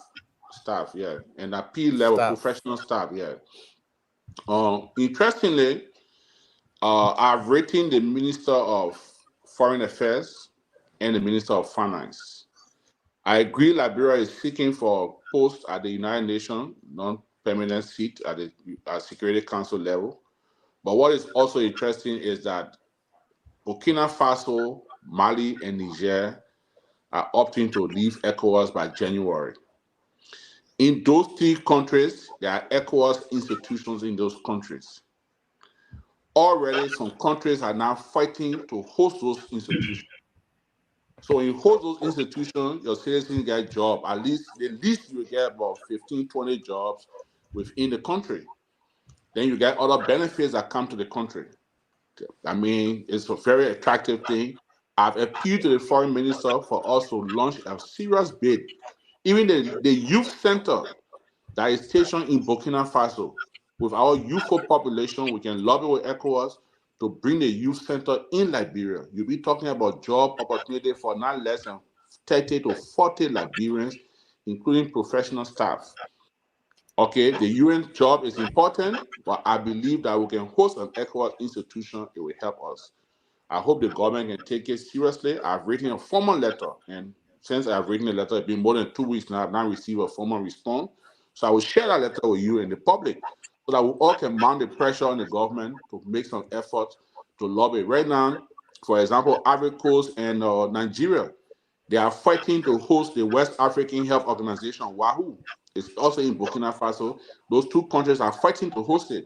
If Liberia can host one of the ECOWAS institutions, it will create jobs for our people, and it will help us with ECOWAS institution. The last thing is ECOWAS just spent millions of dollars to do the bridge over the Kavala River. That project was launched a few weeks ago. To our disappointment, not one official of the Liberian government attended that ceremony. Only the Ivorians were there to launch that project. Another project is going to be launched soon to do the John Border Post at Goldwater side. And we're looking for Liberian companies to bid, to tender, so that they can be a part of the construction project, or at least to have some local content in the construction project, construction process. So I hope we can take advantage of these things. For us, Mr. Tupa, we are there, we can lobby, we can make the case, but you can bring the cow to the water, you can force it to drink. We got to be able to reach a finish line, create jobs, create opportunities for Liberia and for Liberians. And that's what we will do. Honorable Snow, thank you very much. It's always good having you. And I think that I want to say thanks to all of our many, many followers. Have a good night, sir. And thank you. It's always a pleasure. Thank you. Thank you very much. Okay, then I'm going to hold on to your announcement. Let's wrap this thing up. I'm going to close and just leave real quick. And then it will be Dr. Richardson, our sister Jackie, Alvatuba, Dr. Boplay. We want to see you again. Tomorrow, I believe, we are having, what's the lady name? Lida? The lady that says she want to be commerce minister. What's her name? Lida Pikuyu. Yes, so Lida Pikuyu, if that's the pronunciation, she would be on the show for 1 hour. Again, Lida, you understand that she wrote an open letter to President Barker. She want to be commerce minister. She will be on the show for 1 hour. The next hour we have Mervyn Cole and James Colai again to come and make the case. So if I send out a letter, you invite me for 1 hour? No. Mr. Stanton and Witherspoon? No. So she coming on the show because she wants to be commerce minister? She coming on the show because of something else? No, that's the only way. So Ava, hold on that. That's the only way I could just make sure that you guys pronounce the name right. Lila Pukuyu. Yes. So she asked to come on the show. She has many other issues to discuss. She said there was a conversation that tied her to Dimas Kamaya on some kind of money issue, if you guys remember. when they were serving as some kind of LB something entity. If you guys follow that The story, LBA, Liberian yeah, Business Liberal Association. Business Association. correct. So she want to She speak to that. tired She for want I to think hours. she speak. was Secretary General. I think. So now you knowing the reason why she come in. She want to All right. speak to other national issue. So again, leader Pocoyu, she will be with us for 1 hour or more. Then we have the rest of the story. It will be a quiet side. Where's the letter? I haven't seen it. Where is it? It was in the chat It's room. on Oh, it's in the Facebook chat. too. Yeah, it was in the chat room. I think we gotta resend it. Yes. But guys, thank you very much. It was a wonderful show again. A lot of lawmakers out there. Let me say something. We can only take but so much. You wanted to come and join the show. You wanted to speak, but bear with us. If you ask us, we'll bring you on, and you'll be able to be part of the program. But when you have 2, 3, 4 different lawmakers speaking, we can get every one of you. You guys are 73 representatives and 30 senators. So please, if you want to set a time to come and spoon, we'll welcome you. Ministers, directors, you want to set a time to come and spoon, we'll welcome you. But other than that, please, please, please, we just beckon you. Set your time, and we do not want to give you a second or a minute. And you say, "Oh no, let me talk, let me talk, let me talk." Please, I beckon you. We respect you, respect your office, and then we got to make proper arrangement. To our friend and representative Luther Collins, thank you for calling in. Dr. Boblet, thank you. To my brother and friend Koga, Samuel Koga, thank you. To Senator Snow, we say thank you for joining us. I'm so happy to have every one of you tuning in. This, let's say, is big. There's a lot going on in Liberia, but we can make it better. Jackie, thank you very much, Dr. Richardson. Abatoba and the rest of the team, you'll have a good night. So, Stanton, before you go, the ECOWAS discussion that Iva brought up, I even had some questions regarding that. It will be good to bring Senator Snow back. If anything, we need to talk about ECOWAS and Liberia's role, jobs, youth opportunities. While he was on, I had those questions going through my mind as well, but there was no time to answer those questions. It's very crucial because You got Snow number though? yeah, I got his number. Just try to reach out to him, and that's why we so love you to be on the show and bring him. Reach out to them and bring them, because if you can help to bring him on again, that would be better. It's hard to get Senator Snow. Trust me, I got to twist his arm For to you, bring him. it's hard to get Senator Snow. I believe It's that so one. hard to get Senator Snow. Because he's somebody who very He responsive. said in the back, he will attest to it. It's very hard to get Senator Snow. He does. Listen, I see you guys. I don't believe that. I believe you answer his call all the time. Don't mind me. Yeah, Boomberger, before you leave, It would be good for you to come back though and talk about ECOWAS and those opportunities for Liberians. Listen, if you guys want me here for the next 3 days, I have to go. Madam say I always stay on the show forever. She need me, and I have to go. But I'm gonna make this announcement before I go. Yeah. No, he just commit that he will come back to talk about the youth and ECOWAS. Anytime. No, Jackie, you call for the senator, you will excuse him. Let me go, and y'all can finish up. The senator not doing anything. But senator, I heard you talking to somebody in your hotel room. Do you have anybody in your hotel room? Yes. You have somebody? Yes. Okay. Oh, you sound like it? See, let me I'm gonna register the rest of the guys. I'll just Good night. Yeah, I mean, yeah. Remember when we started the show, a gentleman called and asked for help for his daughter's fees.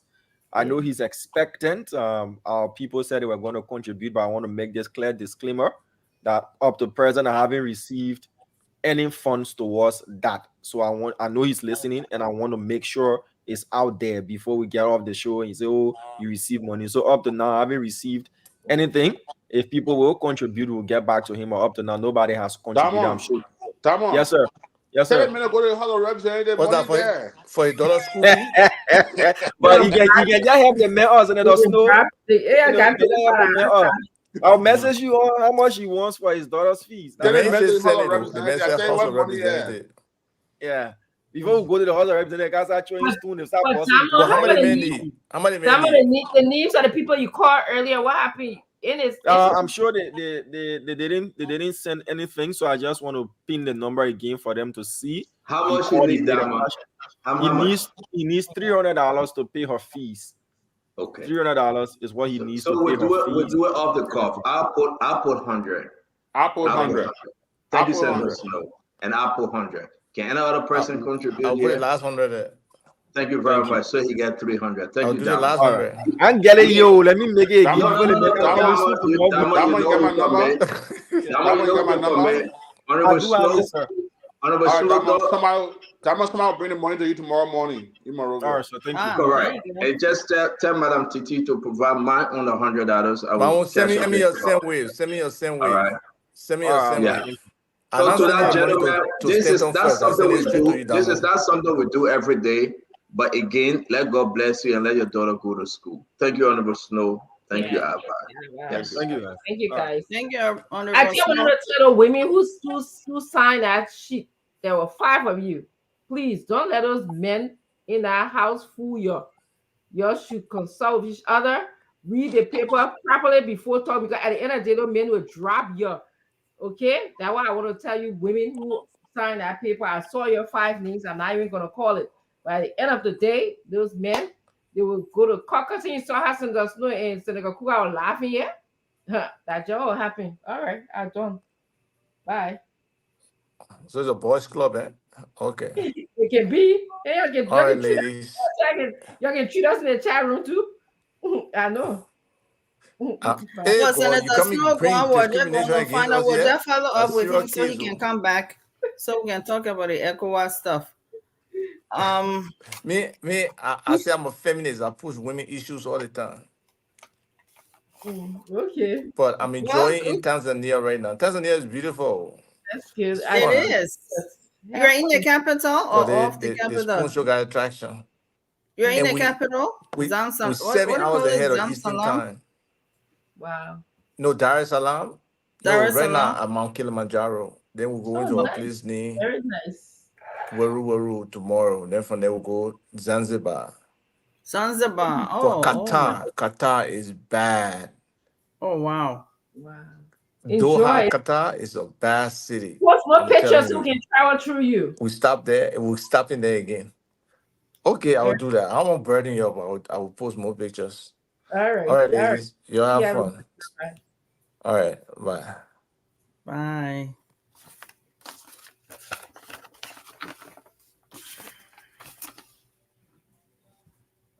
Thanks to all the viewers.